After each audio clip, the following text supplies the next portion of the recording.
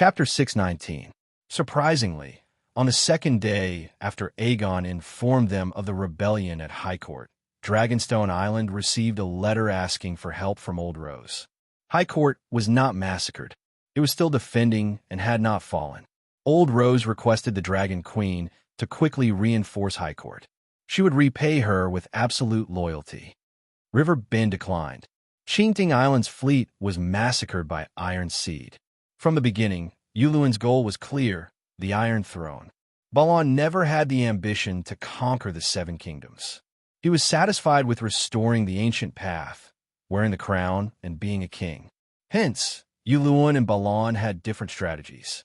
During the rebellion of the Four Princes, the Iron Throne's royal navy was buried in Blackwater River. Chinting Island's fleet was besieging Dragonstone Island. Longlister Harbor was empty. This caused the Iron Islands fleet to become the strongest force in the Sea of the Setting Sun on the west coast of Westeros. To the north, Tywin occupied Deepwood Castle in the Northern Territory, pillaged the coastal towns, occupied Carlin Bay, and sealed off the passage between the Northern Territory and the Southern Kingdom. Balon recognized himself as the king of the Northern Territory. To the south, Tywin attacked Longlister Harbor, seized River Bend's Shield Archipelago, and threatened the old sea trade route. This was just a bargaining chip to loot a windfall. At the same time, he forced the Iron Throne to recognize Balon as the king of the Northern Territory. In other words, King Balon's goal in the rebellion of the Four Princes was only the Northern Territory. He hated Stark. Firstly, he hated Ed for leading the Northerners to kill his son, break into his castle, and crush his dream of becoming a king when he rebelled. Secondly, he hated Ed for taking away his last son, Theon. Yep, Theon was Edd's adopted son. He was also a hostage to control Tywin. Of course, the Northern Territory's military was empty. The nobles who followed Robb south were the weakest persimmon. In short, Balon wanted to snatch a wave of waves and practice the ancient path of Iron Seed. Yuluin was different. During the King's Selection Convention, he had directly announced his ambition to Tywin, the King's Landing. In the King's Selection Assembly, the candidates have to publicly announce their goal after ascending to the throne of Sea Stone. In other words, it was a campaign slogan. Yuluin's goal was to plunder the world and become the king of the Westeros. Asha's slogan was, "Let's go to the north and occupy a piece of land to farm." It was easy to imagine who Tywin would choose. Of course, Tywin believed in the ancient ways, but he was not a fool. If Yuluin did not show the strength to fulfill his election slogan, no one would pay attention to him. Yuluin blew the dragon's horn in the King's Selection Convention to prove that you have the ability to seize the Megalosaurus. In the Westeros, the Megalosaurus was equivalent to kingship. However, Yuluin did not wait for the rabbit to come. He foolishly held the horn and waited for Little Green and Little White to come to him. He made the Megalosaurus his goal because the Megalosaurus had reappeared in the world. Without the Megalosaurus, he was confident that he could ascend the Iron Throne. Balon's legacy Carlin Bay and the Shield Islands became his most important bargaining chip. Carlin Bay blocked Bolton's return to the north, and Erlu intended to make a comeback in the north. The Iron Throne was anxious. The Shield Islands were like a shield blocking the estuary of the Mander River, and High Court was built behind the estuary. In fact, just from a name, one could understand the significance of the Shield Islands to High Court and River Bend. It was really like a shield blocking the storm from the sea, the storm of nature, the storm of slaughter brought about by the Iron Seed. After the Shield Islands fell, the Iron Seed could follow the Mander River and plunder the villages and towns on both sides. That was the fief directly under the Tyrell family. Dany participated in the Honey Wine River tournament in Old Town to recruit warriors to deal with the increasingly rampant Iron Seed pirates. Valiant, Garland even left his newly acquired fief, Brightwater Town, and led his troops to reinforce High Court. Therefore, the two bargaining chips Yuluin had were very valuable. The King's Landing and High Court would not refuse to negotiate with him. With Carlin Bay and the Shield Islands, Yuluin could easily achieve two goals: a marriage alliance with Cersei and lure High Court Tyrell into a death trap. First, a marriage alliance with Cersei. This was easy to understand.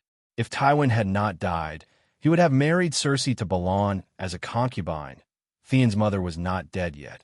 In exchange for the Iron Island's allegiance to the Iron Throne, Luwin's qualifications were better than Balon's, and his personality was more docile and rational. After ascending to the throne of Seastone, he restrained Tywin from plundering the River Bend towns. Others naturally thought that he had a good personality. Kevin, the regent, had no reason to refuse his request for a marriage alliance. After becoming Cersei's husband, Luwin was only 3 steps away from the Iron Throne. After instigating Cersei to kill Kevin, only the king's blood curse could take effect if Cersei wanted to kill him. Luwin was only 2 steps away from the Iron Throne. When Cersei entered the palace a second time and became the Queen Regent again, he, as the Queen Regent's husband, would stand beside the Iron Throne. 1 step away.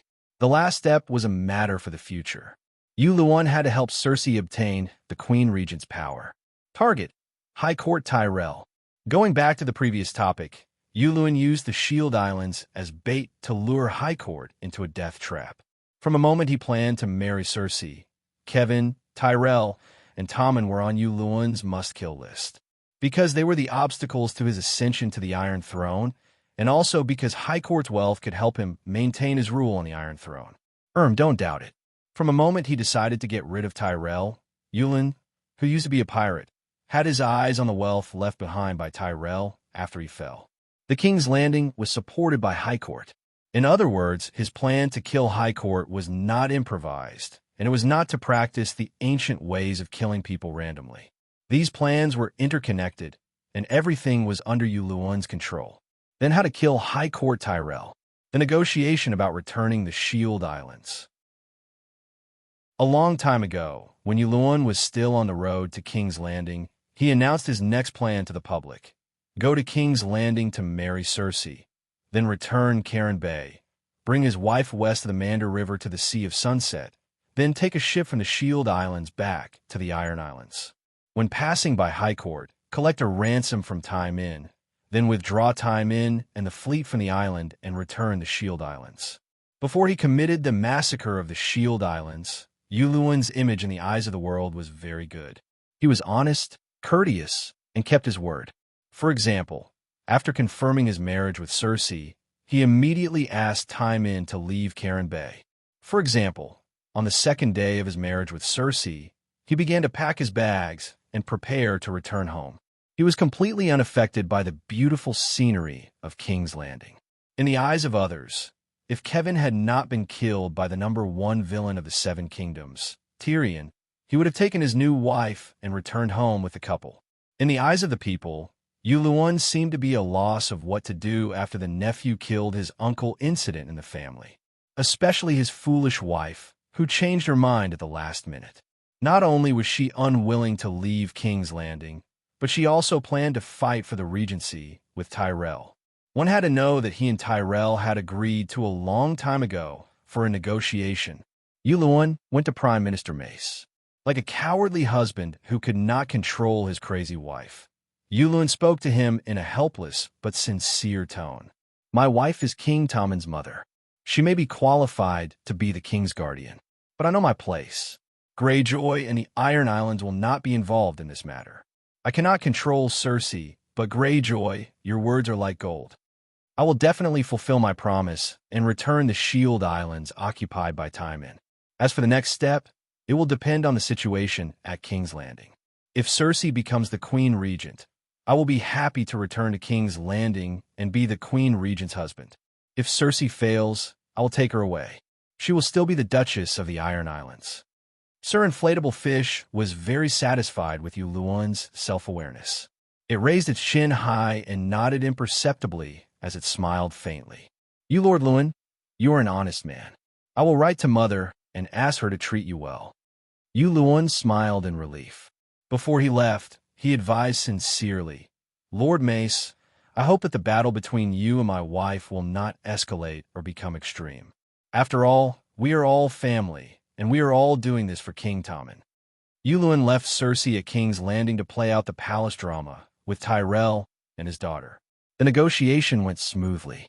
Yulun took a ransom and immediately agreed to remove the Iron Seed from the Shield Islands. Seizing the Shield Islands was my brother's plan. I'm very sorry for that. If not for the sake of my subordinates, I would not have taken a single copper coin from you. It is not that I do not love money. I do not love money without the Iron Seed. But compared to 3,000 gold royals, I cherish the friendship of the High Court more.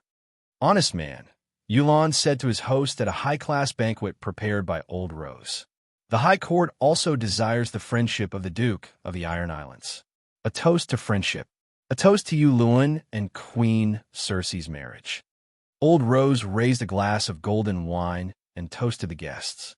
Turning back, the old lady sneered at her two grandsons.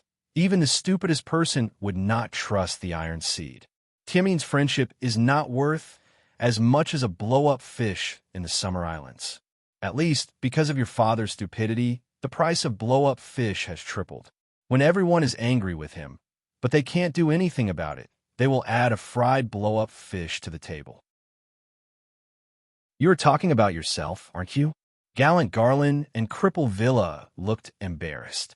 It seemed that after the news came from King's Landing that their father, Hand of the King, Mace, and sister, Queen Marjorie, were fighting for the position of regent, Granny would serve a plate of fried blow-up fish with cherry sauce for every meal. It was no wonder that Granny was angry. Cersei's reputation was notorious. After getting married, she lost her position as regent of the House of Theon. Cersei was also famous for her stupidity. She had come up with more ideas than Zhuge Liang in his entire life. Logically speaking, such a person would not have the right to compete with Tyrell. Mace was King Tommen's father-in-law, so he had the right to be regent. Marjorie was the queen, so she also had the right to be regent. There were many of Tyrell's friends in the court. No matter how one looked at it, Tyrell had the advantage. However, Mace and Marjorie were barely on par with Cersei. If they were on par with the Dragon Queen, it would be an honor. However, if they were on par with Cersei, that would be...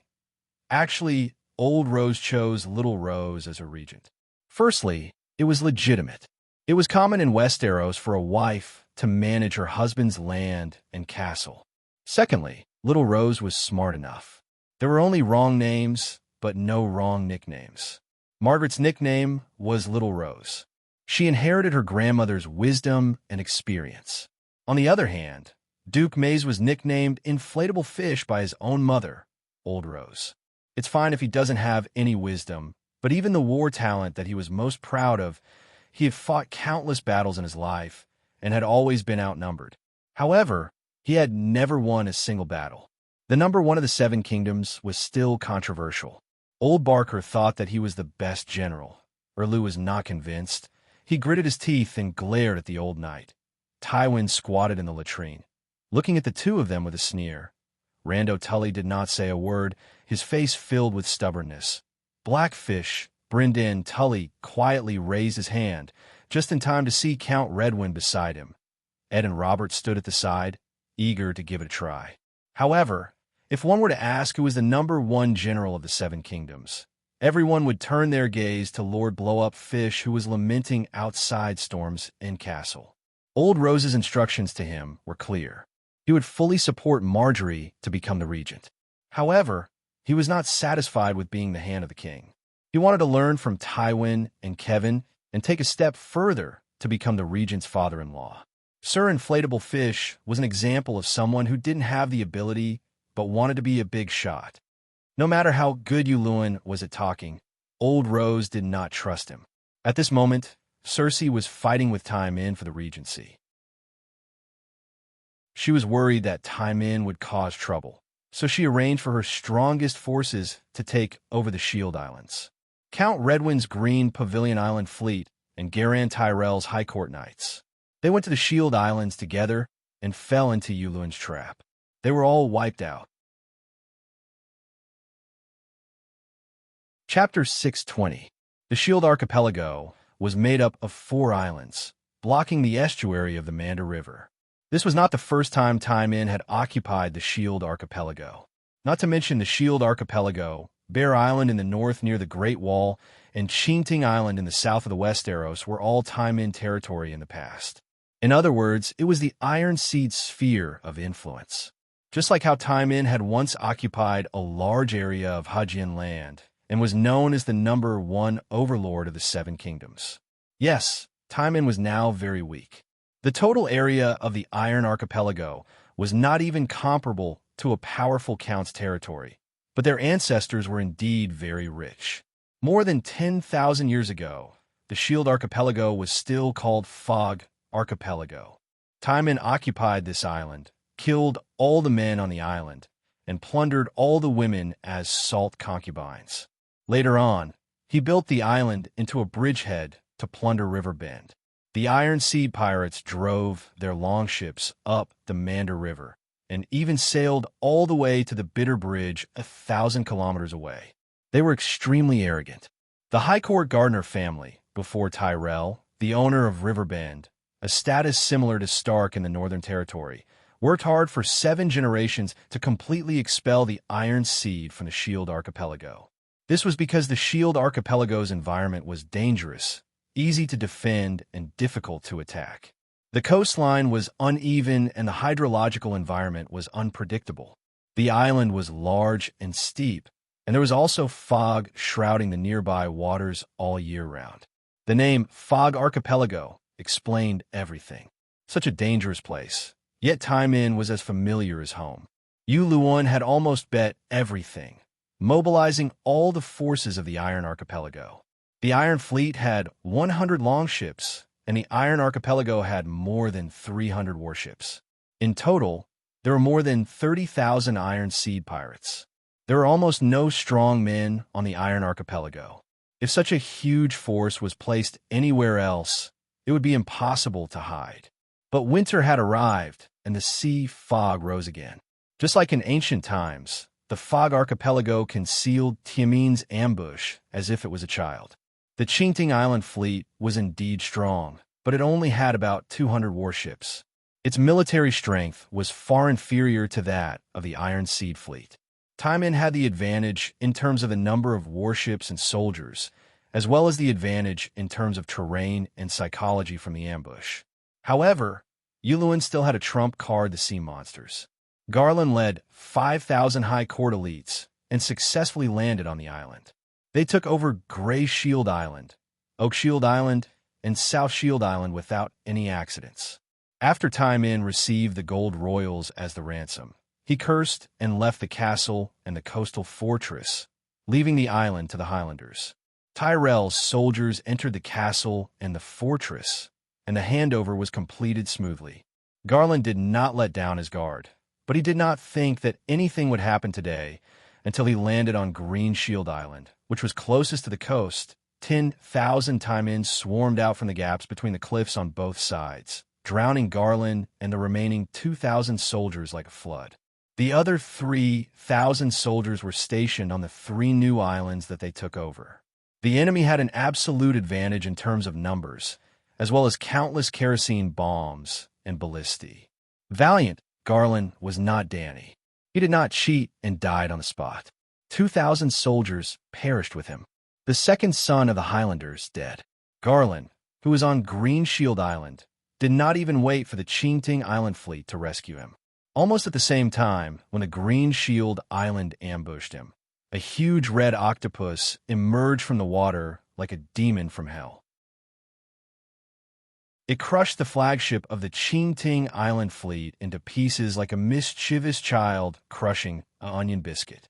Kevin once told Cersei that Pike's Gredwin and Randall Tarley would bring peace to the world and stability to the country. Villa Tyrell, the successor of the High Court whom Old Rose had high hopes for. The 2 heroes of the 7 kingdoms, one representing the present and the other representing the future, did not even have the chance to officially appear before they died in the mouth of the sea monster. The change in the Shield Islands happened suddenly, but it was impossible for the neighboring Highlanders not to receive any news. While grieving for the tragic death of her 2 grandchildren and nephew, Old Rose did not forget the threat that was close at hand. The Shield Islands were downstream of Highlanders. Other than immediately arranging for soldiers to strengthen the defense of Highlanders, she also sent out letters to the nobles of Riverbend for help. After the nobles of River Bend received the letter, they did not delay and immediately sent troops to rescue their lord. There was only one problem. Most of the main forces of River Bend went to King's Landing with Lord Inflatable Fish and Randall Tarley. Danny participated in the Honey Wine River Tournament in the Old Town because River Bend needed to recruit mercenaries to fill the defense of the city. The 5,000 elites that Garan had brought to the Shield Islands were all hired from the martial arts tournament, but they were all killed in one day. Therefore, Yulun was able to lead 20,000 Iron Seed soldiers to surround Highlanders and beat back the reinforcements of the Wine Hall, Oak City, and several other counts. When the High Court was about to fall into Yulun's hands, perhaps Old Rose was desperate enough to send a letter to Dragonstone Island asking for help. Old Rose's actions were somewhat unimaginable, but her starting point was very rational. First of all, the old woman had grown up listening to legends and knew that the Megalosaurus could deal with sea monsters. Yes, the sea monsters went against the current and entered the Monde River. They were using their tentacles to crazily whip the city gates and walls of Highlanders near the river. If not for the thick walls and strong city walls, as well as the effective killing of the sea monsters by fire oil bombs and ballistae, Highlanders would have already lost the city gates. Secondly, Highlanders had no military strength and could not hold on for much longer. Even if others were willing to rescue Highlanders, they would not be able to put out a nearby fire. Dragon Queen had a dragon and could arrive in 2 days. The problem was that Danny was not in a position to save Highlanders. She did not have the time or the kindness to do so. Danny sneered at Marvin and Scholar Pylus, who had rushed over to inquire about the situation. She sneered, "The vanguard of the Alliance army is approaching Mirene City. I have to ride a dragon every day to wipe out the enemies coming from all directions. How would I have the time to go to the Westeros? Furthermore, I swore that the one who ends the long night will be king. Before the long night ends, I will not participate in the civil war of the Seven Kingdoms. Furthermore, the City of Knowledge violated the rights of a guest and wanted to kill me. Isn't Old Rose the mastermind behind this? Your Majesty, if it were someone else, I would not advise you, but what Yulun is doing is intolerable," Marvin said anxiously. "What news have you received?" Danny asked curiously. Old Rose's letter did not describe what had happened that day in detail. It was very likely that she did not know the exact process of the changes in the Shield Islands. There is news that Yulun held a sacrificial ritual after the war, using the corpses of the dead to offer to the evil god, Pylus said with a pale face. Impossible. Danny immediately shook her head in denial. Scholar Pylus, you're not an extraordinary person, so you might not know much about sacrificial rituals. Only the blood and souls of the living are attractive to the evil god. It's not that corpses cannot be sacrificed, but the effects are very poor. Marvin sighed. In theory, that is indeed the case. But after Yulun completed the sacrificial ritual, he did receive huge returns. His sea monster nearly doubled in size. I'm guessing that Yulun did not sacrifice corpses, but war and slaughter. Perhaps the massacre of Qingting Island and the war with the Highlanders was the sacrificial offering, and the corpses were just the end of the sacrificial ritual. Danny looked at the bull-necked doctor in surprise. She did not expect him to have such a brilliant theory. This theory is very novel, but it also seems very reasonable, she said. Marvin shook his head. It is not novel. This is the doctrine of the Storm God. After receiving the news, I began to look up the gods that Taimin believed in, the Inami and the Storm God. They both encouraged killing, but the Inami favored rape and pillage, while the Storm God longed for large-scale slaughter and destruction. The Iron Seed burned, killed, and looted, practicing the ancient path of the Inami and pleasing the Inami. I'm not sure if the Inami priests could gain power from the Inami. But this time, the Iron Seed started a war and sacrificed to the Storm God with conquest and slaughter. The Storm God really responded to Yulun. The Storm God and the Inami saw each other as eternal enemies, but they were also the old gods that Taimin believed in. Other than Taimin and a few islanders from other islands, almost no one else believed in the Storm God and the Inami. It was just like how few people in the West believed in the three pure ones. The Iron Seed Islanders were a unique race with their own gods. But believing in the Anami was the mainstream value of the Iron Seed. It was just like how angels and demons were gods in the West, but normal people believed in angels, right? Well, in the eyes of people outside the Iron Seed, the Anami encouraged plundering and rape and made the Iron Seed refuse to farm. They were almost equivalent to demons. But in the eyes of the Iron Seed, the Anami was an angel. Just like how demons seduced humans to fall, in the eyes of Time In, the storm god specifically lured the Iron Seed to destruction. The Anami was like God. She spread her doctrine and brought the souls of her believers to her flowing palace, a paradise that looked like the Dragon King's crystal palace, for a banquet. Any wish of the believers would be fulfilled by the mermaids. Wasn't that paradise? There was a popular saying in Time In, the dead do not die, but they will rise again and even more fiercely. It was similar to the God bless that foreigners often said. It was referring to the Anami. Normal Time In could believe in the storm god. Just like in American universities, there were many demon worshipper societies, as seen in the movies. But Yulun believed in the storm god, so he was a rebel. The reason was simple. The Pope of the Vatican personally crowned you as the Emperor of Europe, but you believed in the devil. That guy hid it so well. Everyone was fooled by him.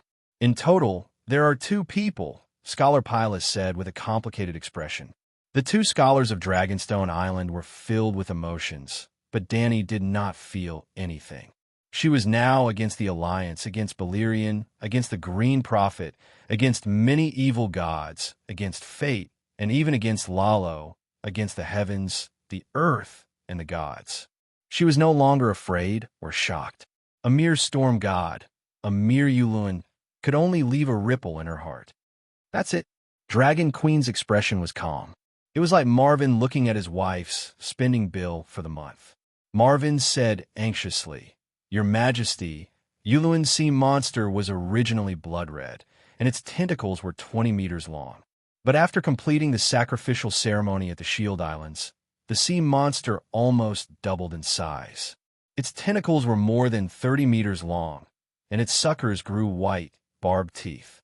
Its mouth looked like a monster's, and it could really eat like a mouth.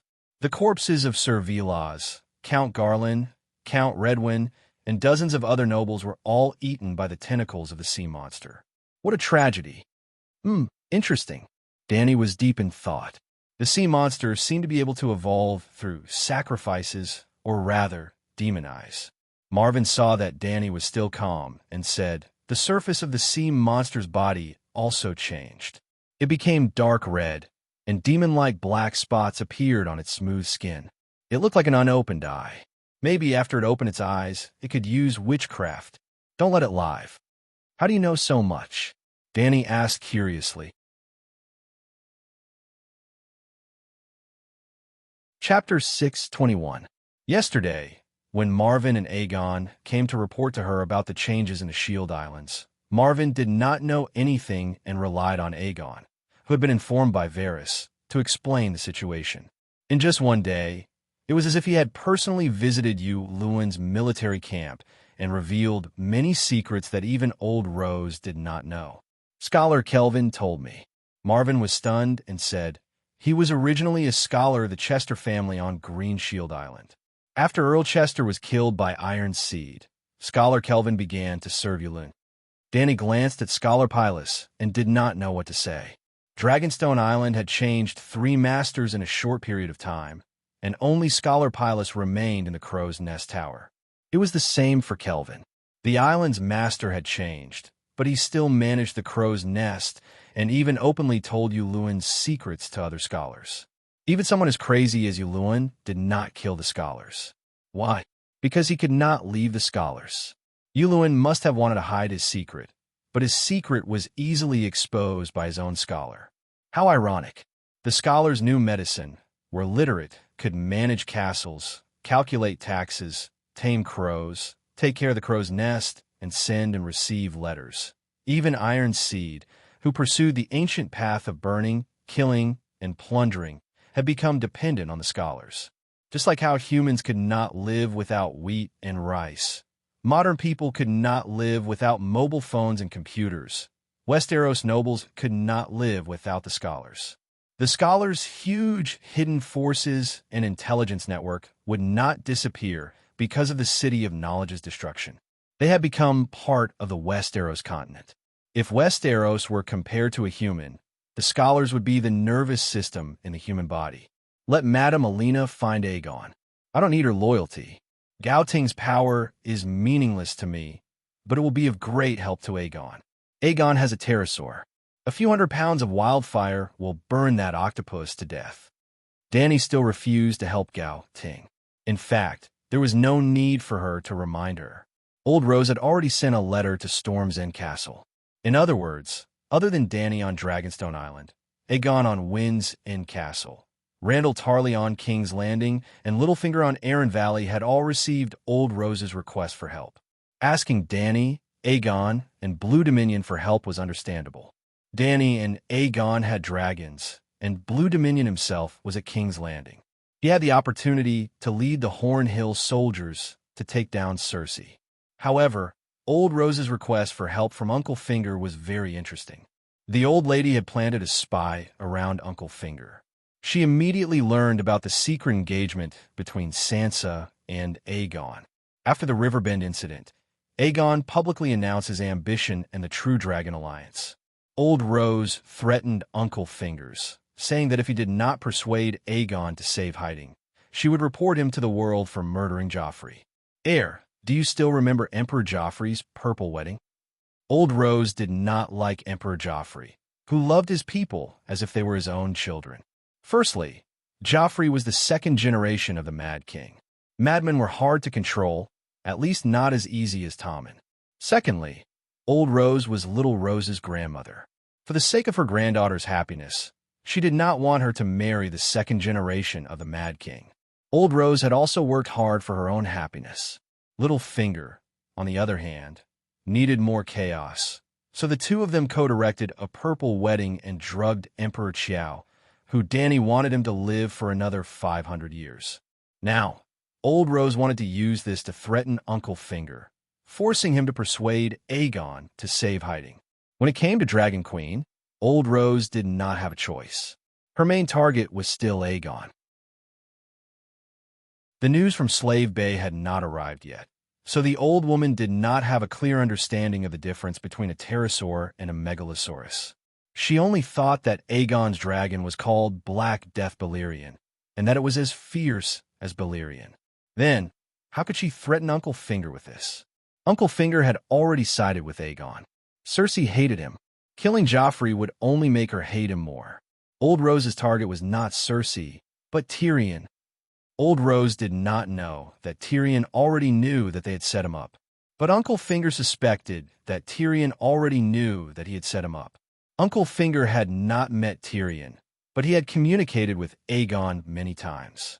From Aegon's attitude, tone, and the information that he had unintentionally revealed, Uncle Finger guessed that he had exposed a lot of secrets. So, when Old Rose threatened Uncle Finger, he did not care at all. But Aegon and Tyrion were not stupid. After receiving Old Rose's request for help, without Uncle Finger's persuasion, they began to seriously discuss whether they should take the risk. Just as Dany had said, Gao Ting's loyalty was useless to her, but to Aegon, it was the last straw that broke the camel's back, the Jingu Bang. It was very important. The Valley faction is too strong and occupies too much of the True Dragon Alliance. It is necessary to bring in hiding to maintain the balance. More importantly, Yuluen is on Cersei's side. You will face us sooner or later. Tyrion was very rational and helped Aegon make the best choice. Aegon was also very decisive.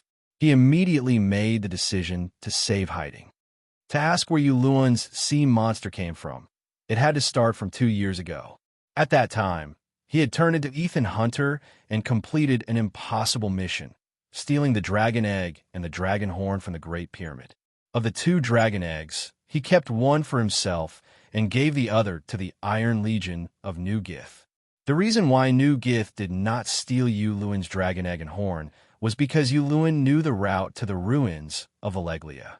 In order to explore the ruins of Alleglia, New-Gith prepared 10 longships and a squadron of Iron Legion, 1,000 warriors.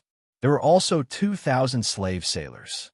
Until now, New-Gith had not seen the return of the expedition team. They would never see it again. Other than Yuluin's deaf-mute followers, the Iron Legion and the sailors were all sacrificed to the god of storms. Yuluin's reward was a sea monster in the Smoke Sea. The sea monster that he had just obtained was not big. It only had tentacles that were about 10 meters long and a torso that was the size of a giant elephant. If it were placed in modern society, it would probably be treated as a king squid. On the thousands of miles of sea from the Smoke Sea to the Iron Islands, Yuluin kept robbing ships and sacrificing the souls and blood of the crew to the god of storms. He fed the corpses of the crew to the sea monster. Only then did it grow bigger and bigger. Finally, it reached the 20-meter-long tentacles that it had at the Shield Islands. After sacrificing the Qingting Island fleet and thousands of hiding soldiers at the Shield Islands, the sea monster evolved again. Compared to before, it had a qualitative improvement. Wildfire might not necessarily work. When Tyrion and Aegon each carried a 50-kilogram wildfire bullet and rushed to hiding, they saw the sea monster, just like a few days ago, half of its body submerged in the Monde River. A quarter of its dark red head with black spots was also above the water. 3 tentacles covered in ballista wounds and burn scars were like the giant whips of the gods, lashing wildly at the stone walls. The scene was like a naughty child kicking the wardrobe door of his mother's luxury clothes. Under the wall, facing the river, there was a gate for river boats to pass through. In front of the gate was a metal fence sunk into the river to block it. The fence had long been twisted and deformed and was not of much use. At first, the sea monster even extended one of its tentacles into the gate and messed with it like a pestle. However, there was a murderous hole carved into the stone wall above the gate. The hiding guards could pour boiling hot golden liquid and ignited kerosene into the murderous hole. After the sea monster suffered a beating, it did not dare to extend its tentacles into the murderous hole. Aegon and Tyrion descended from the sky on their dragons, causing the despairing guards in the city to cheer wildly. It also caused Tywin outside the city to shout in shock and anger, "The Megalosaurus is here. The mother of dragons has betrayed us and come to participate in the civil war of the 7 nations." Aegon's sneak attack on the Windstop Fortress had caused quite a stir among the higher-ups of the 7 nations. However, the ordinary people knew very little about this. At this moment, they all thought that the Dragon Queen and the Great Guardian of Light had come. Aegon and Tyrion approached the hiding under the cover of the clouds. They did not waste any time at all as they swooped down and dealt a fatal blow to the sea monster in a way that was close to a sneak attack. Throwing bombs at a low altitude had a very high hit rate. 2 wildfire bombs landed on the sea monster's head and one of its tentacles. Boom BOM! 2 balls of enchanting green flowers bloomed on the sea monster's body. A huge green flame shockwave directly blew up one of the sea monster's tentacles. A large hole appeared on its head that was as taut and tough as cowhide. Purplish-red blood gushed out of it. Hiss! Water vapor that resembled a steam whistle came out of the sea monster's mouth. It howled and sank into the river. Yes, wildfire could also burn when it came in contact with water, but it could not burn underwater. The sea monster would not be burned to death if its soul was not struck in one shot. One could see that under the surface of the river that was covered in green flames, there were undercurrents surging and sand rolling. Large patches of purplish-red blood contrasted with the green flames on the surface of the river. Hiss, hiss, hiss. Without waiting for Tyrion and Aegon to be vexed, a desolate and resounding horn suddenly sounded from below the hiding city. It sounded like thousands of souls were screaming. Tyrion and Aegon, who heard the horn, felt as if their bones were about to burn. The scorching flames roasted their flesh from the inside out. It also felt as if 10,000 ghostly claws had reached out from hell and grabbed their souls, freezing their thoughts. Tyrion's eyes were bloodshot. Wisps of white smoke came out of his mouth, as if his organs were being roasted. Aegon was even worse. His eyes rolled back, and he fainted. If not for the belt on the dragon's saddle holding his body and calves in place, he would have fallen off. Hiss hiss gah. The two pterosaurs were the main targets of the attack, but their performance was far more eye-catching than the knight on the dragon's back.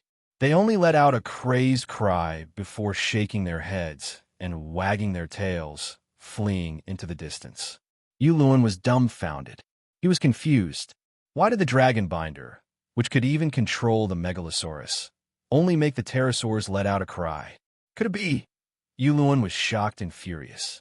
He carefully observed the runes on the surface of the huge horn. Rings of runes lit up one after another, but a few of them were dim. Shit, my horn is broken. Yulun, who had mastered the great wizard meditation technique, suddenly had an epiphany. Yulun was shocked. Tyrion and Aegon were also shocked. These days are really bad. I thought that after leaving Slaver's Bay, I could fight a normal war. Who knew that the Westeros are also a battlefield of gods and demons? The dwarf lamented. He lamented too early.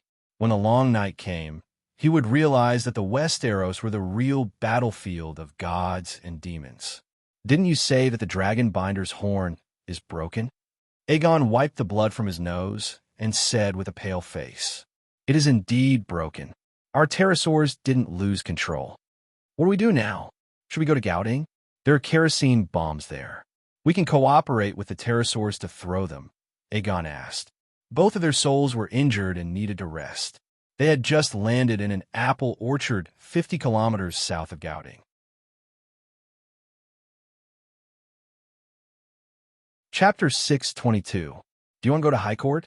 Aegon asked.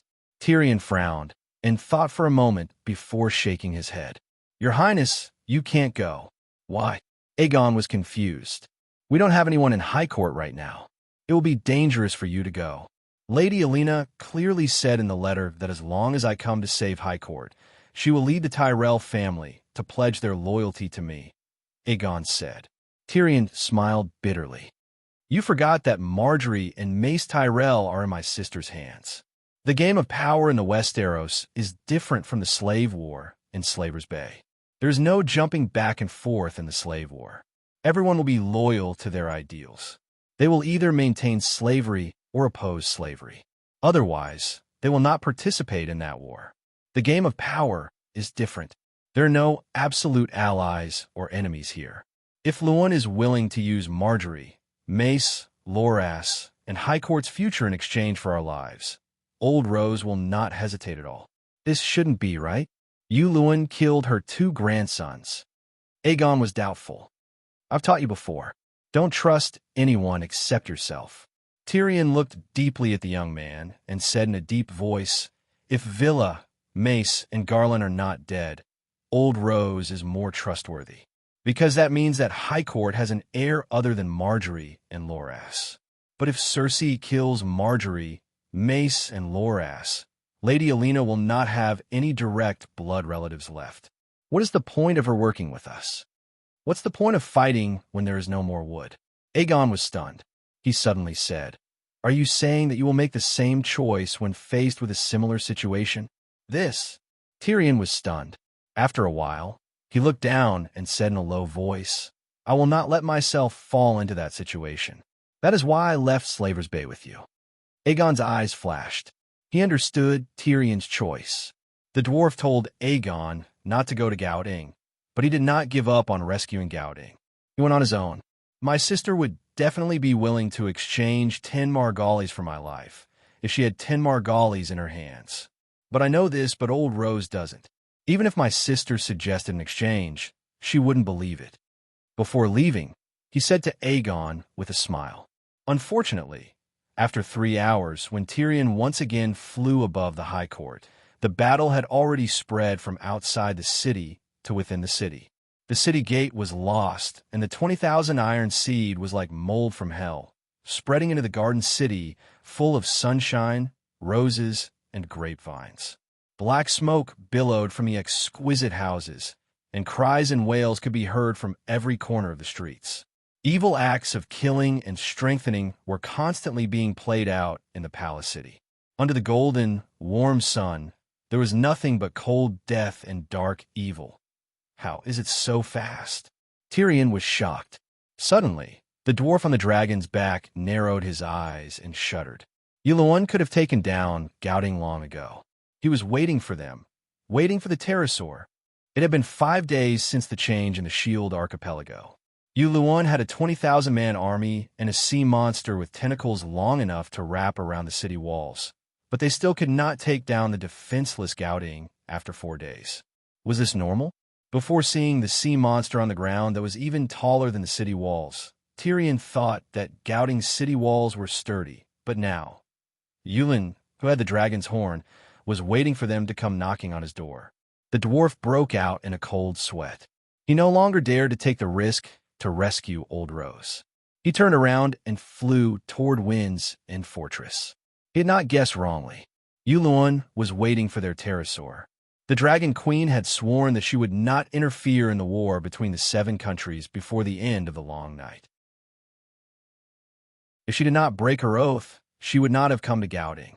The only one who could save Gouting was the pterosaur. Shouldn't the dragon's horn control the pterosaur easily? Well, man proposes, but God disposes. The pterosaur came and the horn was blown, but the horn was broken. After realizing that the horn's dragon-controlling ability had failed, Yulun was furious. This time, he had gone for wool and come home shorn he had severely injured his sea monster. The horn was blown again under the city walls. The guards on the city walls lost their souls and fell to the ground in a daze. Under Yulun's command, the injured sea monster came out of the water again. It was no longer a brat kicking down the door.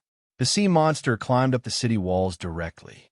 Its 7 tentacles whipped wildly, like an adult wearing leather shoes stepping on caterpillars on the ground. It crushed all the soldiers on the city walls into a bloody pulp. At the same time the horn was blown, 500 strong men with silver juice poured into their ears stepped forward. They built a spiral ladder, climbed up the city walls, and opened the city gates. This was a completely asymmetrical battle. There were sea monsters and magic horns. How are the high court knights in summer supposed to fight? Sigh, this godforsaken world is becoming more and more unfriendly to normal people, the dwarf said bitterly to Aegon after returning to the Wind's End castle. Luckily, we aren't normal people either. We have dragons. Aegon found some comfort in his helplessness. Now, he kind of missed Aunt Dany. Back in Tauros, Benny's dragon slayer's horn was even more terrifying. All living creatures within a 3-kilometer radius had entered a soul-stealing state, but Aunt Dany's clear whistle had immediately woken them up. Get Illyrio to recruit another batch of fire mages. If 200 pounds of wildfire can't kill that monster, then 2,000 pounds for 1,000 pounds. Tyrion said fiercely. Sigh, Count Varys only sent us a one-sided letter, but we can't find him. Otherwise, let him move around and see if he can smuggle a batch of wildfire from the Alchemist Guild in King's Landing. You said that there are dozens of tons of wildfire buried there, right? Aegon asked. Not just dozens of tons. I suspect that there are hundreds to thousands of tons. The Mad King. Oh, your grandfather was prepared to burn down King's Landing back then. How big is King's Landing? 500,000 people. How can it be enough without a few hundred tons? Tyrion pondered. Aegon frowned. Who did you hear that from? Burn down King's Landing? That's crazy. Isn't your grandfather the Mad God? Tyrion complained his mind, then said casually, My brother told me. It shouldn't be wrong. King's Slayer. You should have said that my grandfather wanted to destroy the world, and that he killed him to save the world. Aegon's tone was disdainful. Think what you want. Tyrion shrugged nonchalantly and said, Hurry up and tell your aunt about the fall of Highland. Then ask if there's any good way to deal with the dragon's horn. Got it. Dragon Queen only said one simple sentence. As for the way to deal with the dragon's horn, take it head on. These 2 days she was even busier, because her turtle prime minister was here.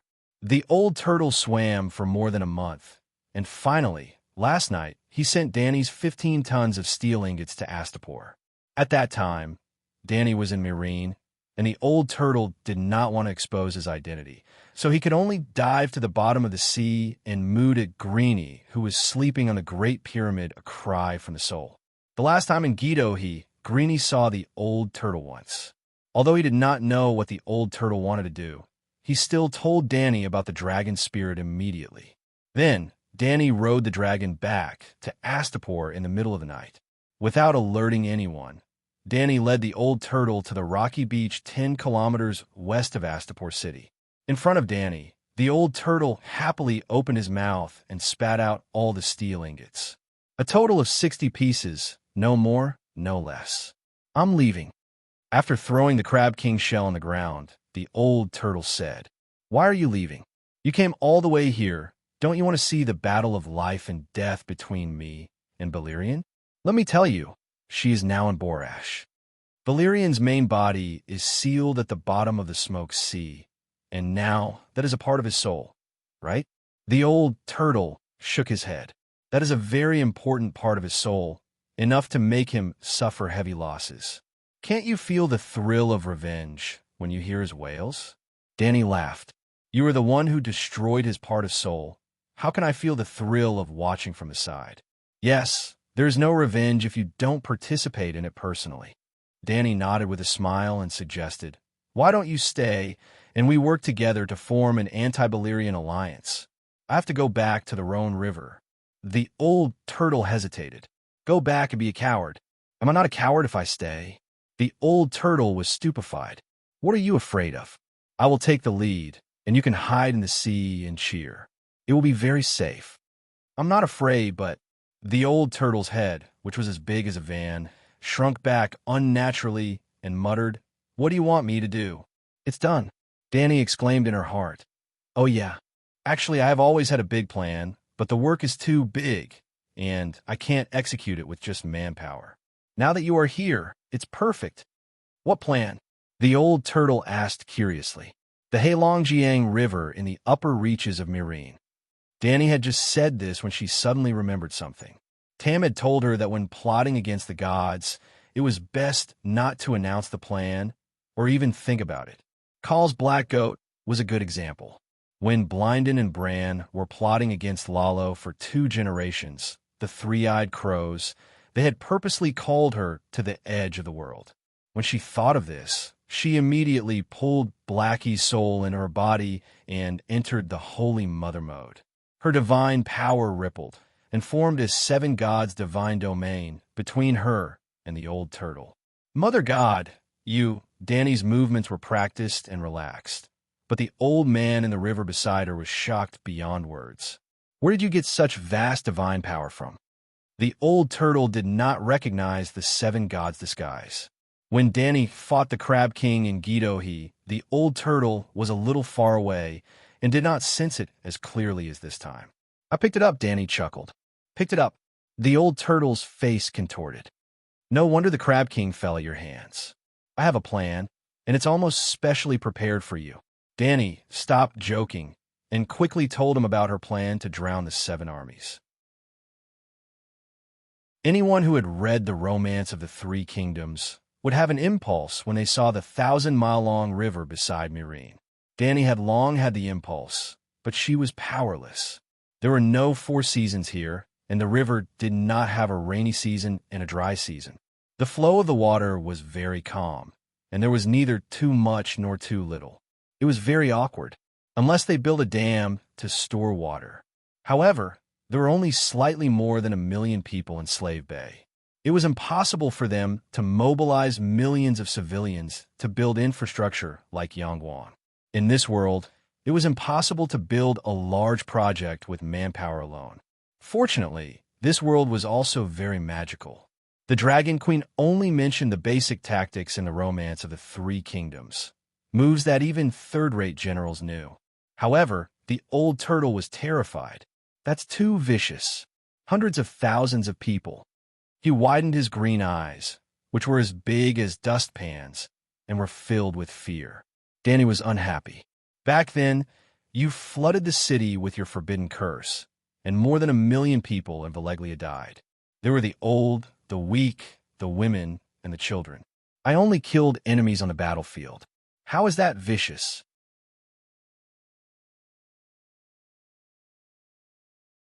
Chapter 6:23.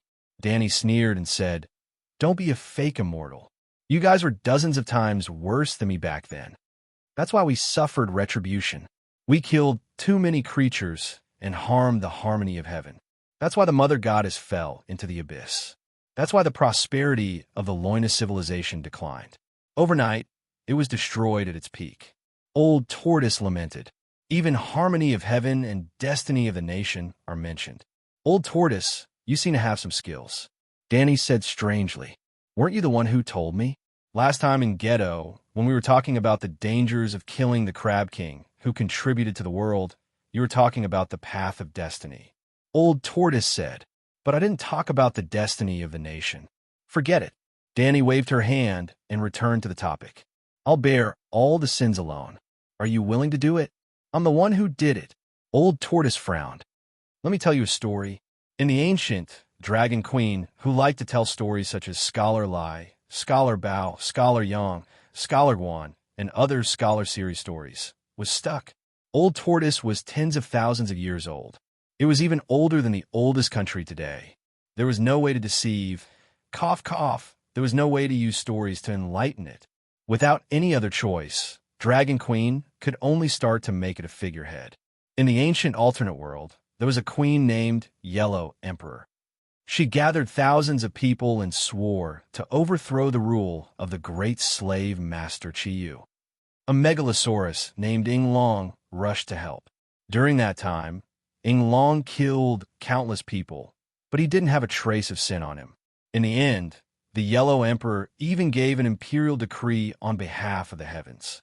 Ing Long achieved the position of the ancestral dragon with great merits, which made him the main god of the megalosaurus. In the end, Dragon Queen concluded, participating in a just war, no matter how many people you kill, you're not guilty. Therefore, you won't suffer retribution. Instead, you'll have great achievements. This story sounds too fake. I don't believe that there's a Yellow Emperor, Chiyu, and Ing Long in the alternate world. Old Tortoise shook its head wisely. Sigh, this old tortoise is too smart. The Dragon Queen finally told him a real story, but he was not fooled. The story is true, and the theory is even more true. Your theory of merit was also heard from me, so why don't you believe the words of an expert? Dragon Queen said seriously. Old Tortoise didn't believe Ing Long's story, but he trusted the expert. Hearing this, he couldn't help but hesitate. Perhaps the Dragon Queen told a fake story, but the theory of merit in it was correct. Participating in a righteous war was also doing righteous things. It was very reasonable for one to gain merit. Thinking of this, Old Tortoise was somewhat tempted.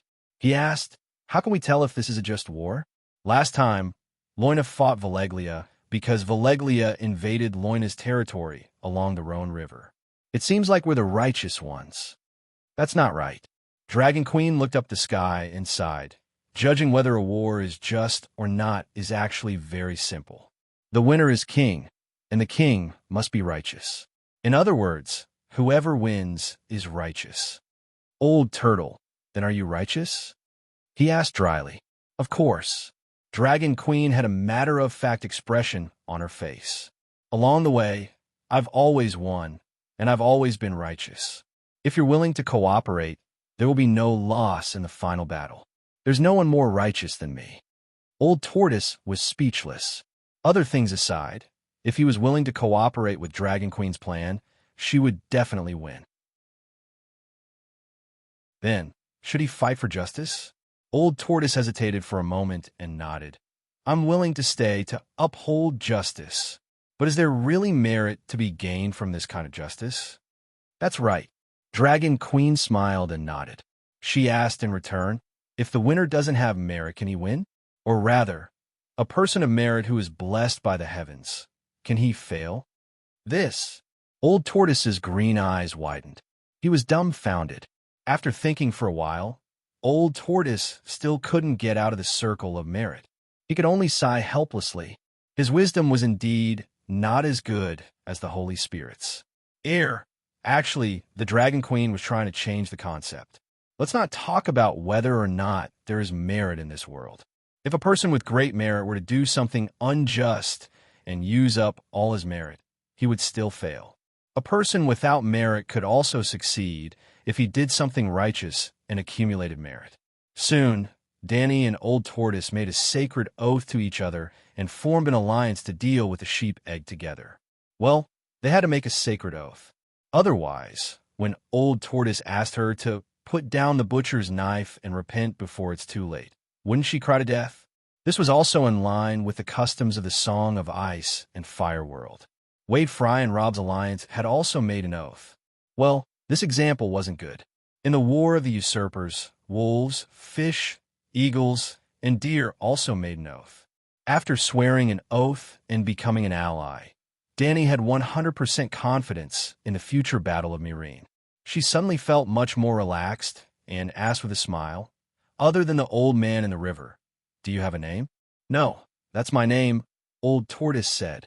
"You can call me Danny, but I think it's a bit weird to call you the old man in the river," Danny said. Old man, Old Tortoise are all fine. You can call me whatever you want," Old Tortoise said. Danny rolled her eyes twice and suggested with a smile, "Since we're already allies, there should be a primary and secondary relationship in the alliance. I'll be the primary, I'll resist the lightning. You'll be the secondary, you'll help from the side, right? Since ancient times, which alliance didn't have an alliance leader?" "Well, so." Old Tortoise also agreed with Danny's words. "I'm the queen, so I should have the queen's hand. Let's not talk about the queen's hand in politics, but I have another identity, the witch queen of the transcendent world. The witch queen should also have the transcendent queen's hand. I think you're quite suitable," Danny finished and looked at Old Tortoise with sincere and expectant eyes. Old Tortoise seemed to be moved by her sincerity and nodded gently. "With the divine power you have now, you're also qualified to be called the Witch Queen, but we're only allies temporarily. You'll be the temporary queen's hand until the alliance ends and the oath is fulfilled. You can leave at any time. During this period, there's only the two of us in the alliance, so you don't have any responsibilities," Danny said immediately. Old Tortoise thought carefully. It would only take a few months, so it was not a big deal to be called the Queen's Hand. After all, Dragon Queen was so powerful that she even stewed the Crab King. She was also the main force in the anti-sheep egg alliance, so it was not a disgrace to be under her as the river god of the Lone River. "Okay," he said. "Very well, I'll call you Turtle Prime Minister from now on," Danny said a little eagerly, and then sighed with emotion. "Turtle Prime Minister, it's so smooth, it sounds so familiar. Isn't the King's Hand the Prime Minister? What's wrong with calling him Turtle Prime Minister?" Turtle Prime Minister did not have any objections, and gladly accepted the fact that he was affectionately called Turtle Prime Minister by Dragon Queen. Dragon Queen looked at her Turtle Prime Minister's island-sized body and was full of confidence. With Turtle Prime Minister, there's no need for sea monsters. Turtle Prime Minister felt uncomfortable under Dragon Queen's passionate gaze. He shrunk his neck and said, "Your Majesty, it's almost dawn. I should go to Meereen." Danny looked up to the east, but the sky was dark and heavy. There was not even a shadow of the sun. There's no hurry. Actually, I have one more thing that I need your help with. Turtle Prime Minister." "What is it?" Turtle Prime Minister was puzzled. "I want to learn water magic. Can you teach me?" Danny asked expectantly. In the tomb of the Green Prophet beyond the Great Wall, after eating the weirwood paste, her belt's second soul combined with the 9-color vortex's main soul, giving birth to the third, fourth, and fifth soul of the belt, each corresponding to a dragon's soul. There were a total of 3 semi-independent souls that appeared because of the dragon's soul. The first soul was based on the Grand Wizard meditation technique, and had stolen a trace of the Song of Fire from the sheep's egg. The second soul had mastered the Green Prophet meditation technique, and was condensing the Song of Wind. The third, fourth, and fifth souls were blank. It was too wasteful to only use them for the dragon's soul. She wanted to master 3 more top-level meditation techniques. There is no doubt that when it came to water magic, no one could compare to the Loiner people who flooded the city with forbidden spells. When she just returned from the Westeros, Dany also looked for Quentyn Martell. Quentyn was a direct descendant of Nymeria, and they should have inherited the magic of the Loiner water wizards. This was not a delusion. Nymeria had led 10,000 ships across the Narrow Sea to young halberd city of Dorne, and brought a lot of advanced technology to the primitive and barbaric Dorne, including the knowledge of water magic. Because of the Dorne Desert, Nymeria had also let the water mages use magic to irrigate the fields. But after Nymeria, Dorne's water magic no longer appeared in the world. The strange loiner customs of the Dornese were also more famous than the invisible water magic.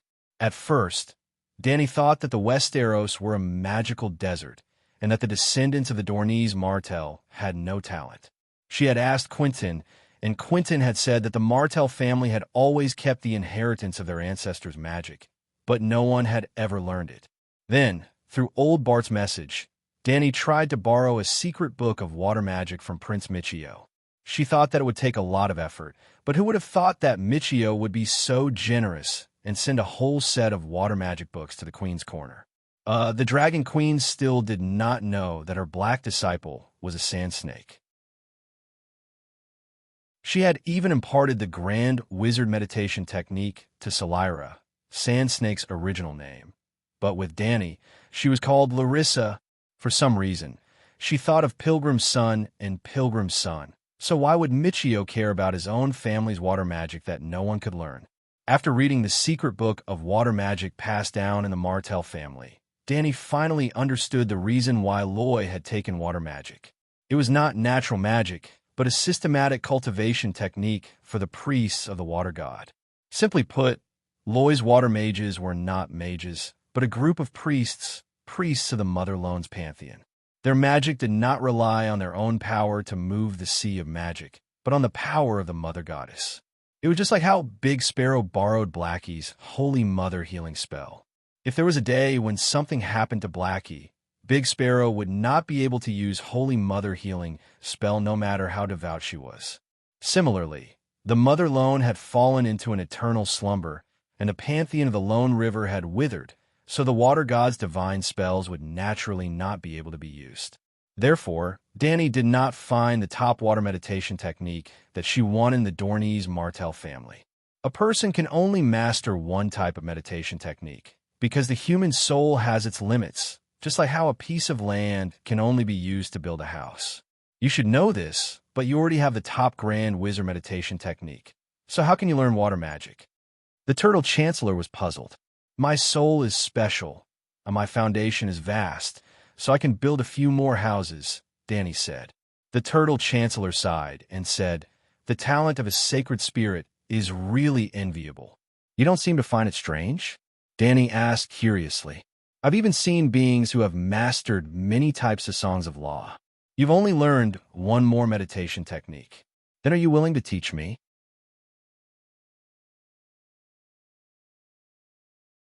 Chapter 624. The Turtle Prime Minister hesitated, but he was not angry. Your Majesty, your request is rude. We are allies. Isn't it normal to help each other? How is that rude? Dany was surprised at first, then doubtful. Old Tortoise's words proved that he had mastered the top water meditation technique. The meditation technique that Mother taught us involves part of the Water Song's authority. You are a holy spirit, and your talent is much stronger than mine. If you learn the meditation technique that Mother taught me, you will have a higher chance of condensing the Water Song. Now, I still have a part of the Water Song that Mother gave me. If you condense the Water Song one day, that part of the Water Song in my hands will disappear. Without the Water Song, even if I still have the divinity of the river god of the Lone River, I will lose most of my ability to control water. The Turtle Prime Minister was very honest and explained the reason clearly. His voice was filled with awkwardness and helplessness. Dany thought for a moment and asked, do you still remember the responsibility of a true god?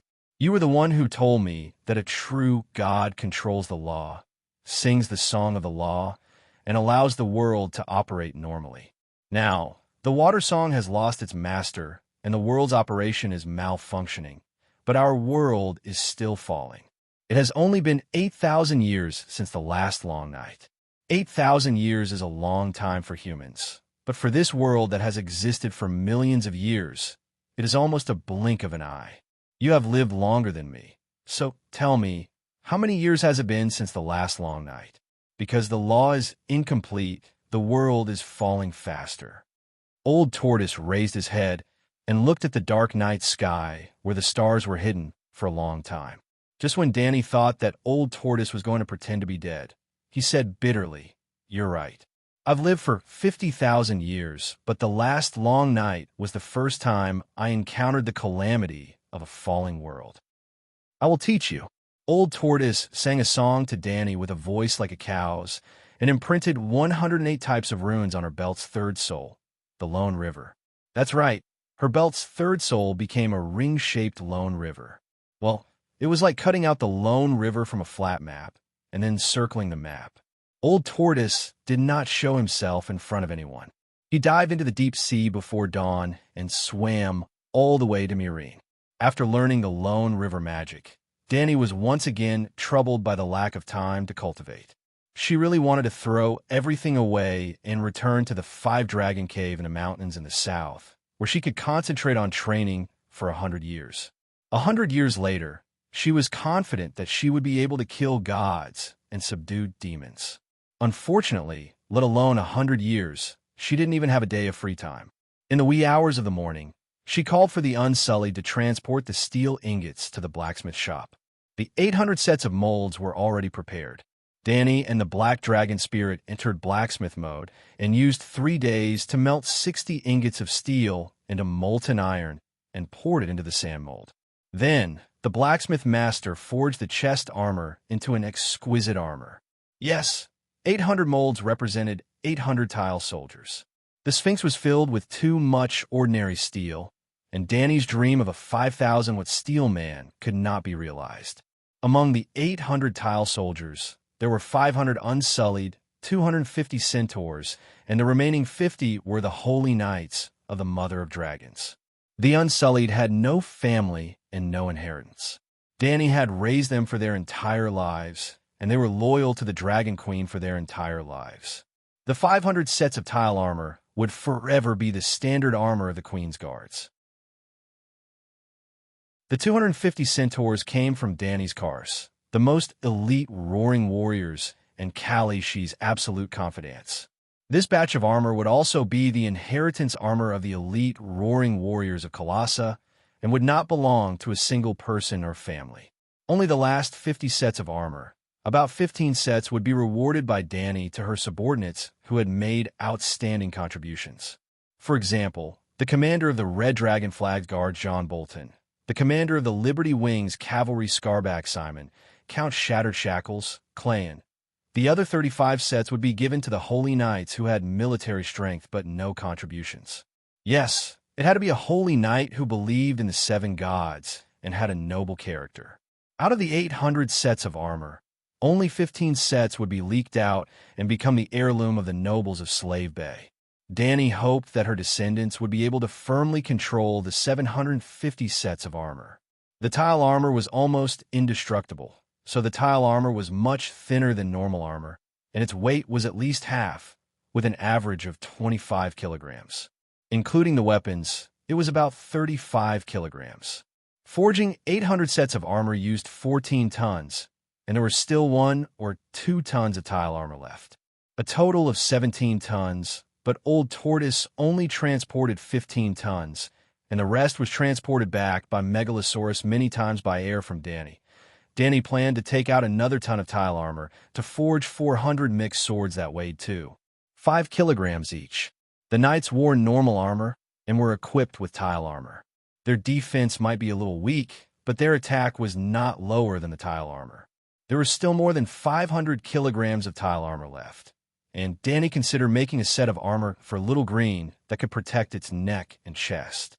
Previously, only Little White and Big Black had dragon armor, but Little Green had now become a magic dragon and had absorbed part of the divinity in Gidohi, so its weight was increasing day by day. After staying in Astapor for a few days, the 800 sets of armor and 1,200 tile swords were not yet forged. Danny left Big Black to continue working with the blacksmith, and she rode Little Green back to Mirene. Well, the three cities of Slave Bay had a megalosaurus, Big Black in Mirene, Little White in Yuankai, Little Green in Astapor, Little Gold and Little Red followed Danny, and they followed wherever Danny went. There were also 18 pterosaurs scattered in the three cities to assist the megalosaurus in patrolling the airspace. Danny only stopped in Mirene for a while, and then went all the way to the town of Megalosaurus, 150 kilometers east of Mirene. It was the town that John Bolton had been ordered by the Dragon Queen to recruit shepherds to build. It was on the side of the White Dragon River, about 30 kilometers away from the intersection of the Black Dragon River and the White Dragon River. The Turtle Prime Minister had been waiting there for a long time. Danny's plan was also very simple: to build a dam in a narrow channel of the White Dragon River. In the past, such a project could not be completed without 100,000 laborers working hard for 3 to 5 years. But it was different now. Danny had the Turtle Prime Minister. John Bolton had originally led the guards to farm at the intersection of the Black Dragon River and the White Dragon River, and casually built another small town, Queenstown. In the Dragon Queen's plan, Queenstown would block the Jade Sea Mercenary Alliance from the Raza River during the Battle of Mirene. After the Battle of Mirene, Queenstown would not be demolished, and it would be the political center of the Black Dragon River and the White Dragon River. The three cities of Slave Bay covered more than 200,000 square kilometers, which was bigger than two Korea put together, but the population was only 7 million, with the addition of hundreds of thousands of shepherds. The fertile land of the Black Dragon River and the White Dragon River had not been developed at all, and Queenstown was specially prepared to develop that land. 3 days ago, after receiving the Dragon Queen's order, John Bolton led 8,000 guards and left Queenstown, arriving at the narrow channel almost at the same time as Danny. The channel passed through a canyon, and the narrowest part was only 40 meters wide. The Turtle Prime Minister's body was 45 meters long and 30 meters wide, and it floated on the river like a floating island. "I want to build a dam here and finish it in a week," Danny said to John Bolton. "Your Majesty, we only have 8,000 men. I'm afraid we can't do it." Big Face said bitterly, "If you can't do it, why did I ask you to come here?" Danny smiled faintly and whistled at the river. Rumble. A huge black shadow suddenly rose from the green river, and then water splashed everywhere, revealing a long and ferocious bone spur as thick as a pillar. After that, an island covered in thick seaweed and shells floated to the surface of the water. Moo! The Turtle Prime Minister's nose spurted out 2 thick white water pillars, and its sound was like a bull, like the whistle of a train. "What is this monster?" John Bolton's eyes almost popped out. 7 gods above, what a huge sea monster. "Turtle, that's not a sea monster, it's a turtle." "Holy Mother, it looks like the legendary old man of the river." The surrounding guards of the Mother of Dragons also exclaimed, and some of the loiner soldiers even told the truth. "Turtle Prime Minister, this is Sir John Bolton, who is in charge of building the dam." Danny shouted at Old Turtle, and then said to Big Face, who was dumbfounded, "The giant turtle of the river is the old man of the river alone, and now he's my Turtle Prime Minister.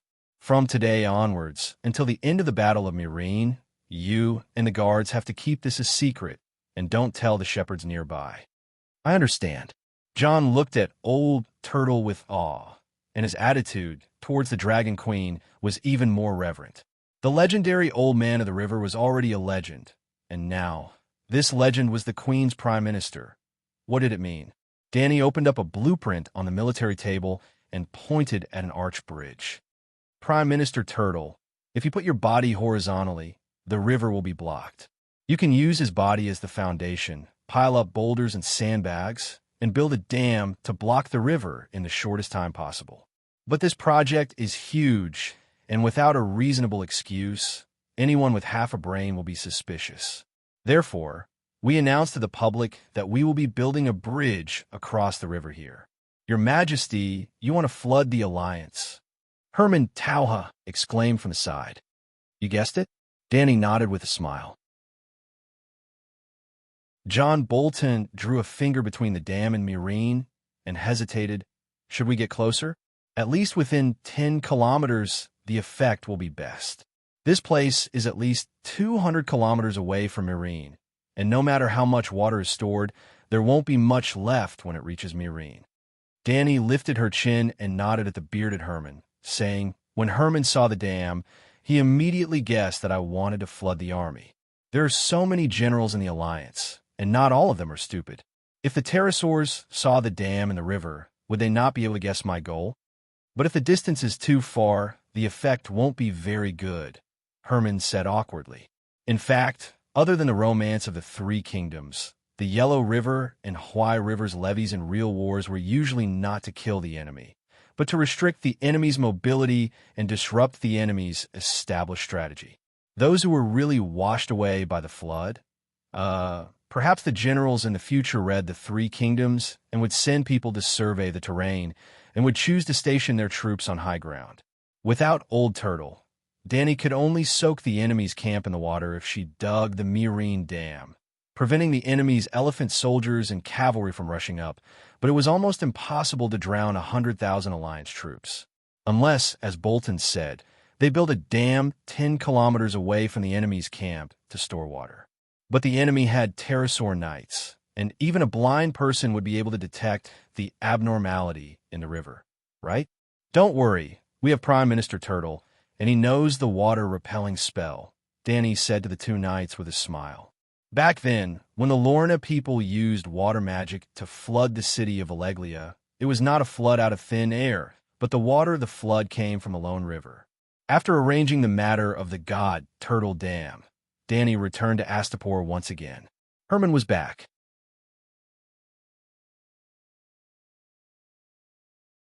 Chapter 6:25.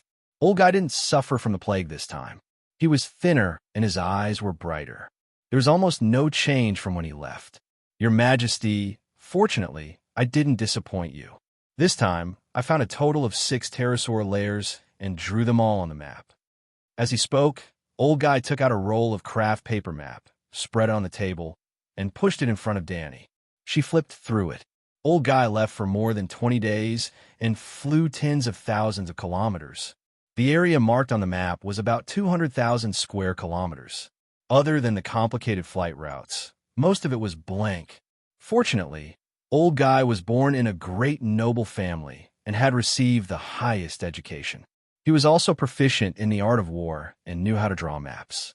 If it were Danny's slave-born dragon knights, they probably wouldn't even know the directions. There were a total of 9 swamps marked with a red cross on the map. Old Guy went to Sasros twice.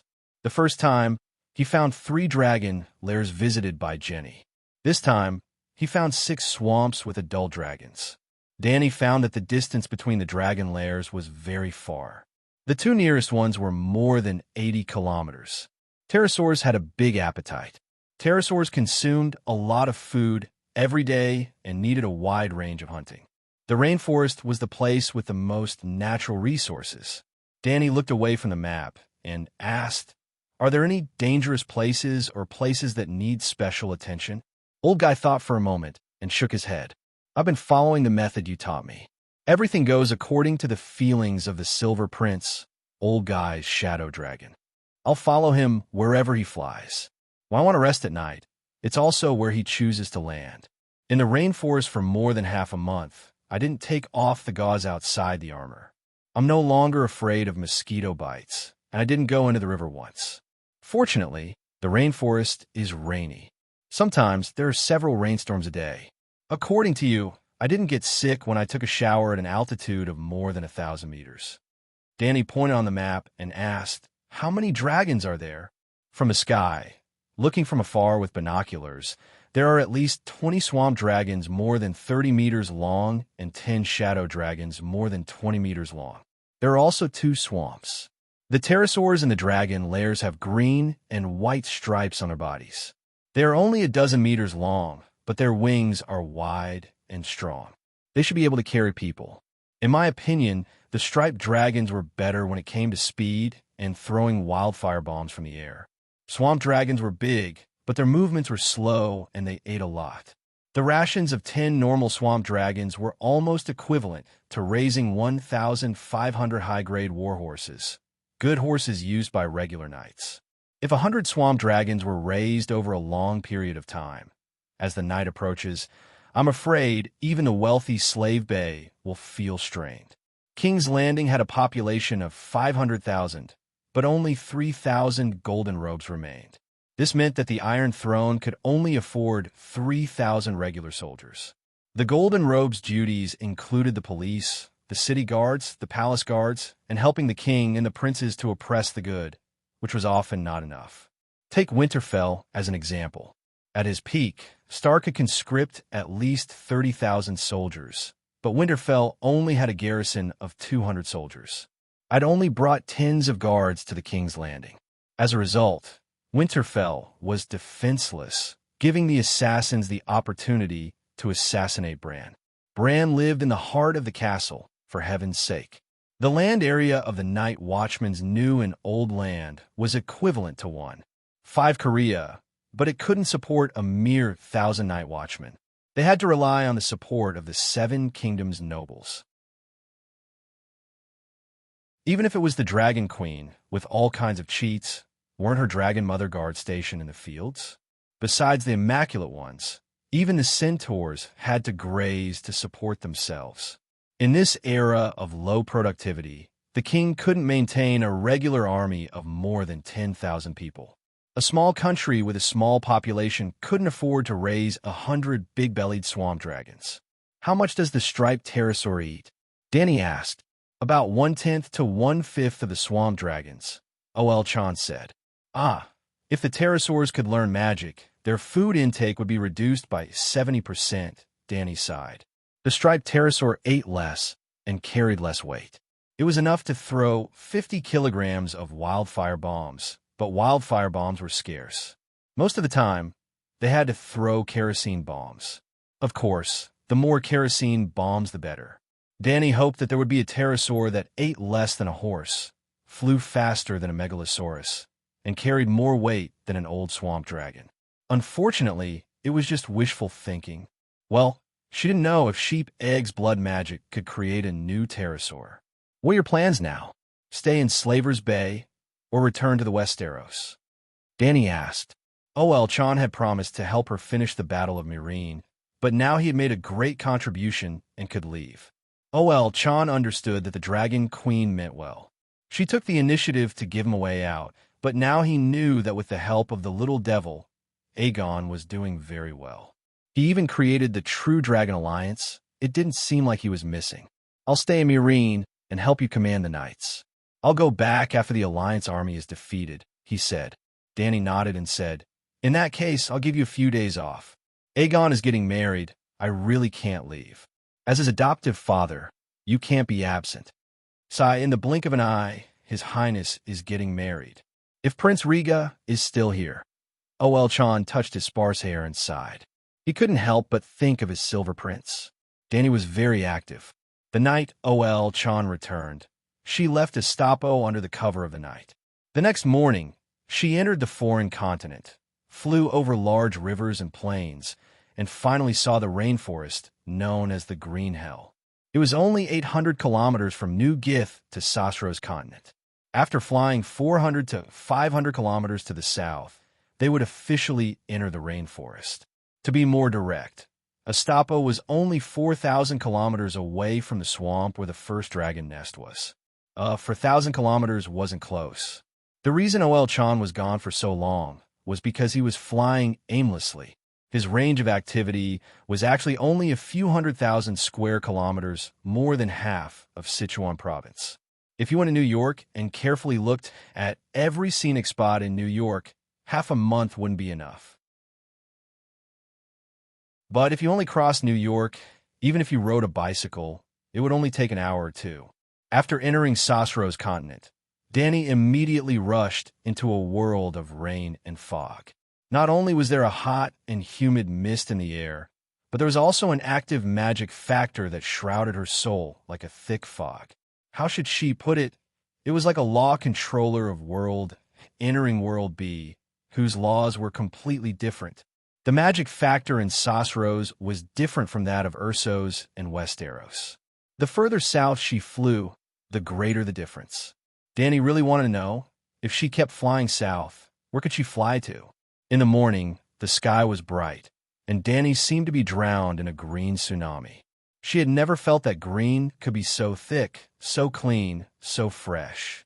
In her vision, there were all kinds of green in all directions. The olive green of the towering trees, the tea green of the bushes, the pea green of unknown flowers, the spring green of the branches, the dark green of the moss on the ground, the dark green of the swamp water, the fluorescent green of the aquatic plants. The quiet green forest was so quiet, and the cries of the red-haired apes and macaws could be heard clearly. The picturesque forest was so noisy, and the cries of animals and birds rose and fell one after another. It was like a jungle concert. Dany thought of Simba, the opening song of the Lion King Simba. The composer of the song must have been to the rainforest. The air here was also very fresh, with a thick fragrance of trees. Dany felt that her lungs had never been so happy. The megalosaurus flew over the rainforest, and the animals in the forest below screamed in fear and ran away. It was like the police in the police station raiding a village mahjong house in the middle of the night. Because of this, Dany also saw the creatures in the rainforest. Lions, monkey, forest pythons more than 10 meters long, hippos the size of trucks, crocodiles. Not to mention these normal beasts, there were too many ferocious beasts that did not exist on Earth. For example, the striped spider the size of Sao could even trap a lion with its spider silk. Also, the snake lizard the size of a cow, the head of a rooster, the torso of a pangolin, the 8 legs of a centipede. Dany had seen a snake lizard the size of a hunting dog in the small beast arena at the Quill's Pier. She had thought that one day she would let this creature see her burning soul of Huaxia. After experiencing the grayscale disease and blood plague, she shrank back. In the face of the magical beast virus, the drooling soul of Huaxia had a dry mouth. Asterisk whoosh asterisk Dany was in a curious, carefree, and proud mood, driving away the ferocious beasts in the forest like sheep. Suddenly, a sharp whistling sound cut through the air from afar. It was frighteningly fast, like a black lightning bolt tearing through the sky. Shit, how can it be such a thing? Dany looked sideways and cursed out loud. Dahe, who had been with her as a dragon spirit, didn't need to turn its head. Its wings suddenly sped up and dodged the coconut tree that was shot like a crossbow arrow. Yes, it was like an ordinary person throwing a javelin. 100 meters away, a chimpanzee nearly 30 meters in size uprooted a 10-meter high coconut tree. Its roots were entangled with a lump of black soil that was rustling with sand and sand. It was as simple as an ordinary person pulling a pinch of spring onion from a garden. Roar, roar, roar. After the sneak attack failed, the chimpanzee stood upright. Its 2 fists as big as locomotives beat its broad chest like a drum, and its mouth let out a roar that broke through the sky. It's too messy. Even King Kong came out. Dany reminded Dahe to pull up the altitude. Looking at the chimpanzee roaring in the rainforest below, she was shocked and felt ridiculous. King Kong was very tall, nearly 30 meters, but the ancient giant trees in the rainforest were taller and more luxuriant. They were completely enough to cover the chimpanzee, so that Dany didn't notice its sneaky behavior before. Dahe flew around the chimpanzee twice at an altitude of 300 meters. Then the Dragon Queen entered the 5th-level dragon spirit and launched a soul-destroying attack. Tuttle! King Kong, who had been jumping and beating its chest angrily, rolled its eyes and howled. It fell back heavily to the ground, crushing a few sky-gazing trees and fainting. I thought you were so powerful, but it turns out that you're also a useless spearhead. Dany smiled proudly, but didn't order Dahe to go closer. After removing the 5th-level dragon spirit, the Green Prophet's 2nd soul split a thought and instantly fell between the chimpanzee's eyebrows below. Roar, roar. The chimpanzee, who had fainted, rolled over and jumped up 40 to 50 meters high. It stretched its arms and wanted to grab Dahei's leg as if it was snatching a rebound, but it was still more than 200 meters away from Dahei. That guy was pretending to be dead. But then again, the Green Prophet's thought was like a bullet penetrating the cracked and mottled soul wall. Previously, the 5th-level dragon spirit was like a giant hammer hitting the city wall. It didn't smash the city wall, but it still made the city wall full of cracks.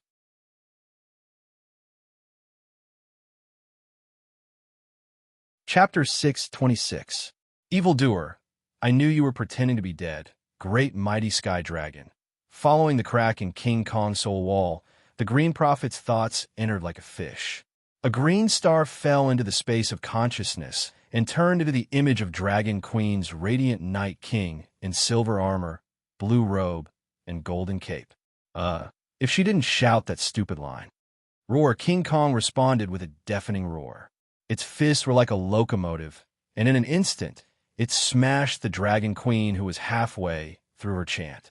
King Kong didn't seem to be an ordinary creature. Its soul was extremely condensed. Not only could it withstand the attack of the 5 dragon spirits, it could also resist the invading consciousness in the form of a giant gorilla. The Dragon Queen did explode. She exploded into a cloud of mist and quickly turned into a megalosaurus in the form of little white dragon spirit. She suddenly rushed into King Kong's open mouth. Evildoer, take my attack. In front of King Kong's door, the soul destruction strike was launched again. The dark green soul space of the gorilla trembled slightly. The gorilla's soul was illusory, and the surface of its body rippled like water. Waves of dizziness appeared in the gorilla's eyes. It was really dizzy.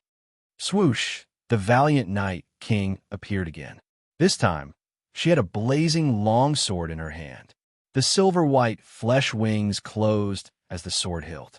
The white dragon opened its mouth into a sword guard, and the dragon's mouth spat out a 50-meter long flaming sword.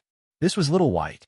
She and Little White didn't end the dragon spirit, but Little White turned into a sword and she held it in her hand.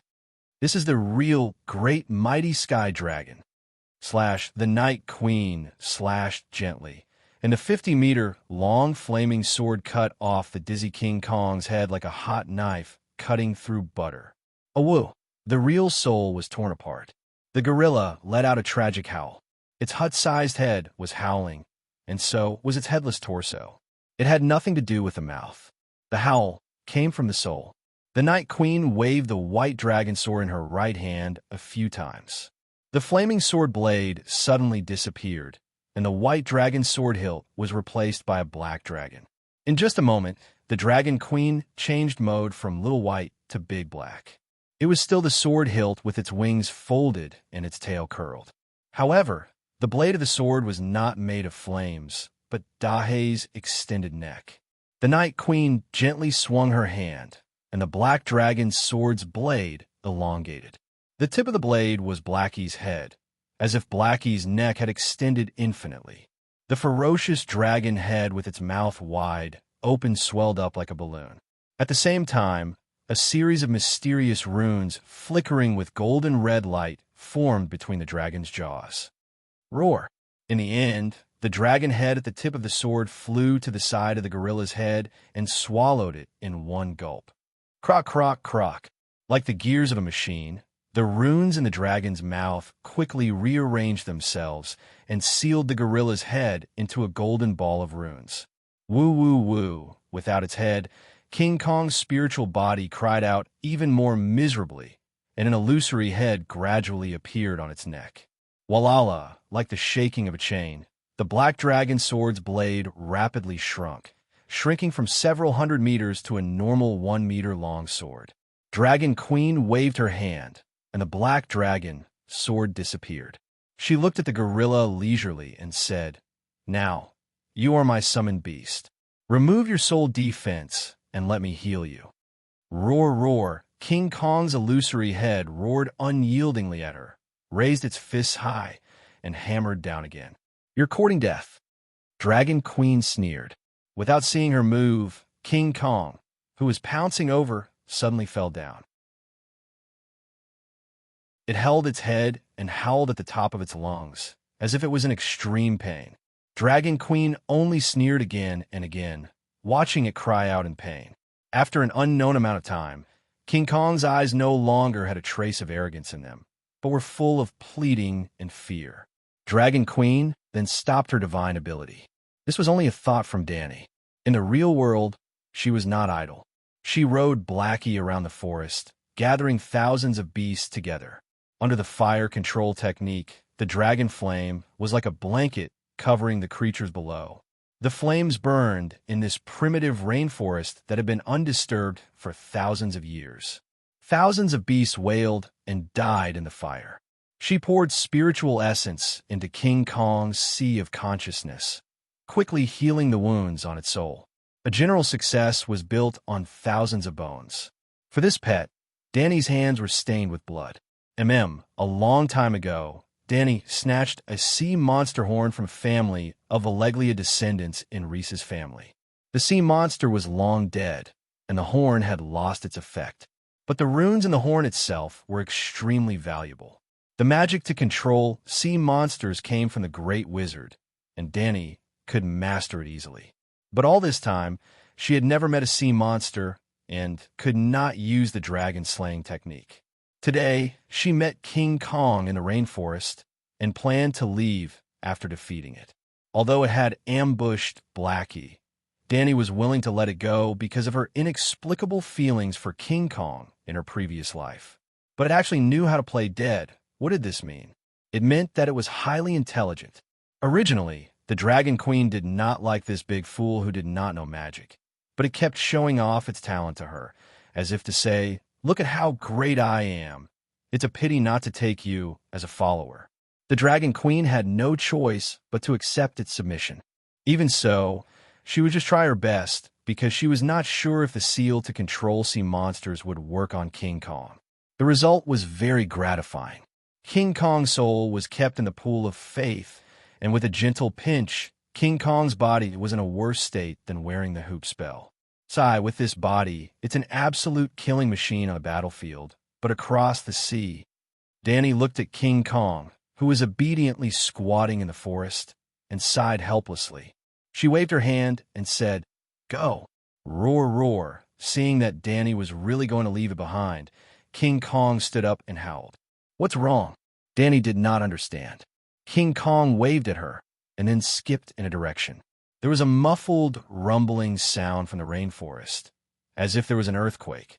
Danny hesitated. She came to Soros with a mission this time, so she had to go and come back early. She did not have time to explore the rainforest, but King Kong seemed to be very enthusiastic. Seeing that Dahe did not follow, it stopped and waved its hand while howling. Danny decided to go and have a look. "Hurry up, I don't have time to waste." Roar, roar. King Kong responded. It used both hands and legs, and its speed was really faster. They ran for about 2 hours in the southeast direction, which was 70 or 80 kilometers. Dahe and Danny were bored in the sky, but King Kong was panting and squatting beside a stream in the valley.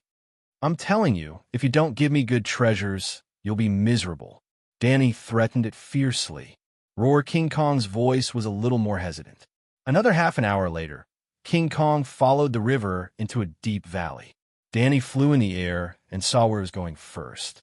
She was surprised to see a person, a savage. This was a gourd-shaped valley. The valley entrance was narrow and slender, so King Kong could not walk in. It could only climb the mountain walls on both sides of the narrow rocky path. But the belly of the gourd was very big.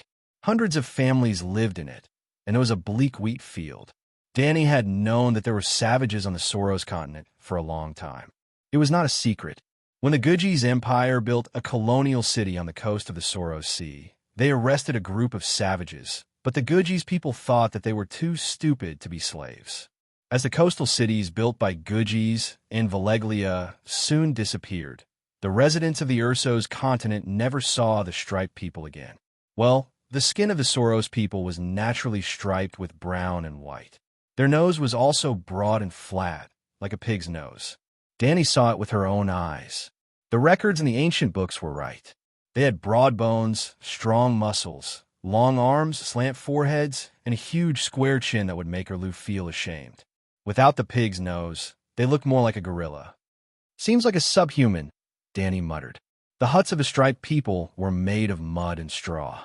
They were low and shabby, even worse than the huts in the countryside. When she saw the cured meat drying in front of the hut, Danny's pupils contracted and her heart raced. It was a human corpse. The stomach was cut open, the organs were taken out, and the body was smoked to dry. It was like the cured meat, chicken, duck, and fish that people in the Celestial Empire used to celebrate the new year. The head was still there, and the scalp was stuck to the skull. The eye sockets were dark, and the mouth that was as dry as old tree bark was open. The striped people were cannibals. Whoa, whoa, whoa. The unkempt, black-haired striped people also saw the megalosaurus in the sky. Hundreds of savages raised their spears and bone knives and shouted at the sky. Danny could feel that the striped savages were not hostile. Maybe they thought that the megalosaurus was a lone pterosaur, just like King Kong. Roar, roar. At this time, King Kong finally climbed through the entrance of the gourd valley. Its left hand was hanging on the stone wall, and its body was hanging in the air. It opened its head and roared at the valley, and used its empty right hand to beat its chest. It seemed to be provoking someone. It was definitely not a savage. Savages were not qualified. Whoa, whoa, whoa. However, when the barbarians saw King Kong, their reaction was very intense. Hundreds of male barbarians wrapped around their crotches with animal skins were holding stone knives, bone spears, bows, and other weapons. They formed a loose formation and approached King Kong with loud voices. Roar, roar. King Kong's response was simple. It took a big step and rushed into the midst of the savages, like a child stepping on ants. Squeak, squeak. She did not know if it could protect the flower, but the savages were indeed crushed into mud. It was a bloody pulp of flesh. It was like an ordinary person walking on the road stepped on a pile of bird poop. Fuck. Danny's face turned green. Fuck. I followed you for hundreds of miles, and this is what you want me to see? Just as Danny was angry and was about to teach the black bastard a lesson, something strange happened. There was a huge cave at the bottom of the gourd valley, 40 to 50 meters high. At first glance, it looked like a gap between the mountains behind the valley. Outside the cave, the savages piled up stones to build a 3-meter-high stone wall. Strangely, the stone wall had no entrance. At this time, thousands of white bats suddenly flew out of the huge cave. They were the size of rice cookers and flowed out of the cave like a flood. Like a dark cloud, they covered King Kong, who was chasing after the savages. Squeak, squeak, squeak. The bats made a shrill sound that sounded like an illusion. She could hear it, but it felt like an illusion. Danny felt dizzy even though she was far away. Roar. King Kong gave up on the wailing striped men and rushed toward the white bats with a roar. Bam, bam, bam. In the swarm of bats, King Kong's huge palms waved wildly. That scene was like having 1,000 blood-sucking mosquitoes on your thigh, and you slapped them. Blood and flesh splattered, and King Kong's black fur was dyed dark red. Are those vampire bats? Danny realized.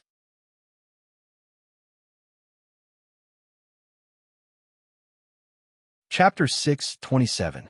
Squeak, squeak, squeak. The white bats covered the sky like dark clouds. King Kong waved its arms and started a massacre, but there were too many bats. Soon, they landed on its body and covered the surface of its fur. Danny felt goosebumps all over her body when she saw the dense number of bats. The white bats' milky white bellies began to bulge visibly, swelling into dark red balls. They were sucking King Kong's blood and were fast. King Kong went crazy, scratching its body and smashing the white bats' bellies. Blood splattered everywhere. This was a war of attrition. The bats exchanged numbers for King Kong's blood. The bats were endless, covering most of the sky and the valley. King Kong was made of flesh and blood after all. The situation was worse than Danny had guessed. Not only could the white bats suck blood, they could also inject poison into King Kong's body to numb its muscles. Ow, ow, King Kong asked the Dragon Queen for help. If you can't find something good in the cave later, you're dead meat. After cursing, Danny entered the level 5 dragon spirit and activated the soul-destroying strike. Squeak! Blackie's body stiffened for a moment. The level 5 dragon spirit was removed and its soul returned to its body. It returned to normal. Bats rained down in the valley below. They fell to the ground like hailstones. What surprised Danny was that only a small portion of the bats died. Most of the bats only swayed as if they were drunk and were still struggling on the ground. These are not ordinary vampire bats. Blackie swooped down and spewed dragon flames. Under the fire control technique, the dragon flames turned from a water column into a fan with a wide range of damage. Crackle, crackle, crackle. The bats that landed by the river exploded like beans in the dragon flame. Spiritual bestowment. Danny was shocked. The bats here were indeed different. Compared to the thousands of beasts that were burned to death earlier, their spiritual density was richer.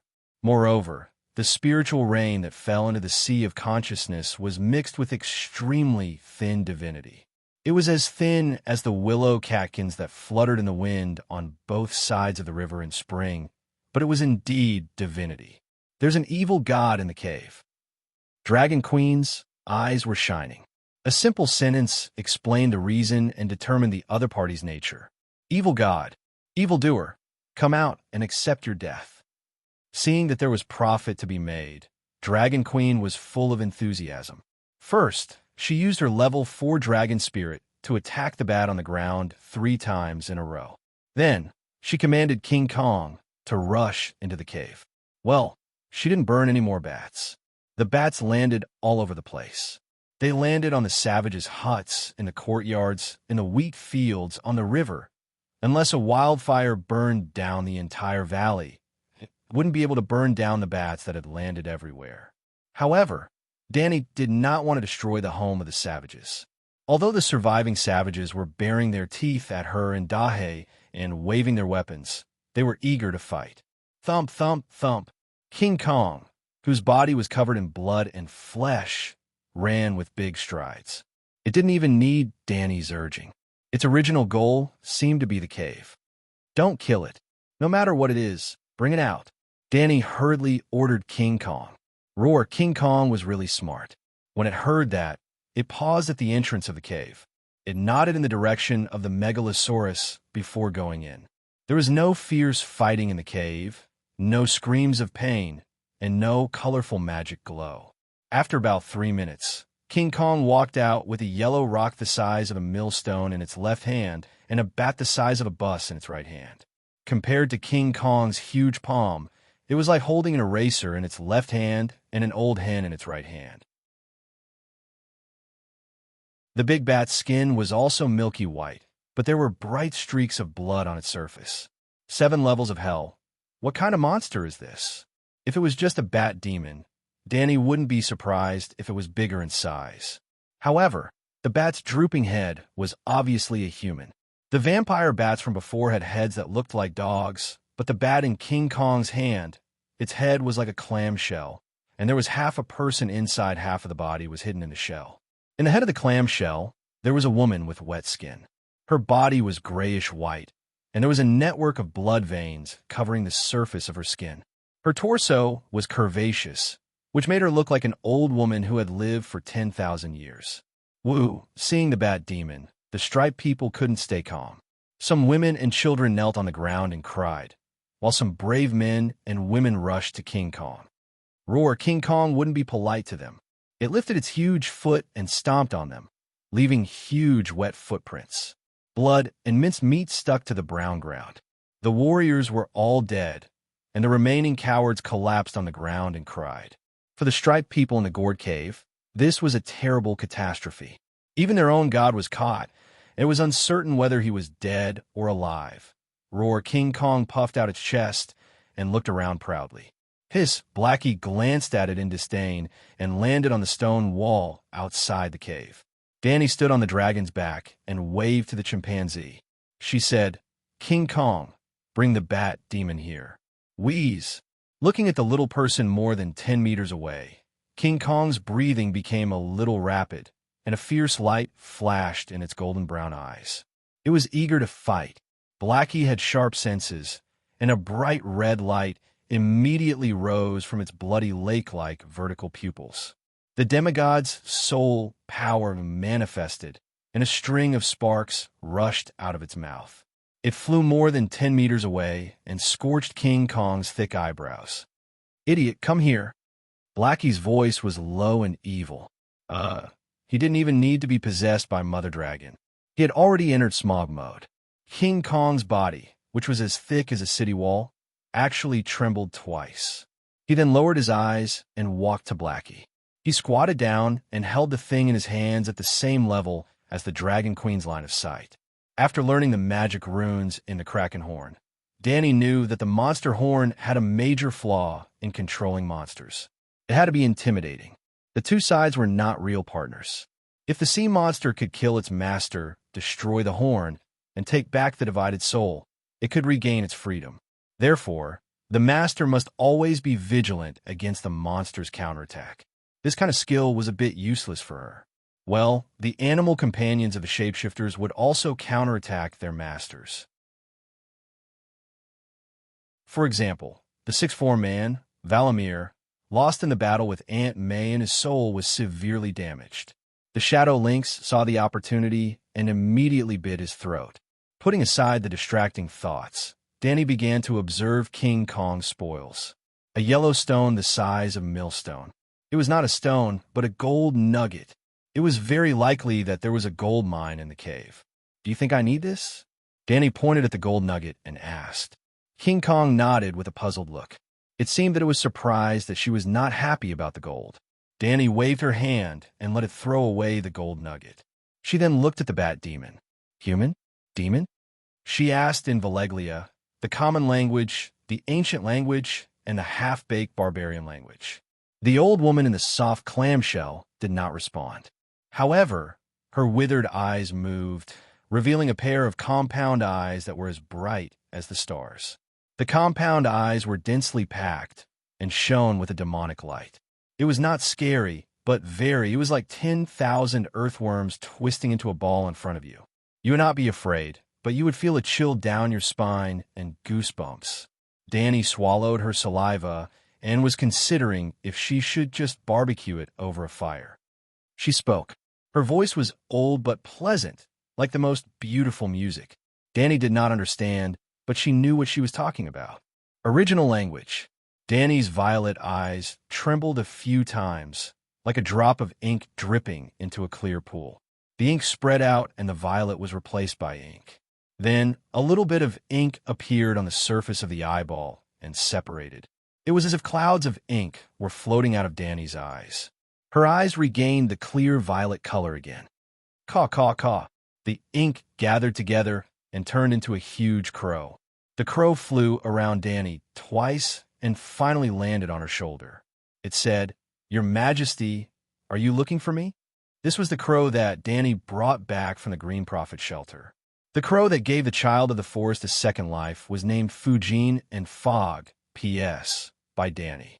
When Danny first set foot on the Westeros, the three-eyed crow split a thought and entered the body of the child of the forest crow. Through the crow, it performed the whisper of the Green Prophet on her from thousands of miles away. The crow entered Danny's sea of consciousness through her eyes without her noticing. In fact, Danny felt it, but she had only mastered the grand wizard meditation for 10 days and did not know much about supernatural powers. She was confused and did not know what was going on. The Green Prophet could send the crow into her sea of consciousness and hide it.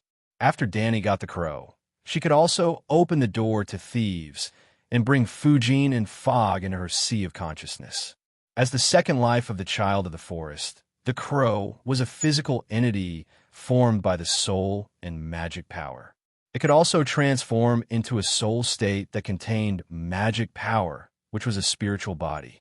Just like how Danny hatched the dragon and used flames to create a body of flesh for the Megalosaurus. The body of the newborn dragon was also formed by the power of flames and the soul. However, the Megalosaurus could not freely change between physical and spiritual bodies like the crow. If the crow died, its soul would dissipate and solidify into a body of flesh and blood. Didn't the unlucky guy who died in Danny's hands get stewed by the Night Watchers? Because of her own experience, Danny had long guessed that Blindin's big crow could transform into a spiritual body. However, she thought that it was an exclusive skill of the three-eyed crow until she left the Westeros with Fujin and Fog. When they left the homeland of the Child of the Forest, the two big crows were like deflated balloons, and the magic power in their bodies quickly disappeared. Danny thought that they were going to die and was very anxious. However, Fujin told her that they would not die, but they could no longer transform into spiritual bodies. As for the magic power that they lost, it originally belonged to the three-eyed crow. Now that they had left the old god's domain, the magic power returned to its original owner. Then, Danny had an idea. Could the crows accept her magic power? At that time, she had two types of meditation that corresponded to two types of magic power: the Green Prophet magic power and the Fire Wizard magic power. The results of the experiment made Danny very happy. Although the crows rejected the fire magic power, they could accept her Green Prophet magic power. Danny was also very disappointed. Blindin could release magic through the crows, but most of her Green Prophet skills were passive. Passive soul toughness, passive soul indestructibility. However, she still had hope. Through the Green Prophet magic power, the crows could adapt to her mental power. In the future, they could adapt to her fire magic power bit by bit. After all, magic power equals mental power plus natural elements. Danny pointed at the bat spirit and said to the big crow, "Afu, this demon speaks the original language. Help me translate it."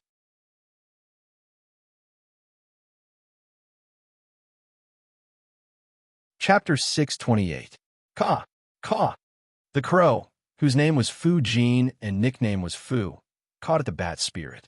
The bat spirit looked at the crow with its compound eyes for a while before replying. "Your Majesty, it was very surprised to meet the son of the forest here. It also questioned you why you helped the gorilla attack it." Questioned? Danny sneered. "What is it? Why does it know the son of the forest? Also, why is the gorilla targeting it?" A moment later, Fu said, "Before it became a great and glorious immortal god, it had traveled all over the main material world. It had crossed the Dun Arm to the land of sunset and dealt with the sincere and kind son of the forest. The abominable gorilla tried to snatch its cave. Before today, the two sides had fought many times." Danny frowned. Why was Afu's awareness so poor? Why was he biased towards outsiders? "Fu, pay attention to your tone and your position." Fu was stunned for a moment before saying, "I'm just translating according to the source language." "Forget it," Danny sighed helplessly and asked. "It's talking about the main material world?" "Of course. Is this not the main material world?" "I don't know. Let me ask for you." After exchanging a few words with the bat spirit in the source language, the crow exclaimed, "It said that only a small part of the original Sasro's continent belongs to the main material world. The rest of the boundless area is all alien worlds that fell with the fall of the world." Before Danny could ask, Fu quickly explained, "This great God's theory is very novel. I've never heard of it before. It said that there are many subsidiary worlds around the main material world, just like there are many stars around the sun. Unfortunately, since the birth of the world, the main material world has been falling. The outermost alien worlds lost their foundation and turned into stars, falling toward the main material world and finally forming this Sasro's continent with different laws. Have you heard of alien worlds from Mother Goddess?" At this point, Danny suddenly paused. Wasn't God of Frost the fusion of God and God of Darkness? Back then, the three-eyed crow's explanation to God was that it was outside the world but belonged to our world. It seemed to be similar to what Bat Demon had said. If there really was a starry sky surrounding the main world, then it meant that the Song of Ice and Fire world had been it might not have been a very high energy level, but it definitely had a lot of potential. It was unknown whether the true gods of this world were too useless or if there was some other problem. In the end, a good seedling grew into a rotten melon a turtle raised in a jar. It was becoming more and more depraved, as if it was about to enter the most complete age of chaos. Which places are the prime material plane, and which are the fallen worlds? Danny asked. After asking the bat demon, she said that you will understand after you walk through it. Although the other world has fallen into the main material world, you can still distinguish the subtle differences in the laws by sensing the sea of magic power. Danny nodded lightly. That was indeed the case. Ask it what race it was before and why it became like this. It used to be a human. It had milky white skin, long green hair, long and slender limbs, and a face that made the sun pale in comparison. It says that when she was young, you were like a morning glory to a lily. Danny sneered and said, she was looking for death. Fu hurriedly said, Your Majesty, it meant no harm. Well, in the grammar of the original language, it was just a praise for its own appearance. But the common language has too strong a distinction between right and wrong, just like you humans, who are used to dividing your own kind into good and evil, which made my translation a little difficult. Danny frowned and thought for a while. She still did not quite understand Fu's words, but she nodded and let it go. Continue. What's her name? Her name is the third rhyme in the dance of the butterfly through the green forest and the colorful sea of flowers. What? Danny's expression changed into one of embarrassment. That's the original language, Fu said. Danny sighed.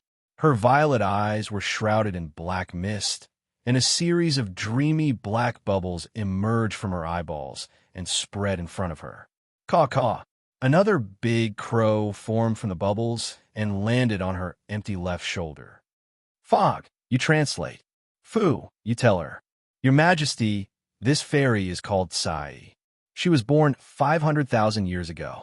Her race has the skin of the milk people of Quills, the delicate appearance of the Valeglia people, the green hair of the Tarosai people, and the tall and muscular bodies of the Undul's people. In the eyes of humans, she is a very elegant and noble race. However, humans cannot speak the original language.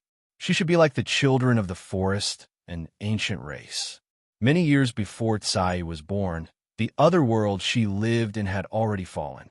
This valley and the cave behind it are the last shelter of her people. The reason she'd become like this was because she'd learnt some knowledge of blood magic during her travels in the prime material plane. She needed great power to protect her people, and that's why she became like this. Danny nodded in satisfaction. Fog's translation skills were much better than Fu's. This fairy is clearly not a striped person. How did she become the ancestor of the striped people? She asked. Caw! Fog called out to the bat demon. The expression of the old woman in the shell's head suddenly became ferocious.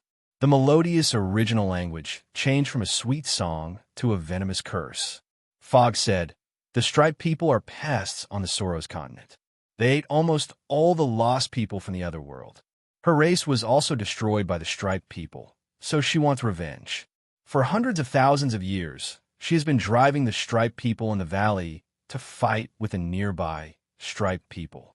There used to be more than 10,000 striped people in the hundreds of miles around, but now there are only a few hundred people left in the valley. If not for the fact that she needs the power of faith to sustain her life, she would have slaughtered everyone here. A revenge that lasted hundreds of thousands of years only destroyed the barbarians in the hundreds of miles around. This efficiency, Danny wanted to complain, but then she remembered that this was not the only place where the striped people lived. Perhaps there were tribes from other regions who had migrated here in the past hundreds of thousands of years. That's enough. Danny waved her hand at the gorilla. Let go. She urgently needed divinity and spirituality to raise the dragon. That was true, but she did not lose her own principles. Evil gods and demons must be destroyed, but the bat demon was smart and pitiful. It only harmed the surrounding barbarians and did not want to provoke others. This time, King Kong was the one who started the conflict. Roar, King Kong shook its head and refused. You are the one who wants to occupy other people's land. How can you be reasonable? Danny shouted angrily and pinched King Kong's head. Ouch! The gorilla immediately threw Bat Demon away and rolled on the ground, wailing. Once Bat Demon was free, it immediately bowed to Danny and thanked her. Roar, after King Kong recovered, it stood up and cried to Danny. Then it roared at Bat Demon and ran back to the cave. Danny thought that the black servant was going to force himself on her and would not leave, so she wanted to teach it a lesson. King Kong seemed to sense it and stopped at the entrance of the cave. It waved at Danny and kept roaring. What's in a cave? Danny was puzzled. Roar. King Kong became more and more anxious and roared at her. Danny glanced at Bat Demon's wrinkled face thoughtfully and said, "Ah foo, go to the cave and have a look." As soon as she said that, Dahei's sense of crisis suddenly fluctuated violently. Danny, who was with his dragon spirit, noticed it immediately. But before she could do anything, the clamshell head on Bat Demon's neck suddenly opened, revealing its naked body. Boom! The clamshell's internal chi exploded. The milky white mist quickly swept toward Danny and Dahei with the airflow. Roar! Dahei was not a pushover. Almost at the same time, Dahei sprayed a water column of dragon flame at Bat Demon. The dragon flame burned a passage in the white mist and directly covered the open clamshell on Bat Demon's neck. Danny also subconsciously used the soul-destroying blow in the state of the fourfold dragon spirit. "You, how dare you!" Lin Luoran was shrouded in the white mist before she could finish her sentence. The soul-destroying strike works, but the soul-destroying strike is aimed at the bat monster. The range of the soul-destroying strike is cone-shaped. In the cone-shaped soul sound wave, the molecules of the white fog explode one after another, and then they are annihilated and eliminated. However, the white mist covered a large area. Danny was surrounded by the mist on her left and right sides, under her feet, over her head, and behind her. Just like the previous vampire bats, it was spreading toward her. When the white mist touched her skin, Danny felt something was wrong. Something was obviously drilling into her skin, entering her muscles and blood vessels, and quickly spreading all over her body. Her physical strength and blood were rapidly draining, and she began to be in a trance. What the hell? Danny was shocked, but not panicked. In the next moment, her purple eyes flashed red. Raging flames came from inside, burning every cell in her body and boiling every drop of blood in her blood vessels. At the same time, she also pulled Dahei into her ocean of consciousness. The fourfold dragon spirit launched the soul-suppressing blow on her body. The soul sound wave was like clear water, cleansing the soul and body. Dragon Queen was like a light bulb that had been lit, and the power was getting stronger and stronger. Her body emitted a golden red light from inside out, and flames spewed out of her 7 orifices. Caw, caw, caw. 2 crows flapped their wings and fled. Kill it. The enlarged Dahei's soul returned to her body, and Danny ordered angrily. After taking Danny's soul-destroying blow head-on and being washed by Dahei's soul-destroying blow, the bat demon that had shot up into the sky was now bathed in flames and fell down shakily. Roar, boom, boom, boom. Dahei roared and pounced forward. It opened its mouth and bit the bat demon's shell head. The blacksmith's glazed red dragon flame turned the canyon red. Squeak! The bat demon's head was locked, but its burning torso and wings struggled and flapped wildly. A miserable cry came from its soul, but soon the sound weakened and disappeared. Only the smell of burning and the anger of the Dragon Queen filled the bottom of the canyon. Caw, caw, your majesty, save me. Caw, caw, your majesty, I feel so uncomfortable. The 2 crows were also affected. Like morning glory that had been sprayed with herbicide, their feathers fell off, revealing rotten, blood-red chicken skin. They fell on the wall with a plop. "Sigh, it's hopeless. Give up the crow body."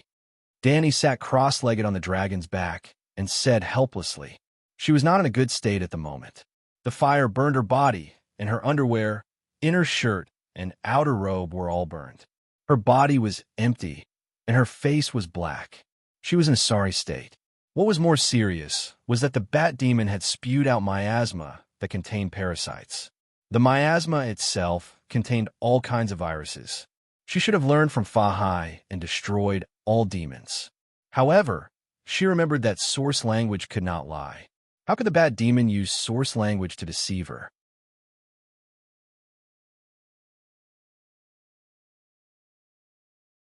Chapter 629. If I had known earlier, I would have learned Fahai. As long as it's a demon, no matter if it's innocent or not, it will be served by the great mighty dragon. Parasites and 99% of viruses were burned to death, but both parasites and viruses contain magic power. They were a kind of miniature demon beast, so there were still some viruses that could adapt to the power of fire elements. Dragon Flame had a special effect on demons with evil attributes, but Danny's fire-controlling technique gathered elemental fire, which was lower in temperature than Dragon Flame, and had no effect on evil creatures. The power of elements was neutral, and there was no good and evil attribute. Therefore, Danny's burning fire couldn't kill all the viruses. She couldn't save herself, so how could she help the two poor crows? However, the crows were not afraid of death, and they were still calm after losing their bodies. Why can the source language lie? In the soul space, Danny curiously asked. The source language was a language that praised the earth, mountains, and rivers, and perfectly conveyed the inner feelings through language. The son of the forest once told her that the source language couldn't go against feelings and truth, so she didn't doubt the words of the Bat Demon. Maybe it has lived for too long, 500,000 years, and learned to lie. Fu said with uncertainty. What was this? Danny was stupefied. The fog sighed. Your Majesty, can you send our souls back to the Westeros? It's also a good home to integrate into the earth, mountains, and trees of our homeland, but we can't die in a foreign land. Okay, you go to the pool of faith first. You'll be fine even if I die. Danny opened the soul wall and accepted the two emerald green crows. After completely giving up the crow's body, they showed the soul of crows. Well, the son of the forest had a second life in the body of a crow, so it was a crow.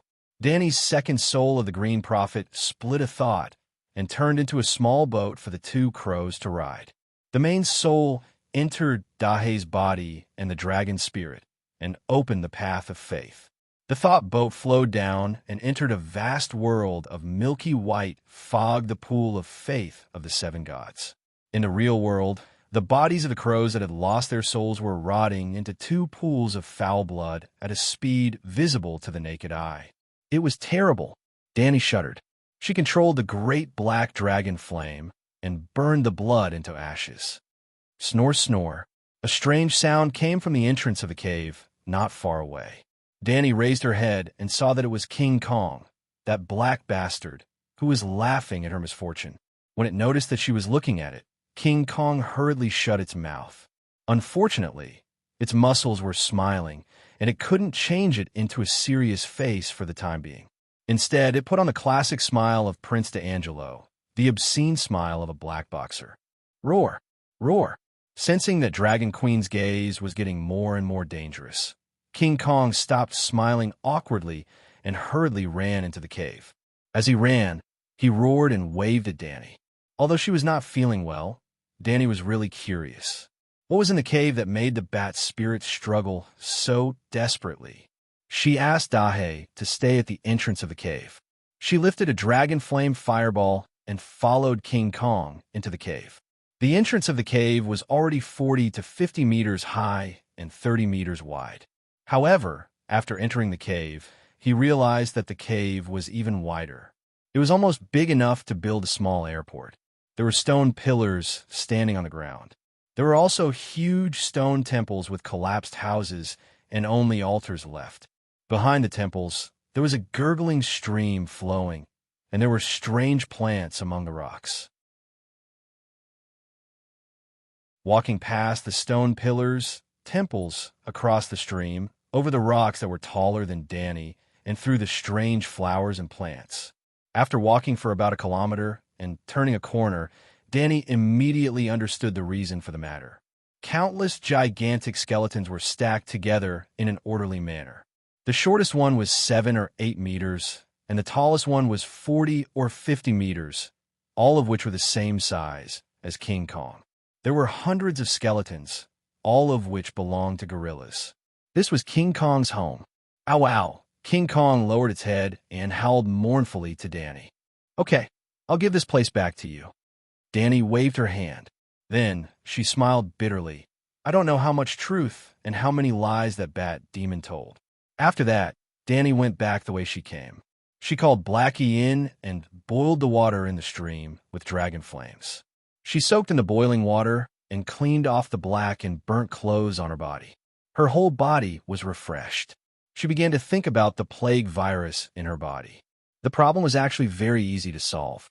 She only needed to guide the dragon flames into her body, and it could burn everything that was impure. A long time ago, Danny had hoped that her fire resistance would slowly increase, and one day, she would be immune to dragon flames. Yes, she could resist normal flames, but she would be burned by dragon flames. When she was a young dragon, Little White and Little Green had left red blisters on her face and hands many times. As she burned herself with fire every now and then, and gradually mastered the fire wizard power, her body became more and more accustomed to fire. However, her dragons were also growing. They grew from small dragons to small dragons, learned magic, and one of them was promoted to a half-divine dragon. The growth of her body's fire resistance could not keep up with the growth of the dragon flames. Now that she could control fire, she would not be accidentally hurt by dragon flames. However, if she used her body to withstand the dragon flames, especially Blackie's dragon flames, the result would be worse than a few years ago. Whoosh! Danny climbed out of the stream, naked. Her wet silver hair stuck to her round breasts. Water droplets slid down her jade-white skin into lines, flowing past her four firm abdominal muscles. Sitting cross-legged on a smooth, giant rock by the stream, Danny propped up her chin and started to think. Should she take a risk and refine fine gold with fire? She was the Holy Mother, the Dragon Queen who could bestow spirits. More importantly, she had just eaten fishwood seed paste outside the Great Wall. Fishwood seed could not increase her talent, but it could completely awaken her talent. Blindon had once said that the fishwood seed paste could save her 1,000 years of cultivation. Until now, Danny did not know what the limit of her talent was. It was like a pony crossing a river. If one did not go into the river personally, one would never know how deep the river was. King Kong, Danny looked back, only to see King Kong, the black servant, staring at her body with a lustful look. "Idiot, go to the valley and gather the vampire bats' bodies together," she scolded angrily. Roar! King Kong's expression was blank. It was intelligent, but it could not understand complicated orders. "Blackie, leave a ball of dragon flames, and then you go out and teach it what to do," Danny said helplessly. Soon, Blackie flew out of the cave, and the gorilla trotted out. Danny was left with only the gurgling stream and a bright red fireball. The 9-color vortex rotated rapidly, and the fire control skill was activated. The smoky dragon flames separated from the fireball, seeped into Danny's skin and blood vessel through her pores, and entered her organs and bone marrow through her 7 orifices. Gradually, Danny's whole body was covered by red clouds of fire. Her skin began to turn red, like a steamed crab shell. It was extremely red, and her delicate and smooth skin began to wither, lose its color, decay, and dry like a rose in an oven. Danny could not bear the burning of the dragon flames, and the cells in her body were on the verge of collapse. Then, she cheated and opened the pool of faith. A huge amount of spiritual essence washed out and divided into 2. The B-type active spiritual essence and the Holy Mother's divine power fused into healing divine power and entered her body, repairing the burned and burning cells. The non-B-type active spiritual essence poured into the 9-colored vortex like a waterfall. The great wizard's foundation slowly expanded. Her magic power increased rapidly, and the power of the soul increased crazily. Well, one of the effects of the weirwood paste was that it allowed Danny's soul to absorb spiritual essence limitlessly, like the Megalosaurus. See Chapter 581 for details. Spiritual essence could strengthen the soul and magic power, commonly known as leveling up. In the last marine dragon battle, Danny ate the sheep's egg and part of the red dragon's divine spiritual essence. In addition to increasing the Song of Fire's attributes in her meditation technique, it also increased her wizard power tenfold, and she was close to the demigod realm. It was also because of the increase in her power that she dared to go to the battle alone and meet Blinden outside the Great Wall. It was also because of the increase in her power in a short period of time. Even after eating the weirwood paste, she did not immediately break through the last checkpoint of the demigod realm. But now, she was about to lose her life, so she did not care about the perfect foundation anymore. So what if the foundation was unstable? At least she was still alive. After some time, the spiritual essence of the bat demons collected in the pool of faith was exhausted. But Danny still could not complete the fire-refining golden body. The dragon spirit informed Blackie to burn the vampire bats' corpses. There were tens of thousands of bats that flew out of the cave to attack King Kong. The small ones were the size of a palm, and the big ones were almost the size of the lid of a rice cooker. Not only was the spiritual essence rich, but it also contained a faint divine power. It would be a pity to throw them away. So Danny asked King Kong to pick up the corpses. It would definitely not be able to pick up tens of thousands of bats. It was mainly the bats' corpses in the savages' residential area. Blackie's dragon flame was not to be trifled with. It could burn the ground of the valley. But Danny still did not want to burn down the savage's house. Although the thatched house was shabby, it was still the wealth of the striped man's lifetime of hard work. It would be too much to burn someone's house without even paying the demolition fee. This, after receiving Danny's order, Blackie roared. The savage was so scared that he closed the door and did not come out. King Kong took a few steps back.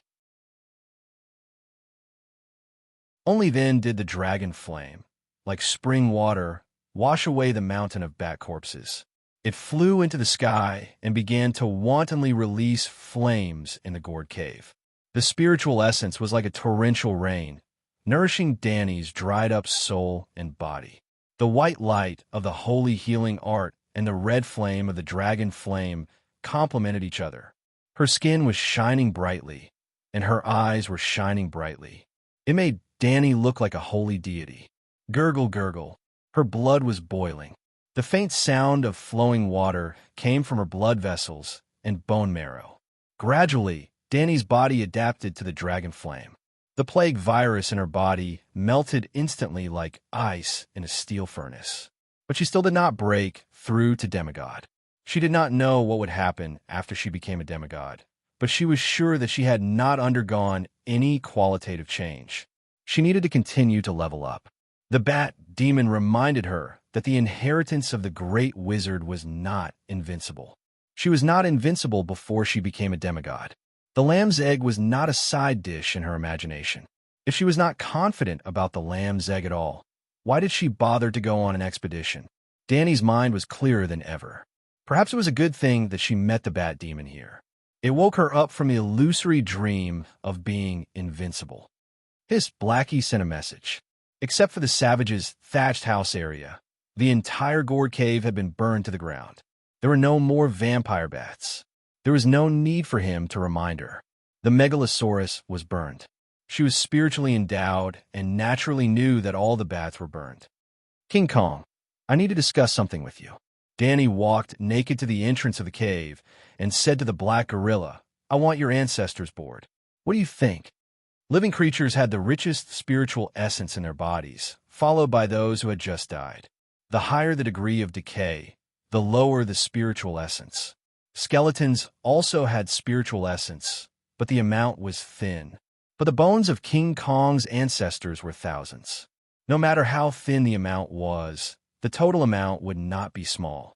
Also, judging from King Kong's intelligence and strength, it was most likely a fantasy creature with rich spiritual essence.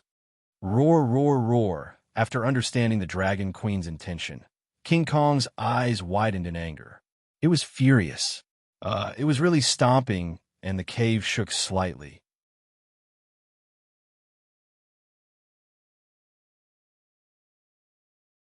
Chapter 630. You're big enough. Although you're not a demigod, you're still a top-notch legendary creature. Danny sized up the chimpanzee maliciously and assessed. With you, you might be able to replace the skeletons in the cave.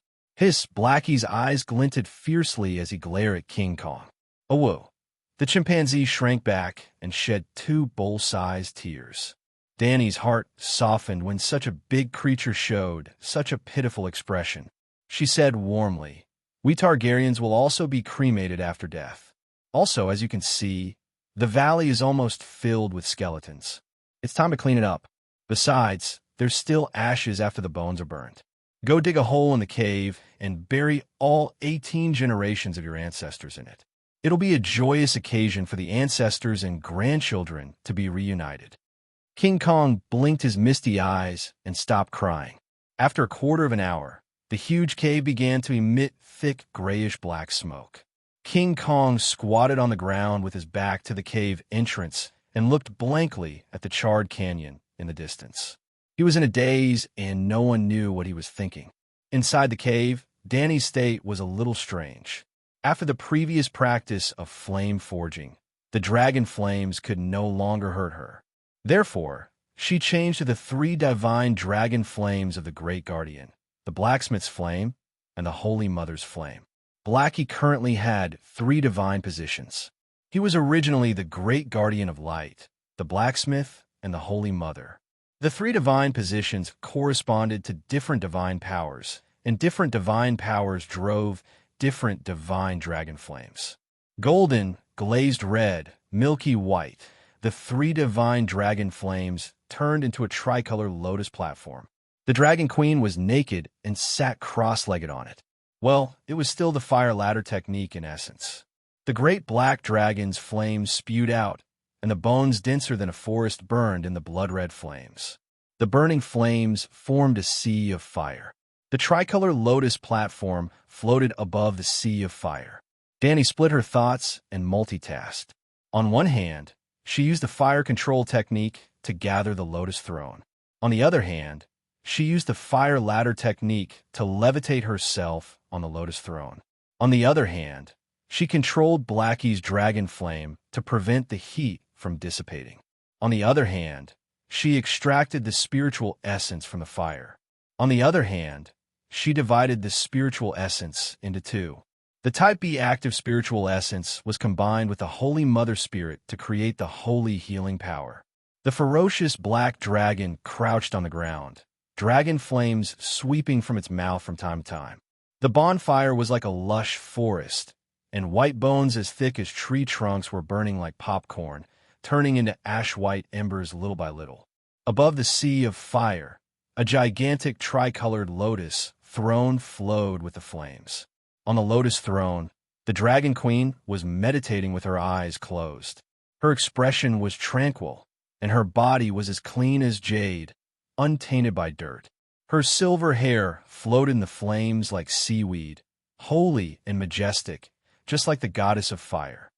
While all of the white trees in the fire forest were burned to ashes, their skeletons suddenly collapsed, revealing a giant pale golden skeleton. The giant ape was more than 50 meters tall, and its ribs were like pillars supporting the sky.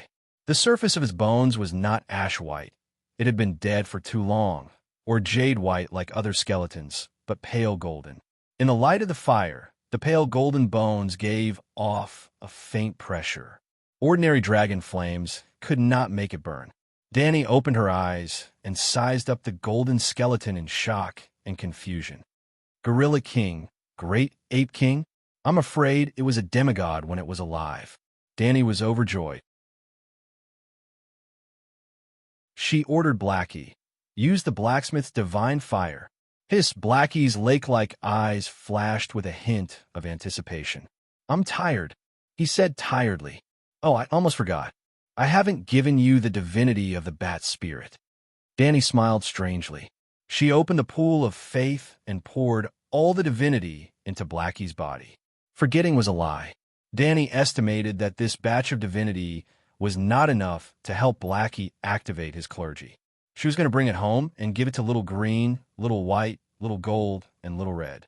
However, Blackie noticed that Mother Long was no longer biased. As she expected, Blackie did not activate the third clergy of the seven gods. There was about a 20% gap. The bat spirit might have lived for hundreds of thousands of years, but its divinity was really weak. Even with tens of thousands of vampire bats, it did not have as much divinity as the Crab King. Well, she was too harsh. The Crab King was a boss of a public institution. The Lone River God system was at least a railway-level central enterprise. The bat spirit, on the other hand, was a self-employed individual. There was no comparison between the two. With the replenishment of divinity, the tiredness in Blackie's eyes disappeared. It raised its neck valiantly. The blacksmith's glazed red dragon flame spewed out. Danny also used fire control at the same time. She turned the dragon flame into a furnace in the shape of a golden bell. She covered the golden skeleton and burned it. Wow, bless the seven gods. Ha ha ha. The next moment, as expected, the skeleton cracked and burned in the blacksmith's divine fire. The next moment, Danny was overjoyed. Sure enough, there was a kind of strange divinity scattered into the sea of consciousness. The reason why it was strange was that this divinity could be absorbed by Danny. Although Danny did not waste the divinity every time she killed a god, that was because the Megalosaurus's soul was special. It did not reject anything and absorbed all the divinity like food.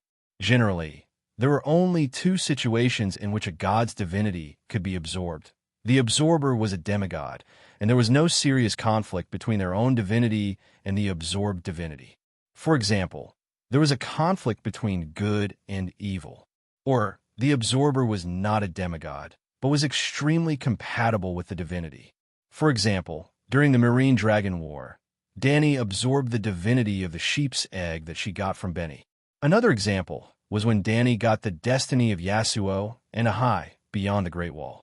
John was not a demigod, but he could perfectly absorb the divinity.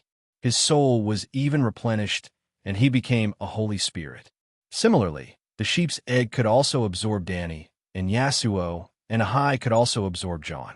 That was why the sheep's egg was plotting against Danny, and Yasuo and Ahai had been plotting their fates since 6,000 years ago. Danny thought that the divinity she got now was special because it could be absorbed by anyone, regardless of the conflict between their attributes. Why is it like this? She was puzzled. She tried to absorb a strand of divinity. The total amount of magic power did not increase, and the power level of the magic power did not increase. The magic power also did not have any additional attributes of the Song of Laws. The sheep's egg's divinity caused a qualitative change in Danny's fire wizard power. Not only did the power level increase, but it also had a trace of the Song of Fire's aura.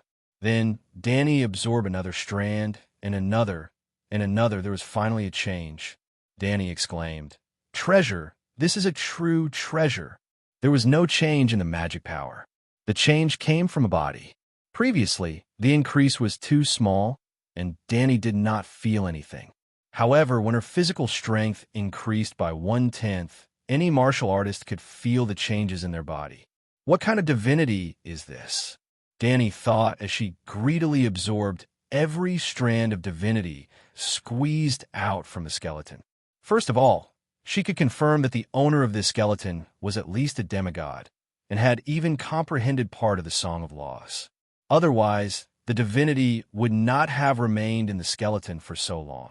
With this premise, she could further deduce that this unique divinity originated from the Song of Laws that the great ape king had comprehended.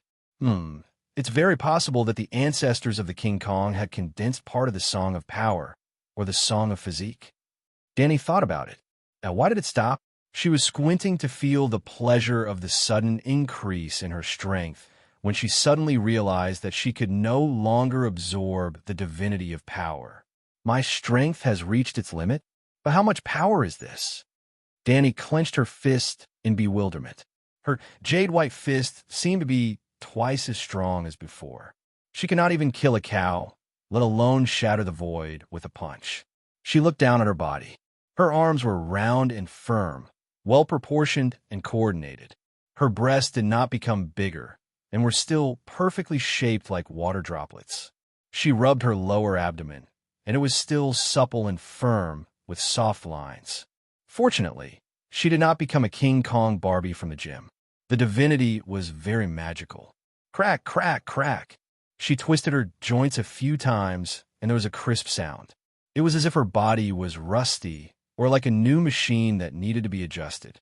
Danny's swordsmanship had already reached the peak of lifting something heavy as if it was light, and she was about to step into the third realm, lifting something light as if it was heavy. Now, as a newbie who had just learned the sword, she could not even do the first realm, as if it was her own arm. Looks like I'll have to work hard for a few days when I go back. If I don't practice my swordsmanship, I won't dare to go to the battlefield, no matter how strong I am. Danny had indeed reached the limit of a human strength. This world was very extraordinary and magical, but its level was too low. If there were no mixed bloodlines of other races, such as giants, centaurs, and King Kong, the limit of a normal person's strength was 2. 5. A healthy adult man, or a well-trained knight from a noble family. The commoners starved in winter and were underdeveloped, so they could not be used as a reference system, would be 1.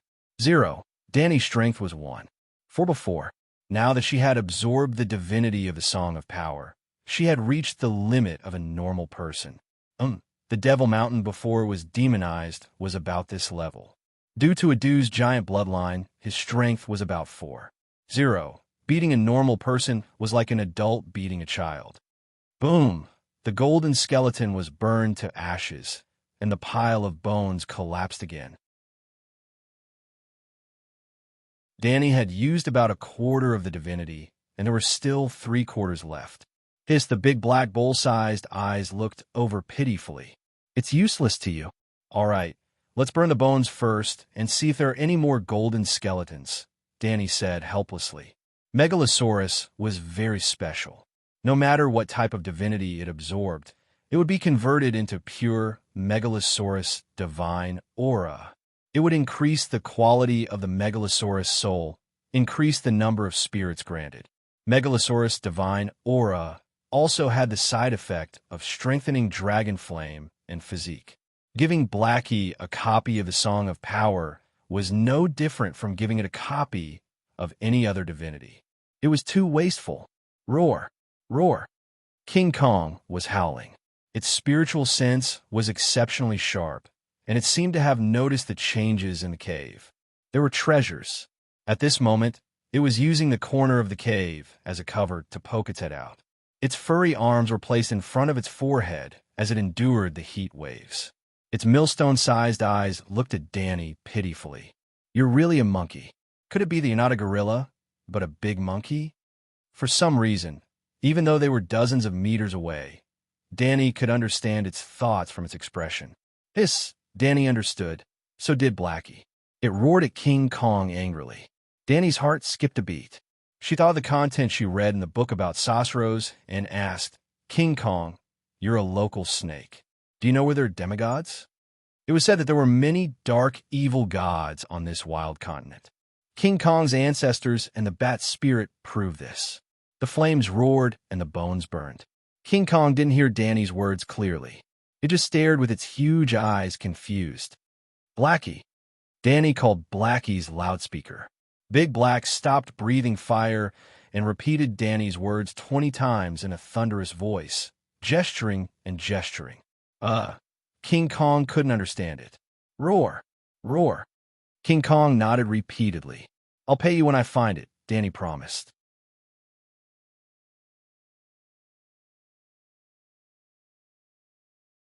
Chapter 631. The Bat Demon's last attack reminded Danny that the demigods of this world might be killed by knights with steel swords, but did not mean that they were useless. The Battle of Serene was coming.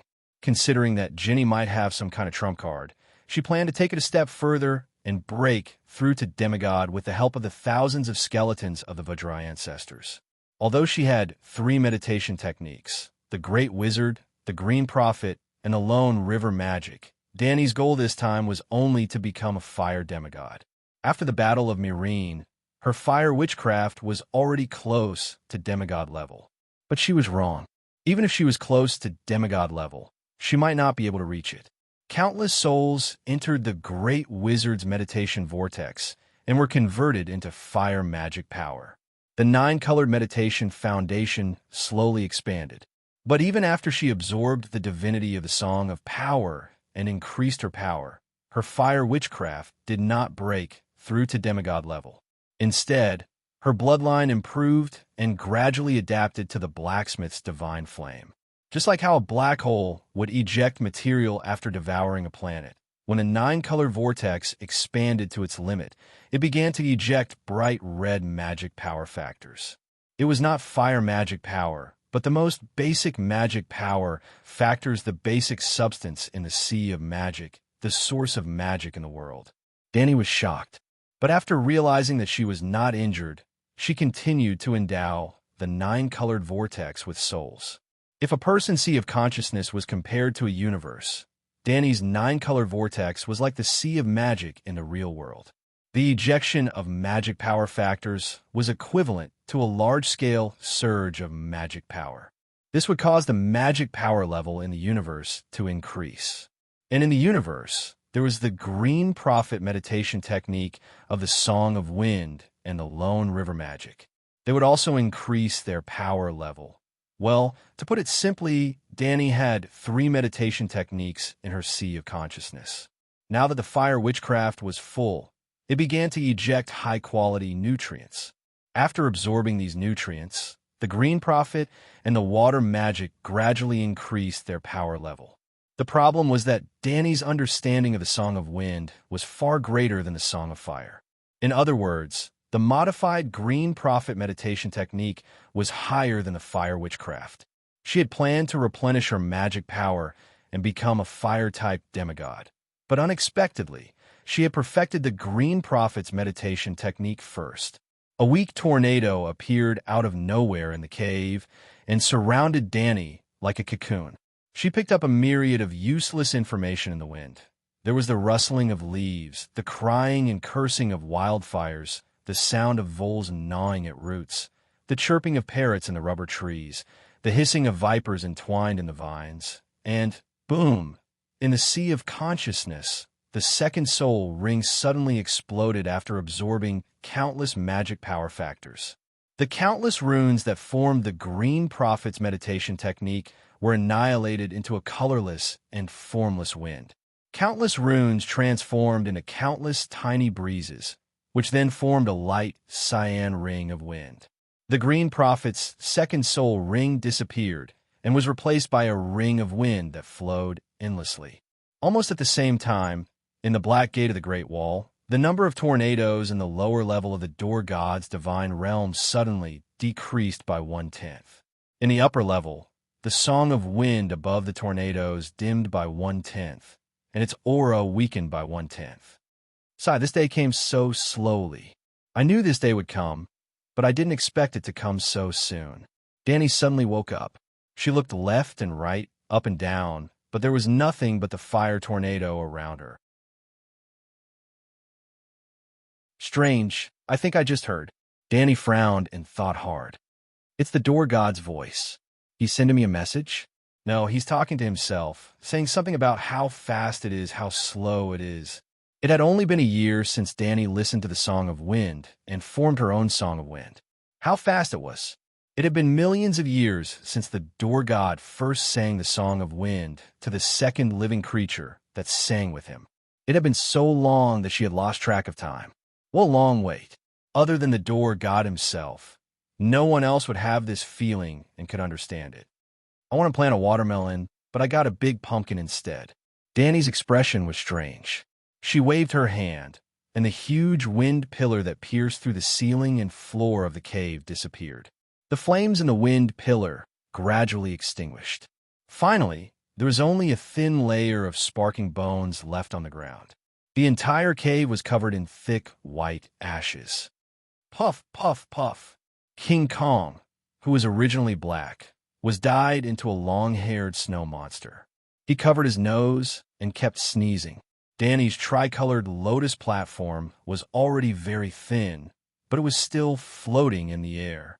With a thought, The divine power in the halo of wind surged.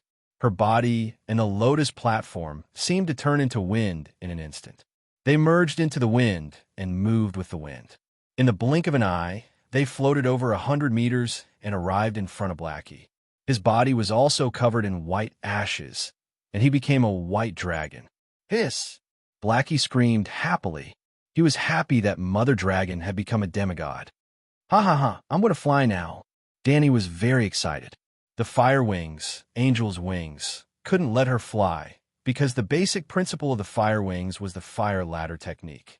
The fire ladder technique could overcome gravity and let people float. It was like a hot air balloon. However, the balloon only provided the power to float. If she wanted to fly, she had to rely on the wind or install a propeller on the basket. Roar, roar. King Kong pointed at the broken bones on the ground and shouted excitedly. Previously, the inner cave behind the corner was filled with the bones of gorillas. Now it was empty, and there were only a few hundred charred bones of different lengths left. The thick layer of ashes that should have been accumulated was also gone. They were blown out of the cave by the sudden wind, into the valley outside the cave, and scattered everywhere. Sigh, this is cremation. Go dig a hole and bury the rest of the bones. Danny fooled the gorilla. King Kong was confused. Danny didn't leave immediately. She spent some time to familiarize herself with the demigod magic power and the sudden increase in strength. She took the opportunity to search around the cave with the mentality of looking for treasures. There was nugget gold in the cave, but it wasn't a gold mine. Instead, there was a large number of offerings placed near the altar of the collapsed temple. There were nugget gold, jadeite the size of a head, raw diamond, or as thick as a heel. Danny only glanced at it and then looked away from the vulgar things. However, she was interested in the incomplete murals found in the ruins of the temple. In the murals, savages were worshipping gorillas as tall as mountains. This meant that this cave indeed belonged to the King Kong clan. She entered a deeper cave full of bat feces. It was probably the residence of the bat demon. Danny found that in this small area, the magic factor was extraordinarily rich, almost a quarter of the Great Wall. Divine domain, a place where the gods were active, like the Great Wall, the end of the world, the end of a different world, the end. After studying it for a while, she still couldn't figure out the principle. However, she also guessed the fundamental reason why the bat demon occupied the cave of the monkey demon. In the age of chaos, even she would be envious of such a cave. A day later, Danny met King Kong again at the foot of the mountain. It was a green peak about 400 to 500 meters high, with a gentle slope covered with a lush ancient forest. The sky was clear after the rain. The whole mountain was green, and the air had the sweetness of plants after being washed by water. A red-headed and green-feathered King Kong parrot landed among the yellow chrysanthemums. Its little voice was loud, and its cry echoed through the valley. There was also a group of long-nosed monkeys noisily chasing each other on the top of the banana tree. It seemed that this place was no different from other places in the rainforest. However, if one looked down from the sky, they would see a small village at the top of the mountain. It was like a man with thick green hair shaved off the top of his head. This place was about 500 kilometers away from King Kong's gourd cave. King Kong ran all night and all morning. At this moment, it was as tired as a dog, lying on the ground and panting with its tongue out. Yesterday morning, Danny met King Kong. In the morning, she followed it to the gourd cave. In the afternoon, near evening, Danny left on the dragon. It only took her one day to run through all 6 swamps that Clinton had marked. She contracted a total of 20 swamp dragons with a body length of more than 25 meters, 10 shadow dragons with a body length of more than 15 meters, and 5 striped dragons with a body length of 12 to 15 meters. The striped dragon did eat less and was slightly faster than the swamp dragon. It seemed to be a rather expensive mount. She could get a few of them back to experiment. After harvesting this batch of pterosaurs, Danny found a huge drawback in the contract magic of the sheep egg. It consumed too much soul power, turning a thought of the demigod Megalosaurus into a rune and imprinting it on the pterosaur's CE of consciousness. the pterosaurs were suppressed by the demigod's might. This was the fundamental principle of controlling pterosaurs. One thought wasn't a big burden on Big Black, but what about 10 or 20? Anyway, after contracting a total of more than 50 pterosaurs, Big Black began to feel uncomfortable. Otherwise, Danny wouldn't have only contracted 35 pterosaurs this time. At the same time, she was even more eager for the demigod meal that the guides offered to the royal army. Well, she was really no different from the devils who entered the village, and the indigenous King Kong was the traitor of Yulin, the guide. I don't have time to waste. Hurry up and lead the monster down, Danny urged. The rain on the mountain gathered into a waterfall of 7 or 8 meters. Under the sun, the splashing water raised a faint rainbow. Big Black stepped on the waterfall with a rainbow on its head and half of its body soaked in stream. Below, the black servant also squatted by the stream and leaned over to drink water. The yellow muddy river water. It wasn't afraid of diarrhea. Well, it seemed that the bat spirit's plague spray couldn't hurt King Kong. The waterfall fell and the water rumbled, but it couldn't stop Danny from passing the words into the gorilla's ears through the wind. Roar, King Kong's eyes were dim, and its voice was a little weak. It hadn't slept for 2 days and 1 night, and it had traveled 500 kilometers through mountains and rivers. King Kong couldn't withstand it. I'll deal with that evil spirit. You don't have to spend much effort, Danny said. Whoa, whoa, whoa. Thump, thump, thump. Thump, thump, thump. In the dense forest around the waterfall, the barbarians' howls and the sound of beating leather drums suddenly came out. In Danny's surprised gaze, about 30 dirty striped people came out. They first held a large piece of dog-head gold and a bright pink diamond the size of a human head and kowtowed to King Kong as a gift. When they saw the devil dragon under the rainbow above and the silver-armored knight on the dragon's back, there was another uproar.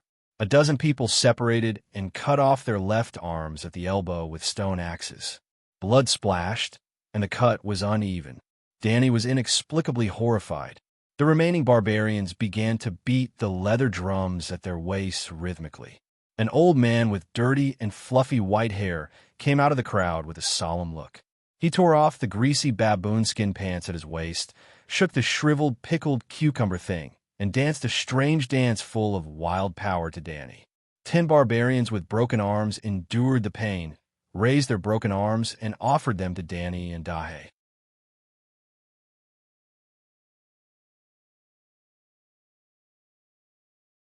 Chapter 632. The old savage's expression was solemn as he danced a barbaric and mysterious dance. The one-armed man faced Danny and raised his bloody arm. The next moment, Danny felt a power filled with blood and desire descend upon her. This power was not strong, but it was not even 1% of the magic power in Danny's body. However, it was weak. The power level of this power was slightly higher than normal magic power. It seemed to be divine power, but its power level was much lower than the power of the wind god in Danny's body. The total amount was about half a month of fasting and praying for Sparrow. This power did not have a master. As long as Danny was willing, she could immediately absorb it to strengthen herself. After thinking for a moment, she suddenly realized that the savages below were offering her a blood sacrifice. She was now a demigod. Theoretically, she could enjoy a blood sacrifice. She could obtain real power from the blood sacrifice. There were 2 ways to start the blood sacrifice ritual. First, she did not need to know the evil god's real name and appearance. Second, she chanted the evil god's real name and offered the sacrifice.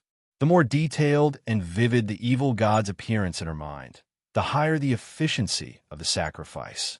Offering a sacrifice to an evil god was very similar to giving money to an online celebrity.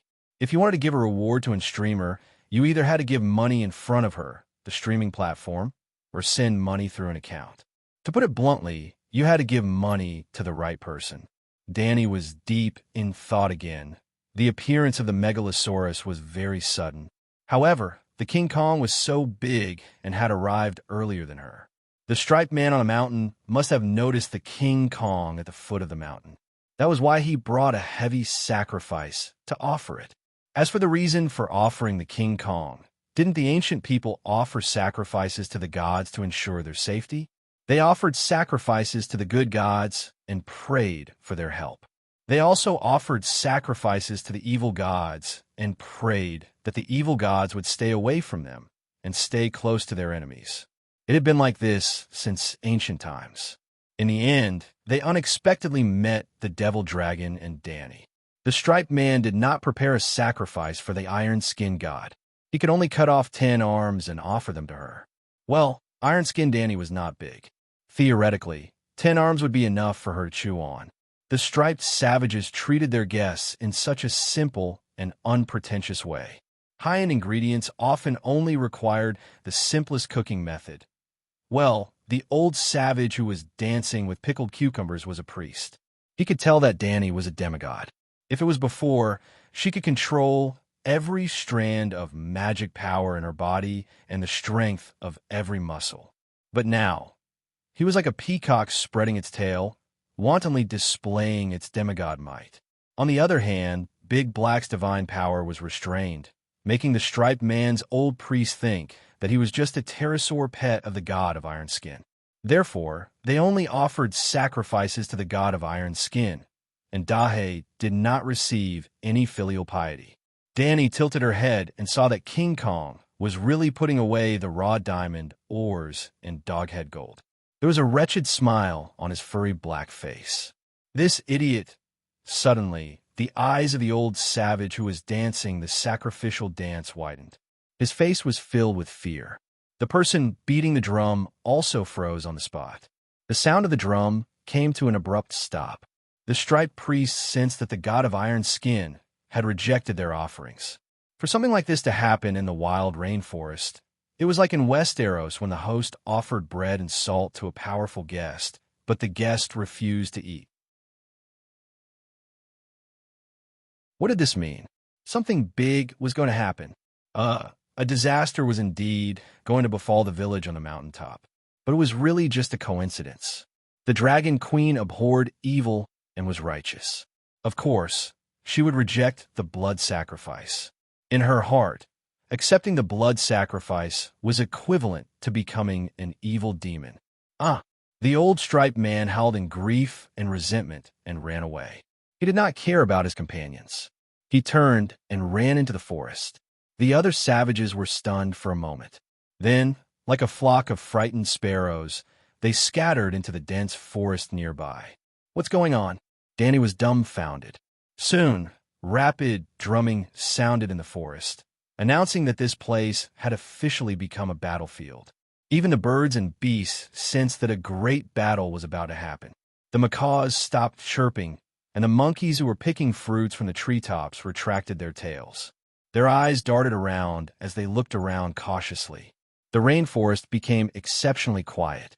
Danny shrugged indifferently and shouted to King Kong, "Idiot, go and pull the monster." King Kong held the dog's head gold and the big diamond. Looking left and right, it squatted down and poked a hole in the yellow ground by the river with one finger. It poked a hole as thick as a bucket and 1 meter deep, and then put its treasures in it. Then it stretched out 2 furry black fingers and pinched a millstone-sized stone to cover the hole. Only then did it open its mouth and reveal a relieved smile. It took large strides and rushed to the village on the mountaintop. But 2 white angelic wings popped out from Danny's back. She jumped and glided more than 30 meters, landing where King Kong hid his treasures. The millstone-sized stone was sent flying 4 or 5 meters away by her hand. She bent down and scooped up the diamond embryo. It was as big as a human head and heavy in the hand. The irregular corners shone with a pale pink light under the sun. I was right. This is a magic diamond. Feeling the divine power twisting in the diamond without any hindrance, Danny beamed with joy. Without even putting the stone back, she jumped and flapped her wings. With the help of the wind, she landed back on Blackie's back like a big bird. She opened the leather bag hanging on Blackie's back and stuffed the diamond in. In the world of the Song of Ice and Fire, dragon crystals were the most common magic conductive material, but not the best magic item. There were also a very small number of natural crystals that were more efficient in storing in conducting magic than dragon crystals. For example, the crystal ball in the magic network hub of Dragonstone Island, which Marvin bought from Mill for 70,000 gold royals. Rarer than magic crystals were magic gems. Danny's Night King set had 2 diamonds the size of pinky fingers embedded in the shoulder blades of the armor, which were the jet holes of the fire wings. Another example was the ruby on Aunt May's neck. When did you see Aunt May use glass candles? Every time you saw that woman, she would put her hands in her sleeves and her red robe fluttered in the wind. When she cast spells, she was calm and seductive. Her leisurely attitude was daunting. And what was even more precious than rubies was a bigger gemstone. I'm so lucky today. I came here to hunt and picked up such a precious big diamond. Looking at King Kong, who was moving forward with all his might, Danny felt very happy. Well, this was not a coincidence. King Kong had come to this mountain a few times, and every time, the pig-nosed striped priest would send him gold and gems. The old priest knew about supernatural powers and specially chose the magic diamond as a gift for his old friend, who knew that his old friend would turn hostile and attack their village after receiving the offerings. In less than half an hour, King Kong rushed from the foot of the mountain to the top.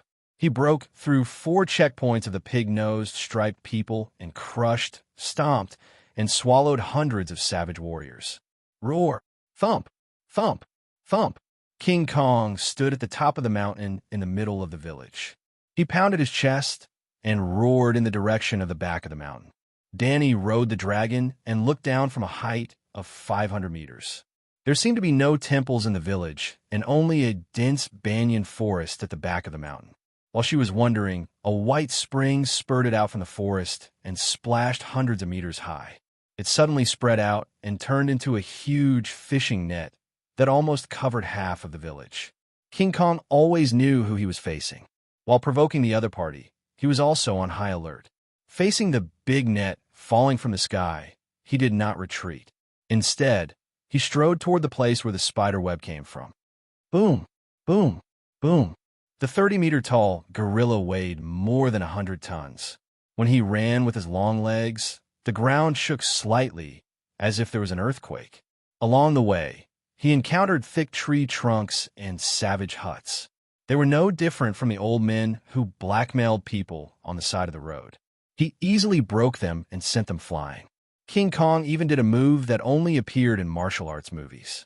When he ran past a spear stuck in the ground, he picked it up and immediately threw it out. However, King Kong did not pick up a spear. Instead, he picked up a 40-meter-tall, sky-gazing tree outside the village. After the tree was uprooted, it caused a small-scale landslide at the top of the mountain. The foundations of 2 huts near the sky-gazing tree collapsed, and the houses collapsed. Whoosh! There was a shrill sound in the sky. Squeak! The monster in the forest spat out another net, but it was easily torn apart by the sky-gazing tree's spear like a nun's stocking in the hands of a lecherous monk. Boom! Where the spear landed, the trees were smashed apart. Broken branches and green leaves flew dozens of meters high like an explosion. Looking down from the sky, a path was made in the lush forest by the spear. Roar! King Kong leaped up and jumped 40 to 50 meters high. Like a cannonball, he smashed directly 10 meters away from the tree spear. Bam! Boom! Among the earth-shaking rumbles, there was an inconspicuous sound like a frog's belly being crushed. Roar! Roar! King Kong opened his mouth and revealed the signature laughter of a chimpanzee. He waved at Danny in the air. Danny was stupefied. Before the great mighty dragon of heaven could appear, the fairy was trampled to death by this black fellow. After going down to take a look, she confirmed that it was a spider demon as big as a double bed. Like fresh cow dung detonated by a grenade, colorful meat juice splashed on the surrounding tree trunks, leaves, and rocky ground. Even the soles of King Kong's feet were stained with a thick layer of meat paste. Danny pinched her nose and let it scrape the meat paste off. She didn't collect the remains. While the corpse was still warm, she quickly burned it with the dragon flame. The amount of spiritual quality was barely enough, but the divinity was pitifully little. Not to mention the bat demon. It was even worse than the immortal burned to death by Blackie in its infancy. However, Blackie finally opened a third profession. After hesitating for a long time, Danny chose between stranger and warrior. Warrior. She wasn't sure if stranger's divine power could reach the realm of death, but with the war coming, warrior would be of great help to Blackie and Danny now. As expected, under warrior's divine power, the power of the great black dragon flame increased again. The blacksmith's divine fire was good for changing the original form of matter from solid to liquid. Warrior's divine fire was a clear purple, the same color as Danny's eyes. The nature of the divine fire was explosive and destructive. Warrior's divine power also greatly increased Blackie's close combat ability. Danny had a hunch that Blackie's claws and teeth would become harder and sharper if it used Warrior's divine power to nourish its body for a long time, and its physique would also be strengthened. Of course, in addition to transforming special divine power, the clergy would also give Blackie corresponding knowledge. The battle experience of all the devout warriors of the seven gods in the thousands of years of Westeros history, including the Sword of Dawn of the past. This meant that Danny was only a dick away from the Sword of Dawn, P.S.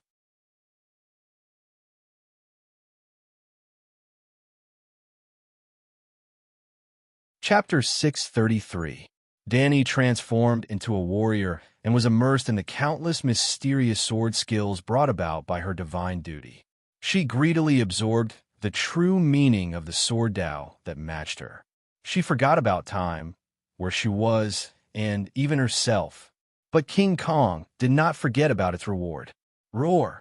The black servant showed a fawning smile and took 2 steps closer to Blackie. "What you doing?" Danny opened her eyes and said calmly. The moment she opened her eyes, it was as if thousands of bright and sharp rays of light shot out from her purple pupils. The wretched smile on King Kong's face stiffened. It stopped in its tracks and rubbed its eyes in bewilderment. When it looked again, there was no abnormality. Only then did it open its mouth and reveal its white teeth that were stuck with pieces of flesh. It pointed at the scorched ground and then at itself. A thought entered King Kong's mind. Danny released wisps of Song of Power's divinity into King Kong's soul core. Visible to the naked eye, its soul was dyed with traces of gold. The black fur on its body was dyed with golden stripes. Danny's pupils shrank. Those stripes seemed to form runes on its arms, chest, thighs, forehead, and other parts. She memorized those runes. King Kong absorbed a little more than half of the 3/4 divinity before it was saturated. It was twice as high as Danny's. However, in reality, King Kong was still a chimpanzee. Golden striped fur did not immediately appear on its body. Roar! That fellow's strength had increased by a few times. It was unusually excited and pounded its chest with all its might. It roared continuously. The air within a radius of a few dozen meters also vibrated. Its howls echoed in the distant valley. "I'm leaving." Danny waved her hand to quiet it down. She instructed with a serious expression, "I'll give you a mission. From today onwards, you'll be a wandering King Kong and travel around the Sasros continent for me. Try your best to find the evil gods and mark their locations. When I come back next time, I'll bring you to hunt one by one. Remember, you can provoke the evil gods, but you can't kill them all. Look at how it killed the spider spirit in one move." Although King Kong was not a demigod, the demigods in this world were not extraordinary. It was not difficult for a mortal to kill a god. With a fist as big as the Vajra locomotive, even a mountain would tremble when it punched down. How could a normal demigod withstand a punch or a kick from it? In the end, Danny tempted him. "The more evil gods you find, the more rewards I will give you, just like today."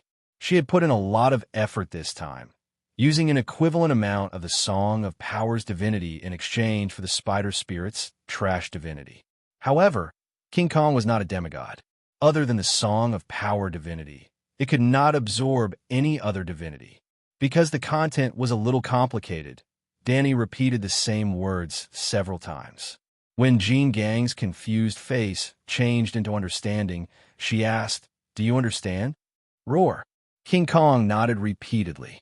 Danny smiled in relief. Although King Kong could not speak the human language, its intelligence was not low. In order to make it more attentive, she continued, "You're the only one left in the King Kong family. If you don't go out and find a wife, your family will go extinct in a few years." Woo woo woo. Before she could finish, a sobbing sound was suddenly heard from the side. It was the pig-nosed old priest who had offered the blood sacrifice to Danny. He had brought a group of savages down from the village at the top of the mountain. Ugh! The old priest held a huge wooden tray with both hands. It was filled with precious stones such as doghead gold, agate, amber, and jasper. However, at the top of the precious stones, there was a small bundle of palm-sized tree bark. King Kong's eyes lit up. It walked over and held the entire tray in its right hand. Holding it in front of its eyes, it opened its palm and touched the precious stones with an intoxicated expression. Then, it pouted its mouth with a look of disdain. In a breath, it blew away the scattered tree bark. Coincidentally, a piece of old tree bark fell on Blackie's neck. Danny instinctively picked it up and looked. No, she smelled it. There was a faint, bitter smell that she was familiar with. After thinking for a while, Danny's pupils shrank and her expression changed drastically. Cinchona tree. This is the bark of a cinchona tree. She did not know how to react to this surprise that fell from the sky. Where did this thing come from? She raised the bark and shook it a few times as she asked the old priest who was running around naked. The striped man grunted. His tone was rough and his words were simple. His pig nose made a grand snorting sound. As he spoke, he stood on his tiptoes and pointed in a certain direction with his skinny arm. He did not understand Danny's words, and Danny did not understand his words either. However, both of them understood what each other meant. In other words, the old striped man understood the value of the cinchona tree very well. He also knew that Danny would need it. He offered this treasure to her in order to protect his home. Well, it was still because of the misunderstanding from before. The Dragon Queen had rejected his offer of sacrifice. In Danny's opinion, it was natural because she did not want to learn bad things. However, to the old priest, this was a sign of hostility. After that, King Kong broke into the mountain, killed people, destroyed the fort, and even trampled on their ancestral god. This was proven. However, he did not expect that Danny would only come for the evil god. Now that she was about to leave, he came running over and took out the treasure that the striped man had kept for thousands of years. Just like the cinchona tree on Earth, the natives of this world tried their best to hide the sacred tree of life. Sosros was too close to the Ursos continent. The New Gith was only a few hundred kilometers south of Sosros. Quills and Sosros were only separated by a strait that was more than 10 kilometers wide. Perhaps the striped man did not have the ability to go to Ursos, but it was easy for the Ursos people to go to Sosros. However, it was easy to go, but difficult to come back alive, because Sosros was full of plagues. However, with so many people going to Sosros, it was inevitable that some attentive people would discover the striped man's secret. The barbarians seemed to have a divine medicine that could cure plagues. This was just a suspicion that had not been verified. The barbarians guarded their treasure very closely. Until now, no one could be sure whether the divine medicine was true or not. Now Danny was sure that the barbarians of Sosros really did have a treasure that could change the course of the world. Danny patted Blackie's head and flew up into the sky. King Kong picked up the old barbarian with brown and white stripes and strode down the mountain. 20 kilometers away, halfway up a mountain about 800 meters high, there was a dangerous crocodile pool with hundreds of bay crocodiles resting there. Unfortunately, a cluster of cinchona trees was right next to the pool. When Danny went over, there was a 15-meter-long bay crocodile sleeping under the tree. Unfortunately, it was a bay crocodile. King Kong rushed over, picked up a lively bay crocodile, and stuffed it into his mouth like an ordinary person chewing on red sugar cane. There was a crisp crunch sound. The rest of the crocodiles were all scared away. It seems a little different. Danny stood under the tree, frowning and thinking. The leaves were bigger, the size of an adult's palm. The trunk was dark purple, not gray. And the fruit, why was it so big? It was not an apple. How do I use this? Danny pointed to the tree and asked the old shaman. The old shaman took a few steps forward, stood on tiptoe, broke off a small part of the branch, and put it in his mouth to chew. While chewing, he looked at Danny with a fawning smile. Danny's mouth twitched. At least this proved that the cinchona trees in the other world were not poisonous. You can go. Danny climbed back onto the dragon's back and waved to let the old shaman leave. The old striped man only took a dozen steps back and did not go down the mountain. After that, Danny shouted and asked King Kong to dig with his hands. He dug out 3 saplings that were as thick as a bowl, and their roots were still connected to a lump of mud. The 3 trees were tied together with hemp ropes made of banyan bark and hung on Blackie's claws. Danny peeled off a large bundle of bark and decided to leave Sosro's. King Kong stood by the pool and watched Danny disappear into the sunset. He turned around and looked at the cinchona trees thoughtfully.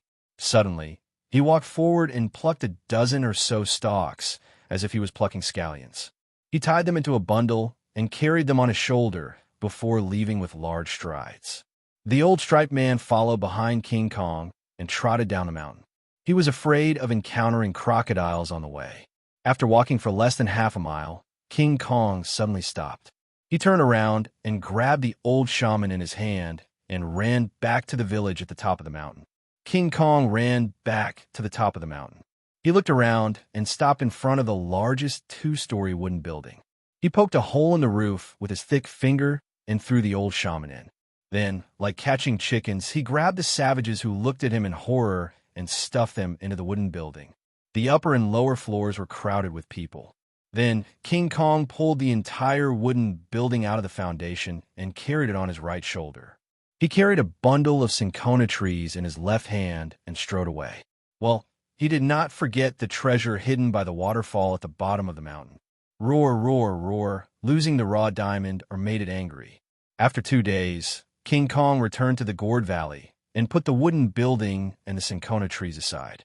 Then, with a fierce look, he walked to the savages' huts and picked them up one by one, regardless of gender or age, and stuffed them into his mouth and chewed them raw. Roar, after filling his stomach, King Kong roared at the striped man in the wooden building and pointed at the saplings and the savages' huts.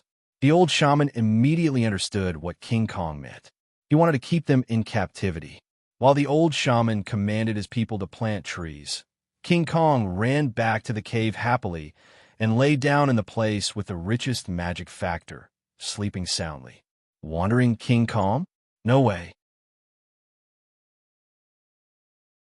Danny had a lot of adventures in the next continent and successfully became a demigod. But she only took 3 days to come and go. Carrying a bundle of cinchona trees, Dahe caught up with the pterosaurs near Old Gith. Well, she contracted 35 pterosaurs last night and did not bring them with her. She let them go first. The pterosaurs definitely did not know where Astapor was, but they could just fly north. See, Danny caught up with them before they even reached Slaves Bay.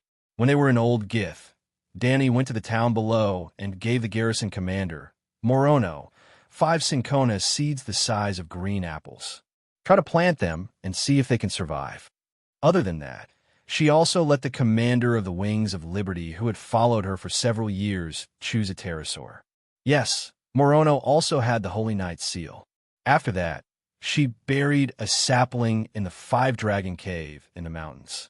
When she returned to Astapor, she planted a tree on the Great Pyramid. She would bring the last one to Mireen.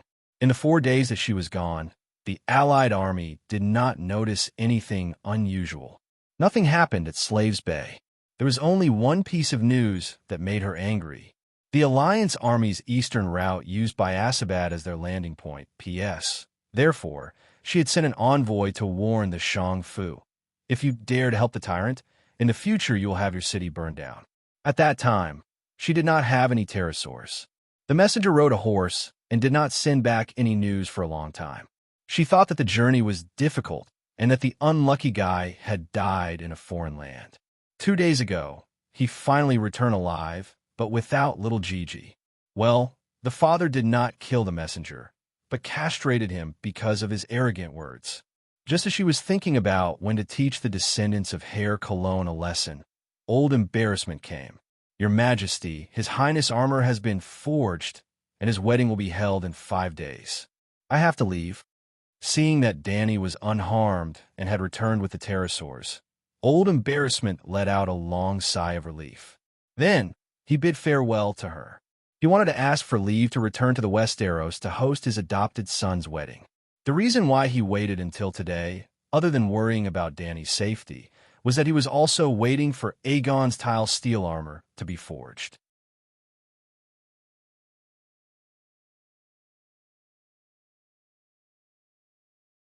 Chapter 634. Danny thought for a moment and said, Sansa married Aegon as the Queen of the North and brought a large dowry, although a little empty. As Aegon's aunt, I can't let Targaryen appear too shabby. Go to my treasury later and choose a suitable set of jewelry. Also, choose a pterosaur. Pterosaur? Old guy was puzzled. Why choose a pterosaur? Give it to my niece-in-law. The Dragon Queen said casually, as if it wasn't a pterosaur, but a macaw she brought back from the rainforest. Isn't this too precious? Old guy was shocked. Danny walked to the wall and glanced down at the many pterosaurs lying on the pyramid's stone steps, basking in the sun. It was full. She smiled strangely and said, Is it precious? It's almost rotten. Besides, it's a Westeros custom for elders to give their juniors wedding gifts. Only a pterosaur is barely worthy of my status. Old guy said seriously, Your Majesty, the rainforest isn't endless, and the pterosaur nests aren't endless. The pterosaur's growth cycle may not be as long as the megalosaurus, but it still takes more than 10 years to mature. With the current rate of pterosaurs consumption, I'm afraid the war will be deadlocked for 4 to 5 years, and the pterosaurs will be on the verge of extinction. Deadlocked for 4 to 5 years. Danny raised her eyebrows and said unhappily, After 5 months, there will be no more fighting in Slaver's Bay. Those big, good-for-nothing swamp dragons, I want all of them to disarm and return to their fields. Be lenient with your enemies, Your Majesty. Old guy frowned and persuaded. All right, I understand. It's just a pterosaur. After all, Aegon represents Targaryen. We can't lose face. Danny waved her hand. In other words, I'm not in Westeros, but I have to act tough well. Give me a pterosaur. When Valeglia married her daughter to the barbarian emperor, the dowry was a megalosaurus. It was impossible for Danny to give him a megalosaurus, but a pterosaur was still acceptable. Seeing the impatience on the queen's face, old helplessness didn't try to persuade her anymore. After all, he couldn't stop an aunt from caring for her nephew. Yep, the Dragon Queen giving Sansa a pterosaur definitely had nothing to do with Stark. It was mainly because of her love for her nephew, and she didn't want him to lose face in front of the Northern Territory Queen's enormous dowry. After this wedding, even Westeros would see how much the Dragon Queen loved her only nephew. How did Miss Sansa obtain the Dragon Knight's seal? Let her come to Slave Bay? He asked doubtfully. No need. Let her pray to the great guardian of light herself, or let a respectable cultivator preside over her prayers to the 7 gods. Will that work? Old guy asked doubtfully. Sigh, the Holy Knight's seal of contract is to borrow Blackie's divine power to subdue the pterosaur. My Blood Alliance guards prayed to the Pegasus and Dahe. Didn't they also contract with the pterosaur? But she seems to believe in the old gods, old guy said again. Danny was stunned. Sansa was clearly a Stark, but she didn't think of her as a Northerner. Why was that? It seems that she changed her faith. Previously, when she broke off her marriage with Tyrion, she looked for cultivators. Danny said hesitantly, Give the pterosaur to her first. If she still believes in the old gods, suggest that she give the pterosaur to Brittany. Brittany the Baron Iron Guard? Yes, Brittany has always been in the valley. She should be Sansa's trusted guard now. After that, under Danny's recommendation, old guy chose a 14-meter-long striped dragon for Sansa. The striped dragon was small and didn't eat much, so it was easy to raise. Old guy left. He left Slave Bay with the little pterosaur, a large bag of precious gifts, and Dragon Queen's blessings for the newlyweds to live a long life together and have children soon. Blackie even escorted him out of the war zone. Dany also returned to Meereen again. Other than harassing the enemy, she also arranged a heavy training program for herself so that she could familiarize herself with her skyrocketing physique and demigod power as soon as possible. Out of the 24 hours in a day, she wished she could spend all 23 hours cultivating. After becoming a demigod, Dany suddenly realized that she didn't feel hungry or tired. She didn't need to eat anymore, nor did she need long sleep. At first, she didn't notice anything unusual. But when she swung the 40-gene heavy sword 500 times in a row, and Ji-Chi brought her a glass of orange juice and a stack of rice cakes, Dany suddenly realized that she hadn't eaten anything since she left King Kong's cave, and she almost didn't sleep. The demigod body began to energize. As long as she could absorb magic from the universe, she didn't need to eat frequently like a normal person. Of course, if she ate 3 meals a day like before, she wouldn't have indigestion. Demigods would also gain weight if they ate too much. The so-called energization didn't completely break away from the material state. It was just equivalent to having another magic digestive system. As for rest, an ordinary person would need about 7 to 8 hours. She only needed an hour of sleep. After becoming a demigod, she didn't have the ability to destroy the world. However, in terms of the essence of life, she really broke away from the boundaries of a mortal. At this time, no changes could be seen. However, in 20, 30, 50, or even 100 or 500 years, when she still looked the same and had no energy, no one would think that she was an ordinary person. Melisandre had reached this state very early on.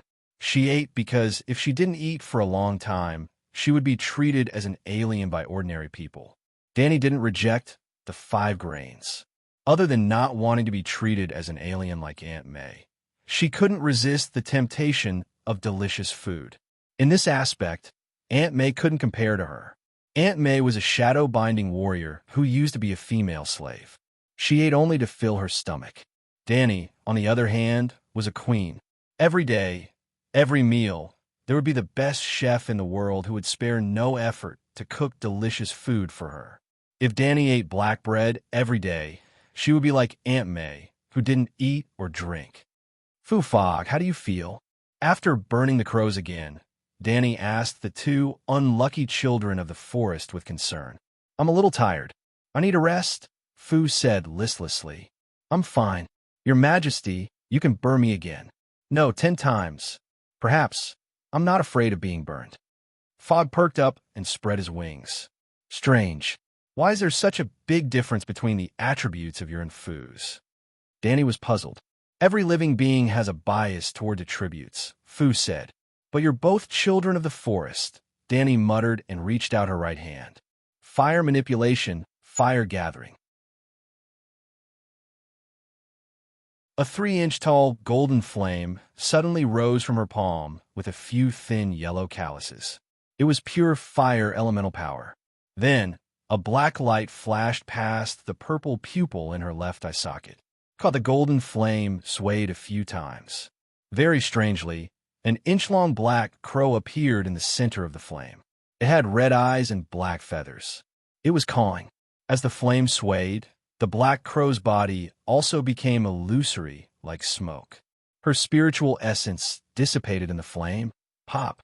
After an unknown amount of time, the crow in the flame burst like a bubble and disappeared. At the same time, in Dany's mind, an illusory crow appeared out of thin air with a bang. It was the fog that was burned by the flame in her palm earlier. Spiritual bestowment was activated. Type A willpower spiritual essence swarmed into her mind and was absorbed by the fog like a whale swallowing water. Her transparent body gradually became solid. This time is different from before. I seem to have lost a part of my memory, the fog said blankly. Lost your memory? Why is that? Dany asked hurriedly. Could it be that she had too many spiritual bestowments? That couldn't be right. Type A willpower spiritual essence could only increase the strength of the soul and only strengthen the memory. It could even help people recover from Alzheimer's. Of course, the more willpower she bestowed, the easier it was to be affected by Danny's murmurs. However, Danny's murmurs was an active skill. If she didn't activate it, the other party would be no different from a normal state. Danny only wanted to save the two ravens at this moment. She didn't want to control them. They were very obedient. She didn't need to control them, and they had always been obedient. Your Majesty, continue. I always feel that this is not a bad thing, the fog said. You've lost your memory. How is it not a bad thing? Danny was shocked. Was the crow confused from the fever? Losing memory is equivalent to starting a new life. Afu's voice was faint. There was a kind of weariness and desolation in her tone. We started a second life in the body of the ravens, but we still remember the memories of our lives. What kind of second life is it? Danny retorted. Are you saying that it's only counted as a beast like a normal shapeshifter? Afu shook her head and said, No, the state of being dominated by the beast is worse. What we want is a purer, new life. From a human to a new person. It's considered reincarnation. Danny frowned. In her opinion, memory was the most important part of the soul. If she lost her memory or changed her memory, she would no longer be herself. Reincarnation was not as good as being a dead ghost and continuing to live. However, the child of the forest didn't seem to want to continue to be her previous self. Fog, you don't regret it? She finally confirmed. I want to start a real new life, the fog said. Danny stretched out her right hand again, opened her palm, and ignited a 3-foot elemental flame. The fog's soul entered it and burned. A large amount of spiritual essence flew out of the fog and was immediately absorbed by Danny and stored. The previous process was repeated. Danny asked, How is it? There are more missing memories, the fog said. Continue, she asked. Your Majesty, you don't have to ask anymore. I may have lost this memory and can't answer, but I can tell you now. Please continue, the fog said. What are they doing now? Danny wanted to resurrect the ravens from the dead. According to the theory of life comes from fire. In this world, fire represented life. Fire contained the power of life. Fire could create life. Blackie, Xiaobai, Xiaolu, and Xiaojin were all miracles born from fire. They originally only had the mark of life, but spirit bestowment made the mark of life hatch into a soul dragon soul. The dragon soul absorbed the power of life from the fire, used the fire to create a body, and then was born. The ravens had a soul, so could she also create a body from the fire? The reason for this whimsical idea was because Danny had a special divinity creating life from fire. She was a demigod, so of course she had divinity. From the beginning, Danny's special constitution gave her the ability to absorb the power of life from the fire. The specific manifestation was the ability to hatch a dragon. She was the only one who could directly use fire to create a living dragon. Danny's most common life bestowment skill was absorbing the essence of a soul from the fire. Why did she have to use fire every time she used spirit bestowment? That was the reason. Spirit bestowment was only a branch of the talent creating life from fire. It was this innate talent that made Danny the target of many people and gods. After becoming a demigod, this talent manifested as divinity. If Danny continued to develop this ability and improve this divinity, one day she would be able to turn this divinity into a divine domain. A unique divine domain might even add a new kind of song of law to this world. And this was what the world's consciousness wanted the most. The world gave you talent. You made up for the world's law.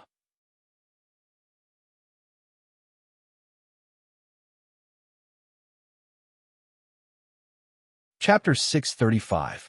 That day at the Black Gate of the Great Wall, endure God's divine domain. In order to break free from the restraints of the tornado, Danny had revealed the 9-color vortex and the second soul in her sea of consciousness. When Dorgod saw it, he exclaimed, "The song of ice and fire." The song of ice and fire that he mentioned was not the two meditation techniques. In fact, the ultimate goal of the 9-color vortex was to condense the song of fire, and the second soul was the song of wind. At least at this moment, it had nothing to do with ice. However, In terms of the power of fire, there were also mortal fire, wild fire, dragon fire, earth core fire, and true sun fire. In the world of the Song of Ice and Fire, the energy level of the above flames increased in order. Therefore, during the Valeglia catastrophe, the Megalosaurus was destroyed by the magma flames. In this fantasy universe where life comes from fire and the world is born from fire, fire had another polarity. Life is created from fire. Similarly, the world was destroyed by darkness, and the world was dead in ice. Ice had another polarity outside of the elemental attribute, death and ice. This was the true essence of the Song of Ice and Fire. The life and death in the natural world evolved into the love and hatred, sweetness and bitterness, women and men, joy and sorrow, summer and winter. This was also the meaning of the author's setting of the world with only two distinct seasons, summer and winter. And coincidentally, Dorgod saw the two possibilities of life and death in Dani.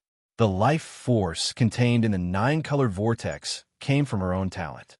The death and nirvana in the second soul came from the deviant ghost. Don't forget, her second soul came from two sources: the green spring of the green prophet, Blinden and the rat chef, and the dead ice of the deviant ghost. On the surface, the green spring and the dead ice were perfectly integrated and could not be distinguished from each other. However, the root cause of this phenomenon was not because they were of the same attribute, but because they originated from the same god, Dorgod. The root and the tree were one, so it was natural for them to be perfectly integrated. That was a digression. Dorgod had said that Dani was only at the beginning and was infinitely far away from the real Song of Ice and Fire. It was very likely that she would never be able to take the last step in her life. Dani did not refute this, but she kept it in mind. After becoming a demigod and clarifying her divinity of creating life from fire, she had hoped to develop this ability. Ice death might be hopeless, but she didn't want to waste her natal skill. Therefore, when she returned to Meereen, she trained her body during the day and practiced her swordsmanship diligently. At night, she spent most of her time studying the Song of Laws. Fu and the Great Fog were the main experimental subjects to develop the divinity of life and fire. Well, it was undeniable that Dani was experimenting on the two unlucky girls, but she really wanted to save them. Dani's flaming palm made the fog lose bits and pieces of her memories. Finally, the fog couldn't remember her own name. Finally, the fog couldn't recognize Dani and Fu. Finally, the fog became an idiot. No, she became a blank piece of paper. Then, Dani was surprised to see that the fog couldn't even maintain the human and crow forms, burning into a transparent ribbon. Oh my God! She sensed it slightly and exclaimed, "Fu, did you see it? I saw it. You burned the fog away, and there's not even a trace of her soul." Fu was 20% shocked, 20% expectant, and 60% confused.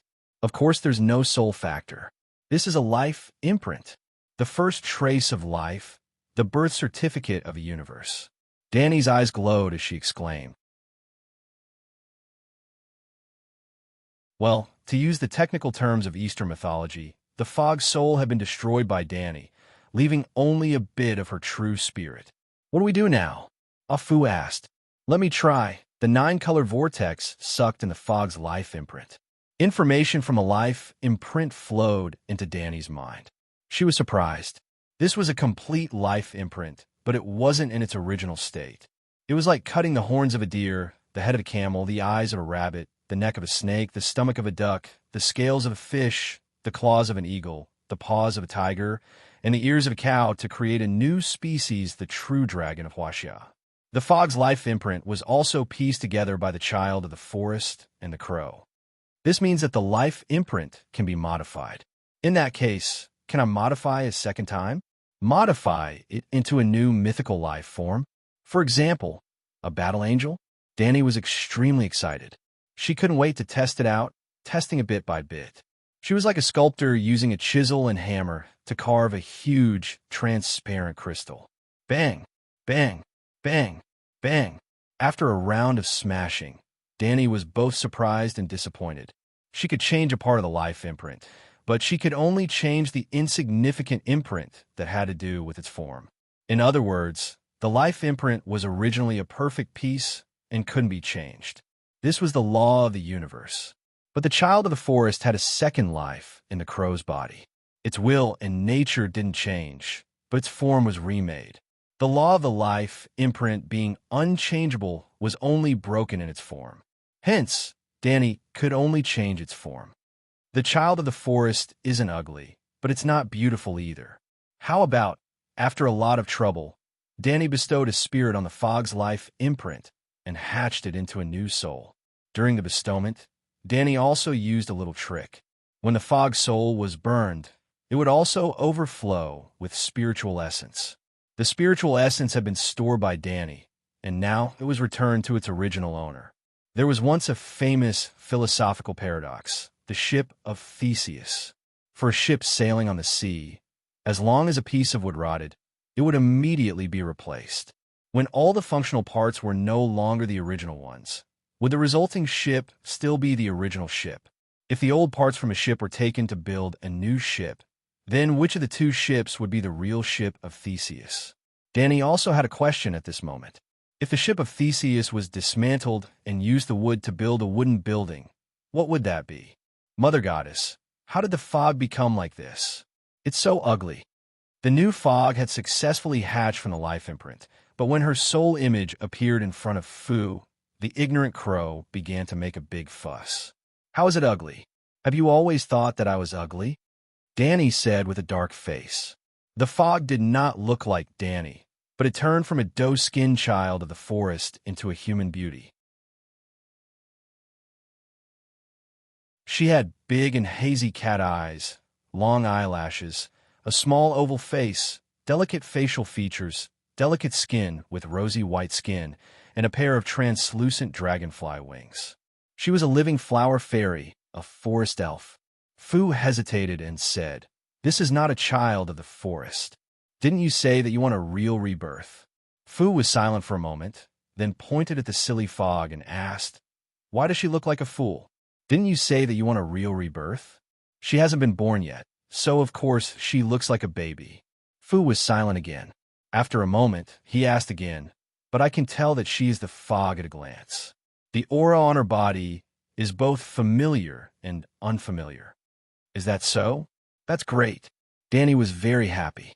This proved that using the original soul to incubate the soul was really effective. Then, can she be reborn? Fu asked expectantly. "Let me try." Danny's expression was solemn. She put her hands together as if she was holding a treasure. Boom! The golden elemental fire jumped a foot high, but it quickly shrank. 9 inches, 8 inches, 7 inches. Before Danny could react, the fire was extinguished. Looking at the illusory little elf in her palm and feeling the real weight in her hand, she was dumbfounded. Then she was overjoyed. The fog soul was absorbing the fire, and the fog was rebuilding her body. In order to prevent the fog from being born, Danny surged her magic power and increased the output of the fire-gathering spell by 10 times. Boom, boom, boom. The flames rose 4 to 5 meters high, illuminating her expectant face with golden red. Gradually, Danny felt the weight in her palm more and more. Gradually, the 2-foot-tall little person turned from transparent to translucent, and from translucent to fiery red. Then white bones, pink muscles, and green nerves started to form from the soles of her feet and spread upwards. It was like a 3D projection. Danny was intoxicated. She was immersed in a wondrous state. Countless information regarding the secrets of life were being sensed and memorized by her. Her divinity of life creation in flames was increasing at a crazy rate. Her 9-color vortex was undergoing some kind of qualitative change when the little elf put on a layer of snow-white skin, grew a head of fluffy red hair, and spread out a pair of flame-like, faintly discernible dragonfly wings. When the little elf opened her eyes and looked at Danny timidly with a pure and ignorant gaze of admiration, the sheep egg in the depths of the Yenhai Trench was awakened, and then became flustered and exasperated, extremely terrified. Who actually activated the Song of Fire again? Damn it, The level of A Song of Fire is actually so much higher than mine. How is it possible? Before this, Danny only dyed the 9-color vortex with a trace of the Song of Fire's breath, the sheep egg Song of Fire's breath. The owner of the Song of Fire did not change. Now, everything had changed. If the will of the world was compared to a critic, then it would definitely be the harshest and coldest opera critic. When another person sang a more beautiful song than yours, it would immediately like the new and dislike the old, depriving you of your position on the stage and leaving it to that person. You were replaced. In the past, Lalo listened to the Song of Fire and learned this song. He became the god of fire. In the past, the sheep egg sang a more beautiful, more perfect song of fire than Lalo. He replaced Lalo and became the singer of the harmony of fire in the Song of the World Choir. Now, the Dragon Queen had comprehended the strongest profound of the Song of Fire, creating life in fire. The sheep egg's identity as the pillar of the Song of Fire was immediately shaken. Not only was the sheep egg alarmed, but even the previous pillar of the Song of Fire was also aware of the changes in the Song of Fire. In the astral world, in a divine kingdom infinitely far away from the main material world, Lalo gritted his teeth. As I expected, a miracle happened to Danny Alice. The person who can defeat the sheep egg in the Law of Fire must be his descendant. The bloodline of Valeglia, the descendant of the god of fire that I spent so much effort to create. If not for that traitorous disciple of the sheep egg breaking his oath, I would have already ascended to the position of the supreme god. How would the world have fallen to its current state? And Danny Alice, I had already arranged everything 6,000 years ago. She should have followed the predetermined fate and replaced the sheep egg, helping me take back the Song of Fire, and then helping me complete the final mending. What went wrong that caused fate to be rewritten so severely? Could it be the Green Prophet, the god of frost? Jon Snow? My things are not so easy to take.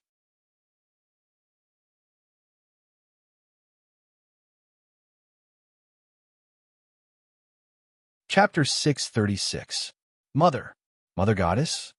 The little fairy tilted her head and called out softly as if she was singing. The 2-foot-tall little thing was naked and ignorant. She sat on Danny's wrist and swung her slender legs. She was not afraid of strangers at all. Instead, she seemed to be very close to Danny. Not bad. You can even speak origin language. Danny did not understand, but she knew that the little fairy was speaking origin language. She also roughly understood what she meant. Their current state was very similar to that of a devout believer in a god. Danny's thoughts could easily enter Little Fog's mind, and Little Fog could also transmit messages to her through the mysterious spiritual link. However, their souls had not merged. Danny could even receive a weak power of faith from Little Fog. Little Fog, transform for me to see. She smiled. Little Fog's little hand pushed on Danny's wrist. The dragonfly wings flapped and floated in the air. Boom! Without shouting slogans like blah blah blah energy, the naked Little Fog suddenly exploded on the spot, leaving behind a red flame the size of a volleyball. It was completely made of elements, and there was a little face in the middle of the flame. Wasn't that Little Fog? A fire elemental creature? Danny was really shocked. The flame sprite was ignorant and did not understand what a fire elemental creature was. It only circled around Danny, and the strong heat it emitted almost burned her clothes. There's also magic power, a very strong fire magic power. If there were a few thousand fire elemental sprites, boom! The flame exploded, and a big black crow flew out from the remaining flames. It landed on Danny's shoulder and cawed. It can turn back into a crow. Danny was shocked again. What kind of creature did she create? Fire elemental? Little fairy? Fire crow? Come in and meet Ah Fu, she said. Caw! The crow instantly spiritualized. Like a black bubble, it suddenly drilled into the violet's right eye. Fog! Ah Fu called out hesitantly. She wanted to get closer, but she felt an unfamiliar aura from the ugly person in front of her. There was also a terrifyingly strong pressure. Little Fog shook her head, then tilted her head and looked at Ah Fu in confusion. Fu, yes, I'm Fu. Have you recovered your memories? Fu hurriedly nodded and said happily, "What memory?" Xiao Wu shook her head again and said in confusion, "This is the first time I've seen you, but I feel a sense of familiarity." Ah Fu's big cat eyes were filled with tears. She smiled and said, "Xiao Wu, you've really been reborn." Xiao Wu wrinkled her little nose and suddenly said, "Ah Fu, why are you so ugly?" Fu's body stiffened. He was dumbfounded. In the end, Ah Fu decided to become ugly together with Little Fog. However, it was not that easy to become ugly.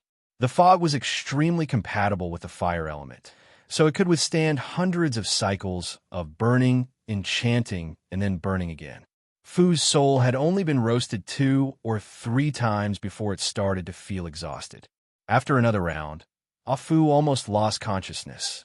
Danny ended today's cultivation and said, "Different children of the forest will have their memories washed away and become the purest life imprint in different ways. Ah Fu, don't worry. We have time, so let's take it slow." The Dragon Queen had many fortuitous encounters in Sosros, and after returning to Slaver's Bay, she made great progress. The Westeros were not idle either. John used the northern region's next 2,000 years of taxes, minerals, and forest resources as collateral to borrow 5 million gold royals from the Iron Treasury. That's 2,000 years. The northern region was poor, and the Duke's annual tax income was only a few gold royals. However, he knew that the eternal night would definitely come, and the northern region was in urgent need of food, so he naturally borrowed as much as he could. If the Iron Treasury was willing, it was fine to use the northern region's next 20,000 years of taxes as collateral. With 5 million gold royals to buy food, Wu had the capital to lead his troops south. The reason why the Iron Treasury was willing to do this business, other than the fact that the northern region was a guaranteed profit, was that Wu supported Erlu. Compared to Wu, Erlu's assistance from the Iron Treasury was even more generous. In the name of the Iron Throne, he could borrow an unlimited amount. In other words, Erlu could buy whatever he wanted. He did not lack money at all.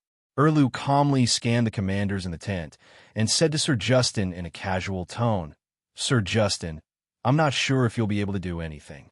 Go to Bravos and help me hire a group of mercenaries. At least 20,000, even 100,000 wouldn't be too much. I'll give you enough supplies." He was extremely generous. After the Iron Treasury signed a letter of guarantee for Wu on behalf of Tai Chu, the loyal commander-in-chief, Elisa, finally agreed to lend the night watchman's food to Wu. In order to achieve his goal, Wu played a little trick. He found Elisa alone and said, "If I stay at the Great Wall, you will never be able to become the commander-in-chief of the Night Watchman. Lend me the food. It will be good for both of us." Elisa understood that Wu was right. Everyone in Dark Castle had witnessed Wu's resurrection from the dead, and they all thought that he was the child of prophecy. Wu's prestige at the Great Wall was now even higher than when he was commander-in-chief. Just as Wu was preparing to build a fleet from Eastwatch to Eastwatch, he received a letter from Count Mandalay in White Harbor.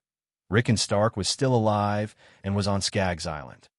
After talking to the Dragon Queen last time, Lord Eel immediately informed Madame Stoneheart of her attitude. It was a fact that Caitlin didn't like Wu, but Stark's family was destroyed, and Wu was the only adult left. If she insisted on supporting her son to the throne, the 6-year-old Rickon would most likely be a mere figurehead. After the incident with Bolton, Madame Stoneheart didn't dare to trust an outsider so easily, and would rather let the relatively honest Wu temporarily take over the position of King of the North. No matter how vile Wu was, he was still a good brother.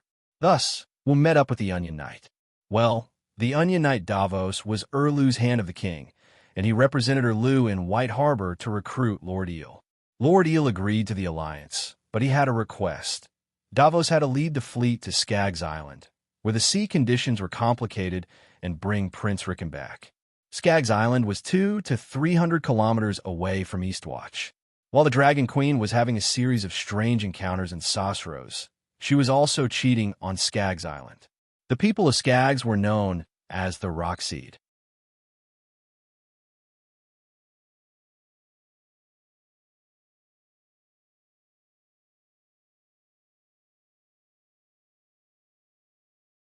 The reason why Randall wasn't the most famous general of the Seven Kingdoms was because he had been tricked too badly by his pig boss during the War of the Usurpers and had lost many battles. During the rebellion of the Four Princes, Tywin had purposely separated Randall from Lord Inflatable Fish, allowing Randall to freely display his military talents. He had won many battles and achieved many military achievements, and successfully became the most famous general of the Seven Kingdoms. On the other hand, Lord Inflatable Fish had mobilized a large army, but had failed to gain anything. He couldn't even take down the 200 guards of Storm's End fortress. However, Lord Inflatable Fish was Randall's lord, and had too many opportunities to cause trouble and say strange things. Randall had suffered so much in the past, so why would he risk the destruction of his entire family for Mace's throne? The last little rose. Benefits were the main reason why Randall chose to remain neutral, but Little Rose was the reason why he openly stood on Lannister's side. Tyrell had committed the crime of regicide and treason. Yes, Little Rose, who had fallen into Cersei's hands, had revealed the truth behind Joffrey's death. In other words, Cersei had good reasons for arresting Margaery and Mace, and for sending Yulun to take down High Court.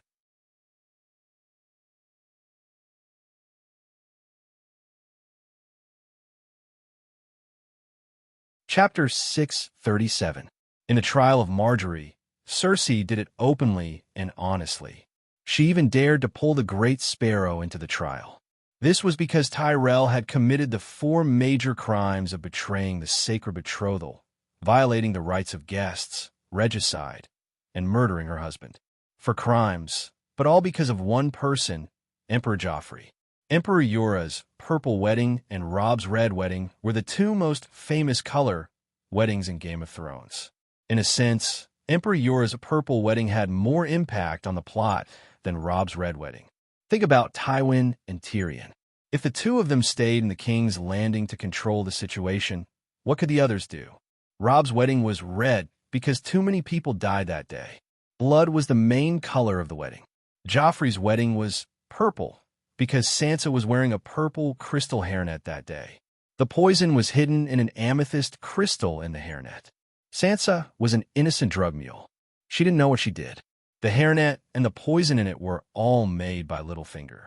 When Sansa brought the poison into the wedding, Old Rose took the opportunity to help her tidy up her hair, to remove the poison and quietly put it in Margaery's hand. In other words, Margaret had poisoned her own husband to death. The golden goblet that Joffrey drank from was the wedding goblet that the king and queen shared. Only Margaery herself could guarantee that she wouldn't get poisoned. The bride killed the groom at the wedding site. The wedding had been completed and the red booklet had been obtained, violating the sacred betrothal and murdering her husband. Old Rose was the guest, and Emperor Yora was the host. The guest killed the host, violating the guest's rights. Emperor Yora was the king, and Tyrell was the vassal. The crime of regicide was unavoidable.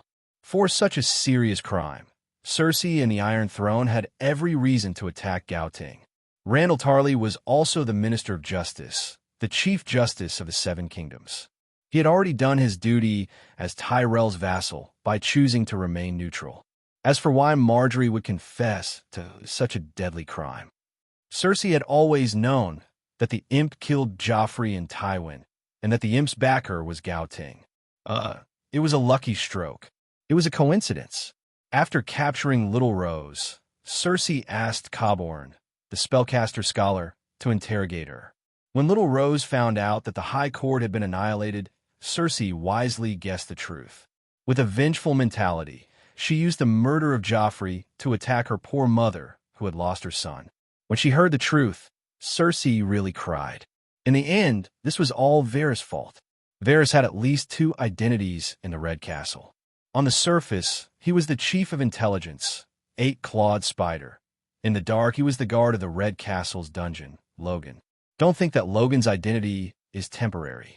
Varys has been playing this role for more than 20 years. Don't underestimate the position of Black Head of the Red Fort. Throughout the year, the Black Prison was empty most of the time. It only locked up people who had committed heinous crimes or had special identities. It was similar to the imperial prison of the Ming dynasty's imperial guards.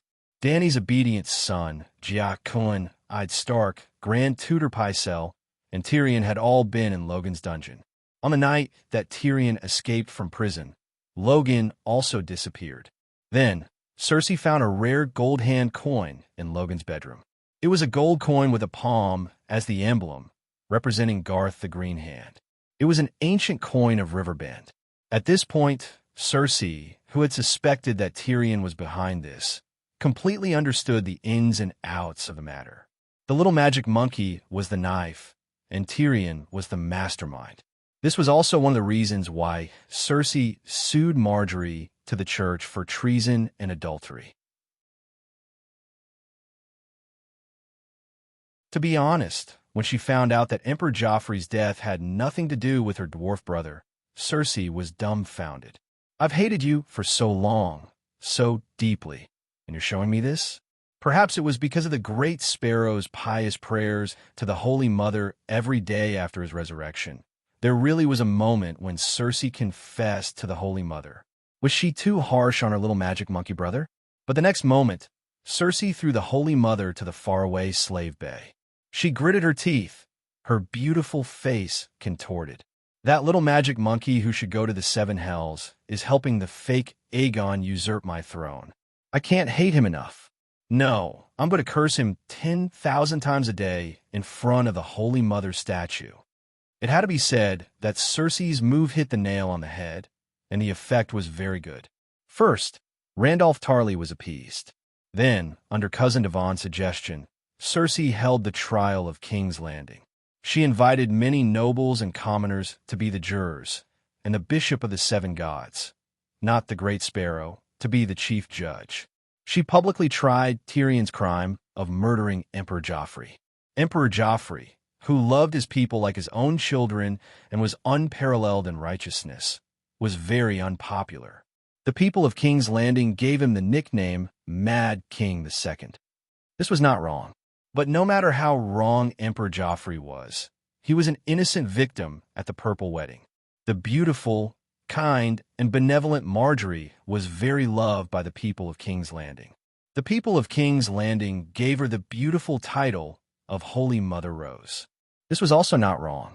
But no matter how many good points she had, her crime at the Purple Wedding was so shocking that normal people could not accept it. Margaery's reputation was completely ruined, and she was on the same level as her mother-in-law Cersei. Tyrion also went from being a victim of the turn of the Riverbend to a sinner who deserved retribution. The public opinion did not immediately change, but it was no longer in Tyrion's favor. This was a trial of the church that even the Holy Sparrow approved of. After that, Cersei's actions became even more outrageous. She announced at the Imperial Council that Tyrion of Highland Castle had committed the most heinous crimes, but Margaery was already King Tommen's legal wife and the only heir to Highland Castle. The Queen Regent followed the teachings of the Holy Mother and showed the greatest mercy to the lost Margaery. Before King Tommen came of age and gave birth to a joint heir to the Iron Throne and Highland Castle, Margaery only needed to hide in the virgin quarters under the protection of the nuns and pray piously to the seven gods every day to repent for her sins. During this time, the Iron Throne would temporarily take over Margaery's rule over Riverbend. In other words, Cersei had the title of Guardian of the South and the scepter of Duke of Riverbend in her hand. Yes, Sir Inflatable Fish had a total of 3 sons and 1 daughter. Velis and Garan died in the Shield Islands. Loras was sworn as a White Knight, and Inflatable Fish was secretly executed. Margaery was really the only successor of Hiding Tyrell. Don't you have a sense of déjà vu? This was how Tywin dealt with Sansa and Stark back then. In any case, the Iron Throne's announcement barely managed to appease the irritable Riverbend vassals. Tyrion had indeed murdered Emperor Jorg, and the Iron Throne also acknowledged Tyrion's rule over Highland Castle. Eulun's 20,000 Tymon army had penetrated deep into Riverbend's hinterland and did not submit. The Iron Throne was righteous, benevolent, and had military strength. This was the most important thing. Riverbend's military strength was empty, and they had lost their leader. Tyrion's clan was almost wiped out, and the Qingting Island fleet was destroyed. Hathor did not say it, but everyone knew that they had sided with the Dragon Queen. Tarly became the hand of the king, and Florin simply cheered for the Iron Throne. The top 5 families of Riverbend were all useless.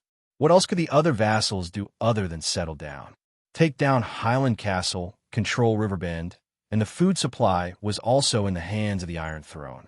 To the unruly people of King's Landing, whoever could stabilize the price of food and prevent them from starving to death was the Holy Mother. It was said that in Empress Dowager Meg Lu's bedroom, a small shrine was newly opened, dedicated to the Holy Mother statue. The whore Empress Dowager had recently been praying 3 times a day in front of the Holy Mother statue. It seemed like she had become the Holy Mother whore. Empress Dowager?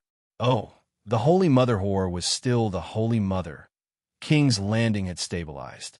Of course, under the calm surface, there was no lack of undercurrents. For example, Aegon, who was called Prince Chi by the people of King's Landing.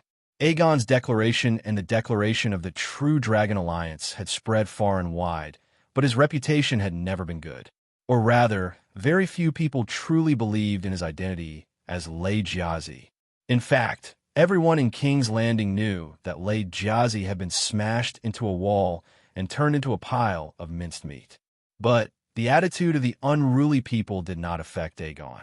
The marriage alliance with Sansa and the establishment of the True Dragon Alliance was more convincing to the nobles than the uncertain identity of Lei Jiazi because it represented power.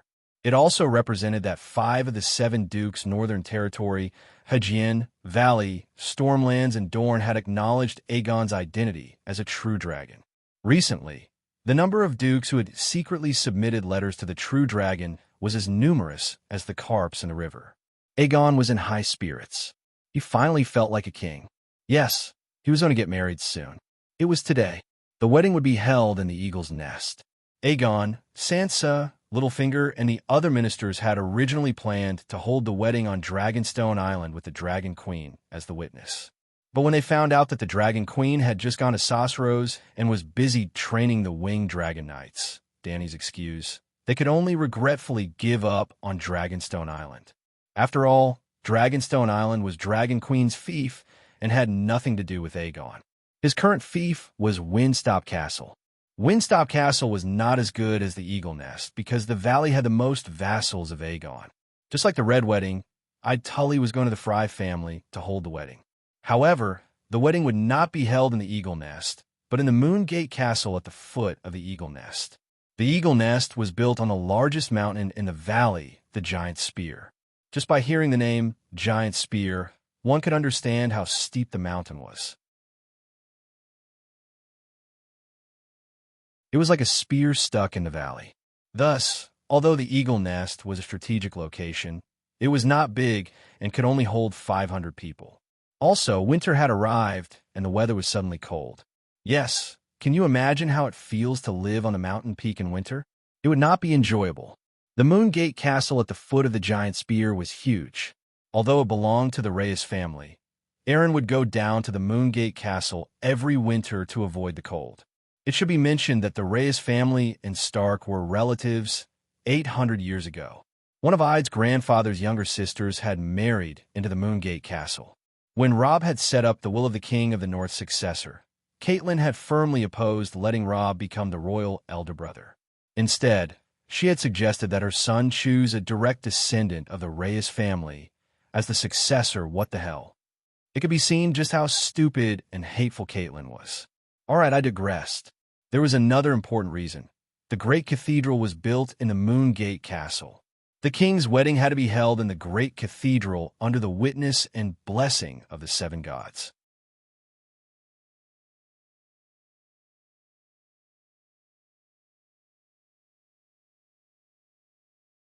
Chapter 638.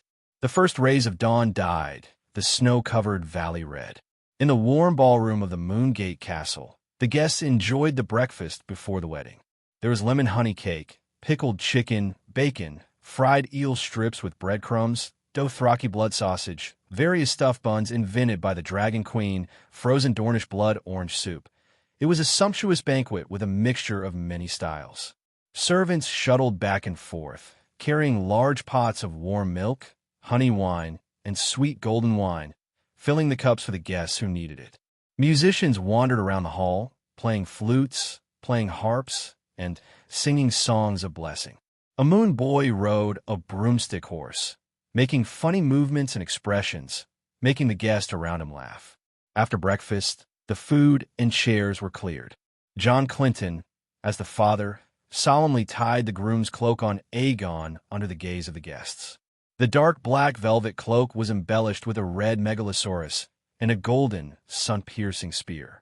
They represented the groom's father, the Targaryens, and his mother, the Dornmartel. "Sigh, this cloak is new. You should have a better choice." The old man sighed sadly. The groom's cloak would be tied to the bride's shoulders later. The less heritage one had, the newer the cloak they used. If Rhaegar hadn't caused any trouble, Aegon could have used either his father's true dragon cloak or his mother's sun-piercer spear cloak. Both families were great families with heritage, and the cloaks had been used by countless ancestors. "This is good. My family and future are all new, so I should use a new cloak," Aegon said. He looked heroic and spirited today. He wore a black coat with a lone, three-headed fire-breathing dragon embroidered with rubies on his chest. The dragon claw held a black greatsword, imitating the dead Legger. Yes, the Targaryen clan's original emblem should have been a three-headed dragon with a black background and a red background. However, Aegon and Dany's clan could no longer use Aunt Dany's clan emblem, so they added a sword to the dragon's claw. The Sword of the King, black fire. Although the change was small, any Westeros aristocrat with a clear mind would understand at a glance. Aegon and Dany Rise had split up. Aegon did this out of filial piety. It wasn't irony. Aegon didn't even discuss it with Dany's aunt and took the initiative to give up the inheritance of the Orthodox clan emblem. Although Dany herself had always had plans to change the emblem to a five-color dragon and did not value the three-headed dragon, the emblem was too important to the nobles. Aegon's actions were almost equivalent to establishing a new family. If the clan emblem was changed, even if old, awkward bought Liga's relics from the King's Landing antique dealer, Aegon wouldn't be able to wear it. After a while, the bride also arrived. The bride wore a pearl-colored silk gown and a gray-blue merely-eye silk dress. The dress was embroidered with hexagonal snowflakes with fine silver thread. This was the color of Winterfell, solemn, elegant, noble, and generous. On the bride's head, there was a pure white velvet cloak embroidered with a silver-gray direwolf. Uncle Fingers put on her. It was also Uncle Fingers who took the bride's father's position. He held her hand as they walked to the wedding altar and handed her over to Aegon. In addition, weddings under the teachings of the seven gods were very particular. It wasn't as if you could wear whatever color and style you wanted. Sansa had been married to Tyrion. If Tyrion died, she couldn't break off the marriage. She had to marry as Tyrion's widow and wear the gold and red clothes that represented the lion. For example, when Cersei married Yulun, she wore the gold and black of Theonbira. Now, she was wearing the white and gray of the House of Stark, without a single trace of the lion's color. This meant that she was pure, even a virgin. At least the seven gods recognized her purity and virginity. Blackie said that he wasn't the scapegoat. It was all Brother Merabad's fault. He was the one who broke off her marriage and also the one who officiated at her wedding. Aegon rode his dragon and went to Crabclaw Peninsula to invite him over. Don't think that it was easy to break off a marriage. The responsibility was great. This was also why Linny's never divorced Big Bear. No monk was willing to break off her marriage. She only regained her freedom when Big Bear became a White Knight. However, Merabad didn't fool Aegon. Before the wedding, he had arranged for a nun to check Sansa's virginity. Of course, it wasn't there. Sansa swore that she broke it while riding a horse.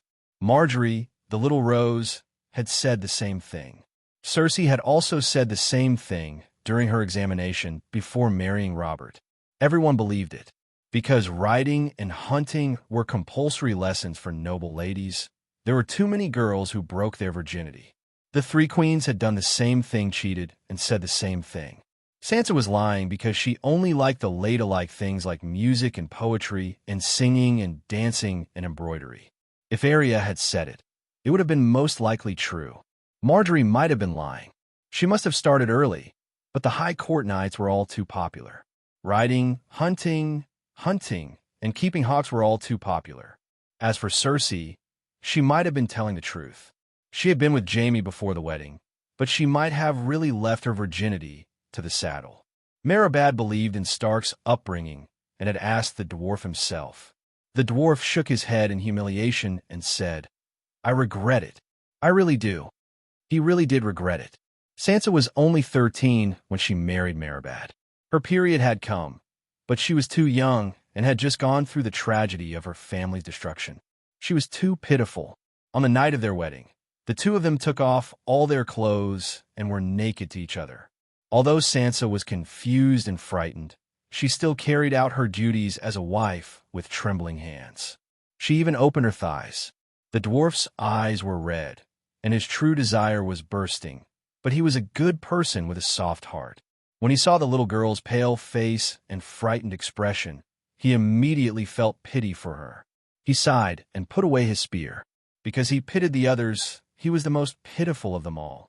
Stark was honest, simple, and well-educated, and the dwarf himself had admitted that he was useless, so everyone accepted the bride's purity. Well, after they found out about this, everyone secretly laughed at Tyrion's incompetence. Just like that day in King's Landing, when Emperor Joffrey found out that Tyrion didn't touch Sansa, he mocked him and said that he wanted to help his uncle sleep with her. Because the others could not understand the dwarf's thoughts, just like how modern women could not understand how the older generation could be happy in a marriage without a house, a car, and $1 million in savings. On the other hand, Tywin seemed to understand Tyrion very well. Not only did he not mock him, he even advised him to eat the meat early to prevent any complications. The old lion seemed to have the talent to become a moonchanter. After breakfast, they did not leave for the Holy Church immediately. Next was the gift-giving segment. It was to chase away favors. In the past, when a family held a wedding or funeral, they would have to eat at least 2 meals in the afternoon and evening. The funeral might take 2 or even 3 days. Because of that, the gift-giving was usually done in the evening before dinner. Now, the hotel was directly responsible for the gift-giving.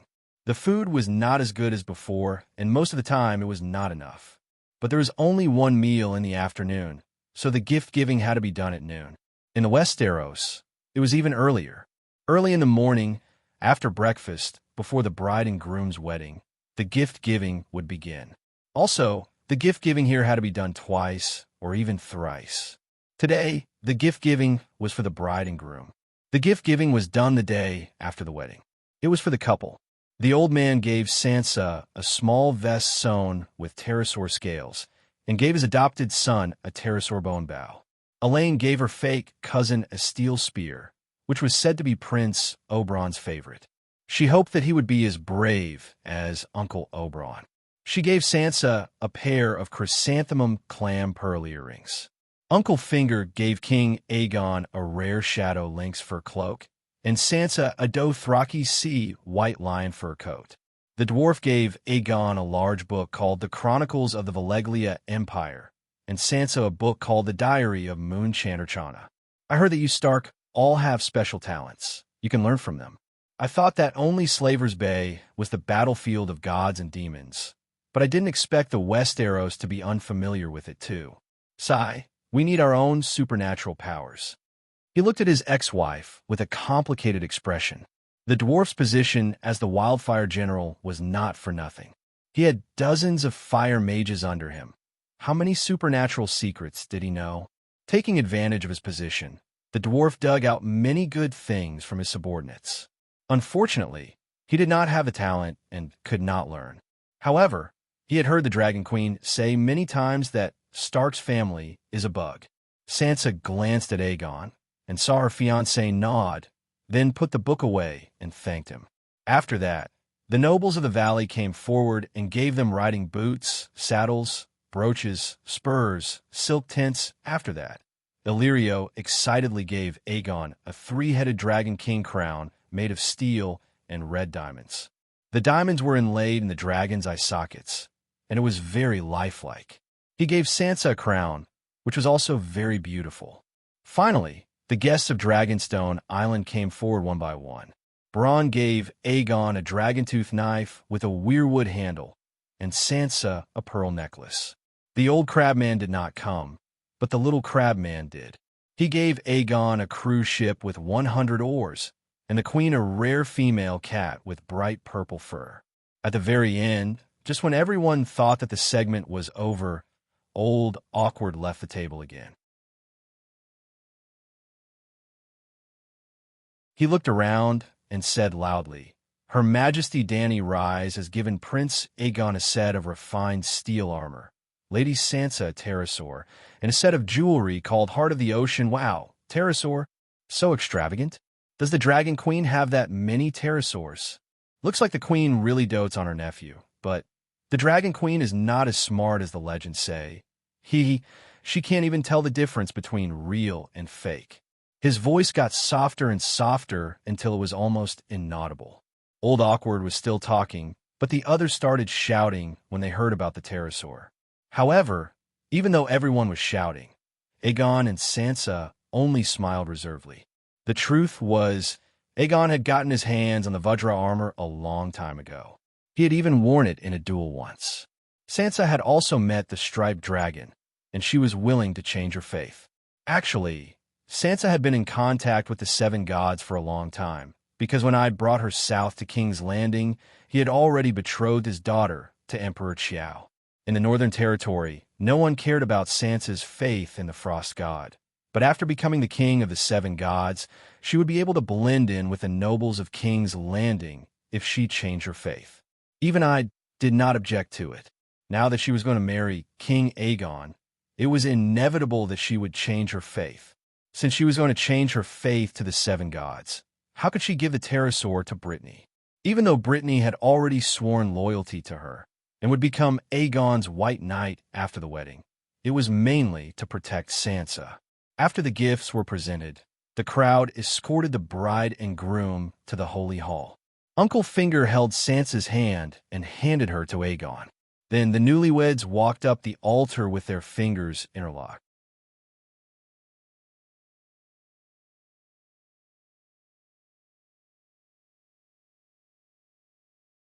Chapter 639. Under the gold-plated statue of the mother and father, Brother Merabad wore a crown made of crystal and gold. He wore a new white monk's robe and held the Seven Stars Bible in his hand. He faced Aegon and Sansa on the altar and chanted a prayer. The holy marriage ceremony had officially begun. Below the stage, a white mimic bird badge was pinned on his blue velvet suit. Uncle Finger was smiling, unable to hide his joy. Opposite Uncle Finger, the dwarf wore a crimson robe embroidered with a golden lion. He pulled at his bow tie with a complicated gaze. After Brother Merabad finished his prayer, the king and his wife swore 7 marriage vows before the statue of the mother and father. They also received 7 blessings from Brother Merabad, who represented the mother and father. Then, in front of the monks and guests, the newlyweds exchanged 7 vows. That was not the end.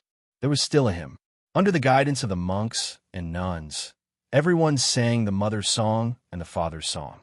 After that, Brother Merabad asked loudly, including the 2 newlyweds, "Is there anyone who is dissatisfied with this holy marriage? Is there anyone who has doubts? Is there anyone who challenges the groom?"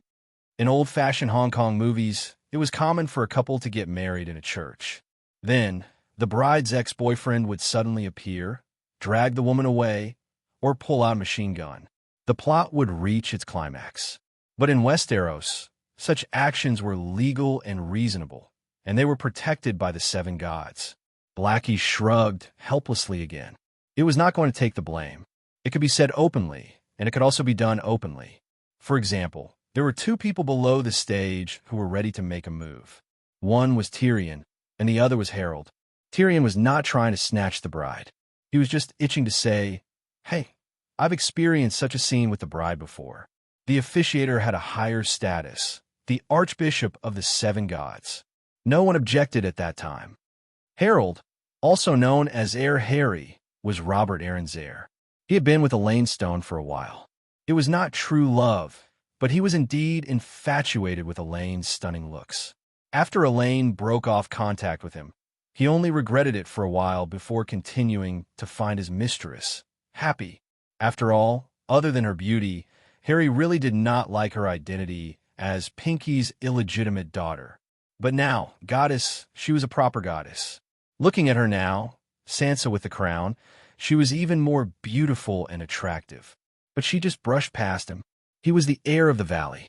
If he married the heir of the king of the northern region and gained the allegiance of the nobles of Hudjian County, he wanted to rush up and shout, "I object," but he had already objected 2 days. He was already 2 days ago. Just as when Brynden Stark had gone to Riverrun to marry his long-betrothed Catelyn, young Uncle Fingers had drawn his sword and challenged Brynden. Harry, his successor, had already challenged Aegon. Well, this kind of thing is very much in line with the chivalry culture of Westeros. No one would accuse me of offending my superiors or being disrespectful. Both of them had received guidance from famous experts, and both of them had been trained according to the orthodox knight training method for more than 10 years. Was to his s of sessis. His was his. His s was to. At this moment, Harry's right arm was still bandaged. Seeing that no one came forward to challenge him, Merabad announced the removal of the bridal cloak. Uncle Finger, who claimed to be the best godfather of the Seven Kingdoms, stepped forward and gently removed Sansa's bridal cloak. John Clinton, who claimed to be the best godfather of the Seven Kingdoms, helped Aegon remove his bridal cloak. Uncle Finger took Stark's and stepped back. Old Face passed the bridal cloak to Aegon and stepped aside. Aegon took his own cloak and shook it open. Like a child wearing an adult's clothes, he wrapped it around Sansa and tied it around her throat. He said that from now on, she was his family. He would replace his father-in-law and protect Sansa forever. Looking at the tall and strong bridegroom and the petite bride, Tyrion's eyes started to twitch again. He thought of the past. He was only 3 feet tall, 9 meters. With his boots, he was only a meter tall.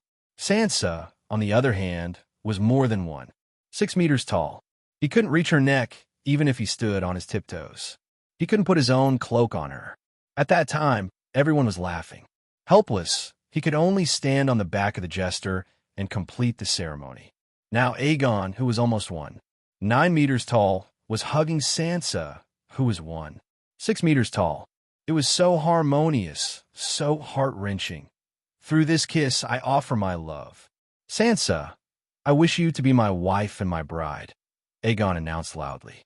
Sansa blushed and replied softly but clearly, "Through this kiss, I offer my love." Then, the two of them closed in and kissed deeply for a long time. Monk Merabad took out a crystal from his pocket and raised it high. He silently cast a holy light spell, a modified version of the holy healing spell. It was just a ball of white light and had no healing power. During Cersei's trial by martial arts, Dragon Queen felt that it was beneath her when she saw a monk holding a crystal and playing tricks under the sun. Hence, she developed a divine spell for her followers to show off. Don't underestimate the holy light spell because it was easy to learn and cost little. However, out of the thousands of cultivators in the Seven Kingdoms, only a few hundred could cast the holy light spell. They were all true believers whose morals matched Dany's values. Yes, they had to meet the requirements of Dany, the mother of the seven gods. Those who were extremely devout but followed the teachings of the old version of the Seven Stars Bible were not favored by the seven gods. Dany could see the faith threads of every believer. It was impossible for Mr. Nangwa to hide it from her. As long as there was a true God, and as long as the true God was willing to put in the effort, the Church of a True God would definitely become the cleanest organization in the world. Here, under the witness of the gods and the people of the world, the holy light spell caused the crystal to emit a rainbow-colored light that was as thin as clouds. It shone on the faces of the newlyweds and the wedding witnesses. The atmosphere was sacred and solemn. At this moment, Monk Meribad looked like one of the 7 gods who had descended to the mortal world. I solemnly announce that Aegon VI of the Targaryen family and Sansa of the House of Stark are husband and wife. From now on, they are one body, one mind, one soul forever. Anyone who interferes with their marriage will be cursed mercilessly. The holy marriage was officially concluded successfully. Oh, Robert and Cersei were married like this. Joffrey and Margaery were married like this. Tyrion and Sansa were also married like this. Perhaps Aegon and Sansa would have a different ending? After the wedding was the wedding banquet. The wedding was held in the Holy Church and was presided over by a monk. There were not many wedding witnesses present. Low-level knights were not even qualified to enter. The most lively place was the wedding banquet, which was held in the main hall of the Moongate Castle. Of course, the newlyweds were not ordinary people. They were the king and queen. Do not doubt, they had already worn the crown. Before the wedding banquet, the king had to receive the blessings of his subjects. Aegon and Sansa stood outside the Holy Church on the steps of the marble square. Brittany, who had become a robed iron guard, led 49 knights to surround and protect them. There was a long line of courtiers who had an audience with them. John Clinton was the first to go up. He hugged his adopted son excitedly and kissed Sansa's cheek. "Your Highness, you have grown up and become an adult. From now on, you must uphold the responsibility and glory of a king." "Father, I will." Aegon smiled and nodded. "Sire, you should call him your Majesty now," Sansa suddenly said. The moment the wedding was completed, the Treaty of the True Dragon Alliance officially took effect. Aegon received the allegiance of 5.5 of the 7 countries in name. Well, the other half was Riverbend. Aegon had the letter that Old Rose had sent before she died. If Aegon helps High Court, Tyrell will lead Riverbend to pledge allegiance to you. Therefore, Aegon was really the king of the 7 countries on the surface. Old Man was stunned. He nodded and sighed. "Yes, your Highness. I should call him your Majesty. I hope you two have a good marriage and give birth to an heir soon." "I will." Sansa blushed and behaved generously. Then it was Littlefinger. Uncle Finger hugged his daughter and bowed respectfully to Aegon. He kept saying auspicious words. When the dwarf came over with Elaine, Aegon and Sansa both had strange expressions on their faces. "It's a little awkward." Tyrion touched his nostrils and smiled awkwardly. Back then, the dwarf wanted to say that back at King's Landing, Joffrey and Margaery also stood at the entrance of the Great September to receive blessings from others. He and Sansa also gave their blessings to the newlyweds. But Sansa did not want to hear anything about that day or that year. She interrupted the dwarf and said bluntly, "Sire, this is good for both of us." "That's enough." "Yes, it's good." Tyrion grinned and showed an exaggerated smile. "Long live the king. Long live the queen. The king and queen are a match made in heaven. Happy for a long time." Saying that, he picked up Sansa's hand and kissed it hard on the back. Then he hugged Aegon's waist and whispered, "You bastard, go fuck your cousin tonight." Aegon glanced at the long line behind him and showed an elegant fake smile. He whispered back, "Bastard, I'm not like you. I won't insult my wife with words. Get out." Yelian smiled and pretended that she didn't see or hear anything. She politely and distantly said a few words of blessing. The line was so long that there was not much time left for everyone. The dwarf quickly left with Elaine. Not long after, it was Illyrio's turn. He was even more emotional than when he gave the gift. His eyes were red and he was crying. He gave his blessings one after another. The others did not think much of it. There were many people who cried. Didn't Uncle Fingers also have tears in his eyes just now? They only thought that this fat foreigner was sucking up to the king in order to get a good piece of land. Yes, the fat merchant was no longer hiding behind the scenes. He had been given the title of Marquis by Aegon. He was also King Aegon's finance minister and the military's quartermaster. Those with status could give their blessings to the king and queen in person. Those without status, mercenaries, Merchants and prostitutes who came after hearing the news were blocked 10 meters away by the golden knights in golden armor and black cloaks embroidered with a red dragon. Long live the true dragon! Long live Aegon! Long live Queen Sansa! Cheers flooded the newlyweds. Regardless of their personalities, Aegon and Sansa's appearances were first class. The man was handsome and the woman was beautiful. Both of them had good personalities and did not appear to be rebellious. It was easy for them to gain the favor of ordinary people. Now that Sansa is married and you don't object to this marriage, can you let me go? In the crowd, a man in leather armor with a long beard and messy hair whispered to the cloaked man beside him. Looking at that face, wasn't it Jaime who had been missing for many days? You're tuning in to the Warrior Lore YouTube channel. Don't forget to subscribe and join us on this journey to catch the most captivating stories.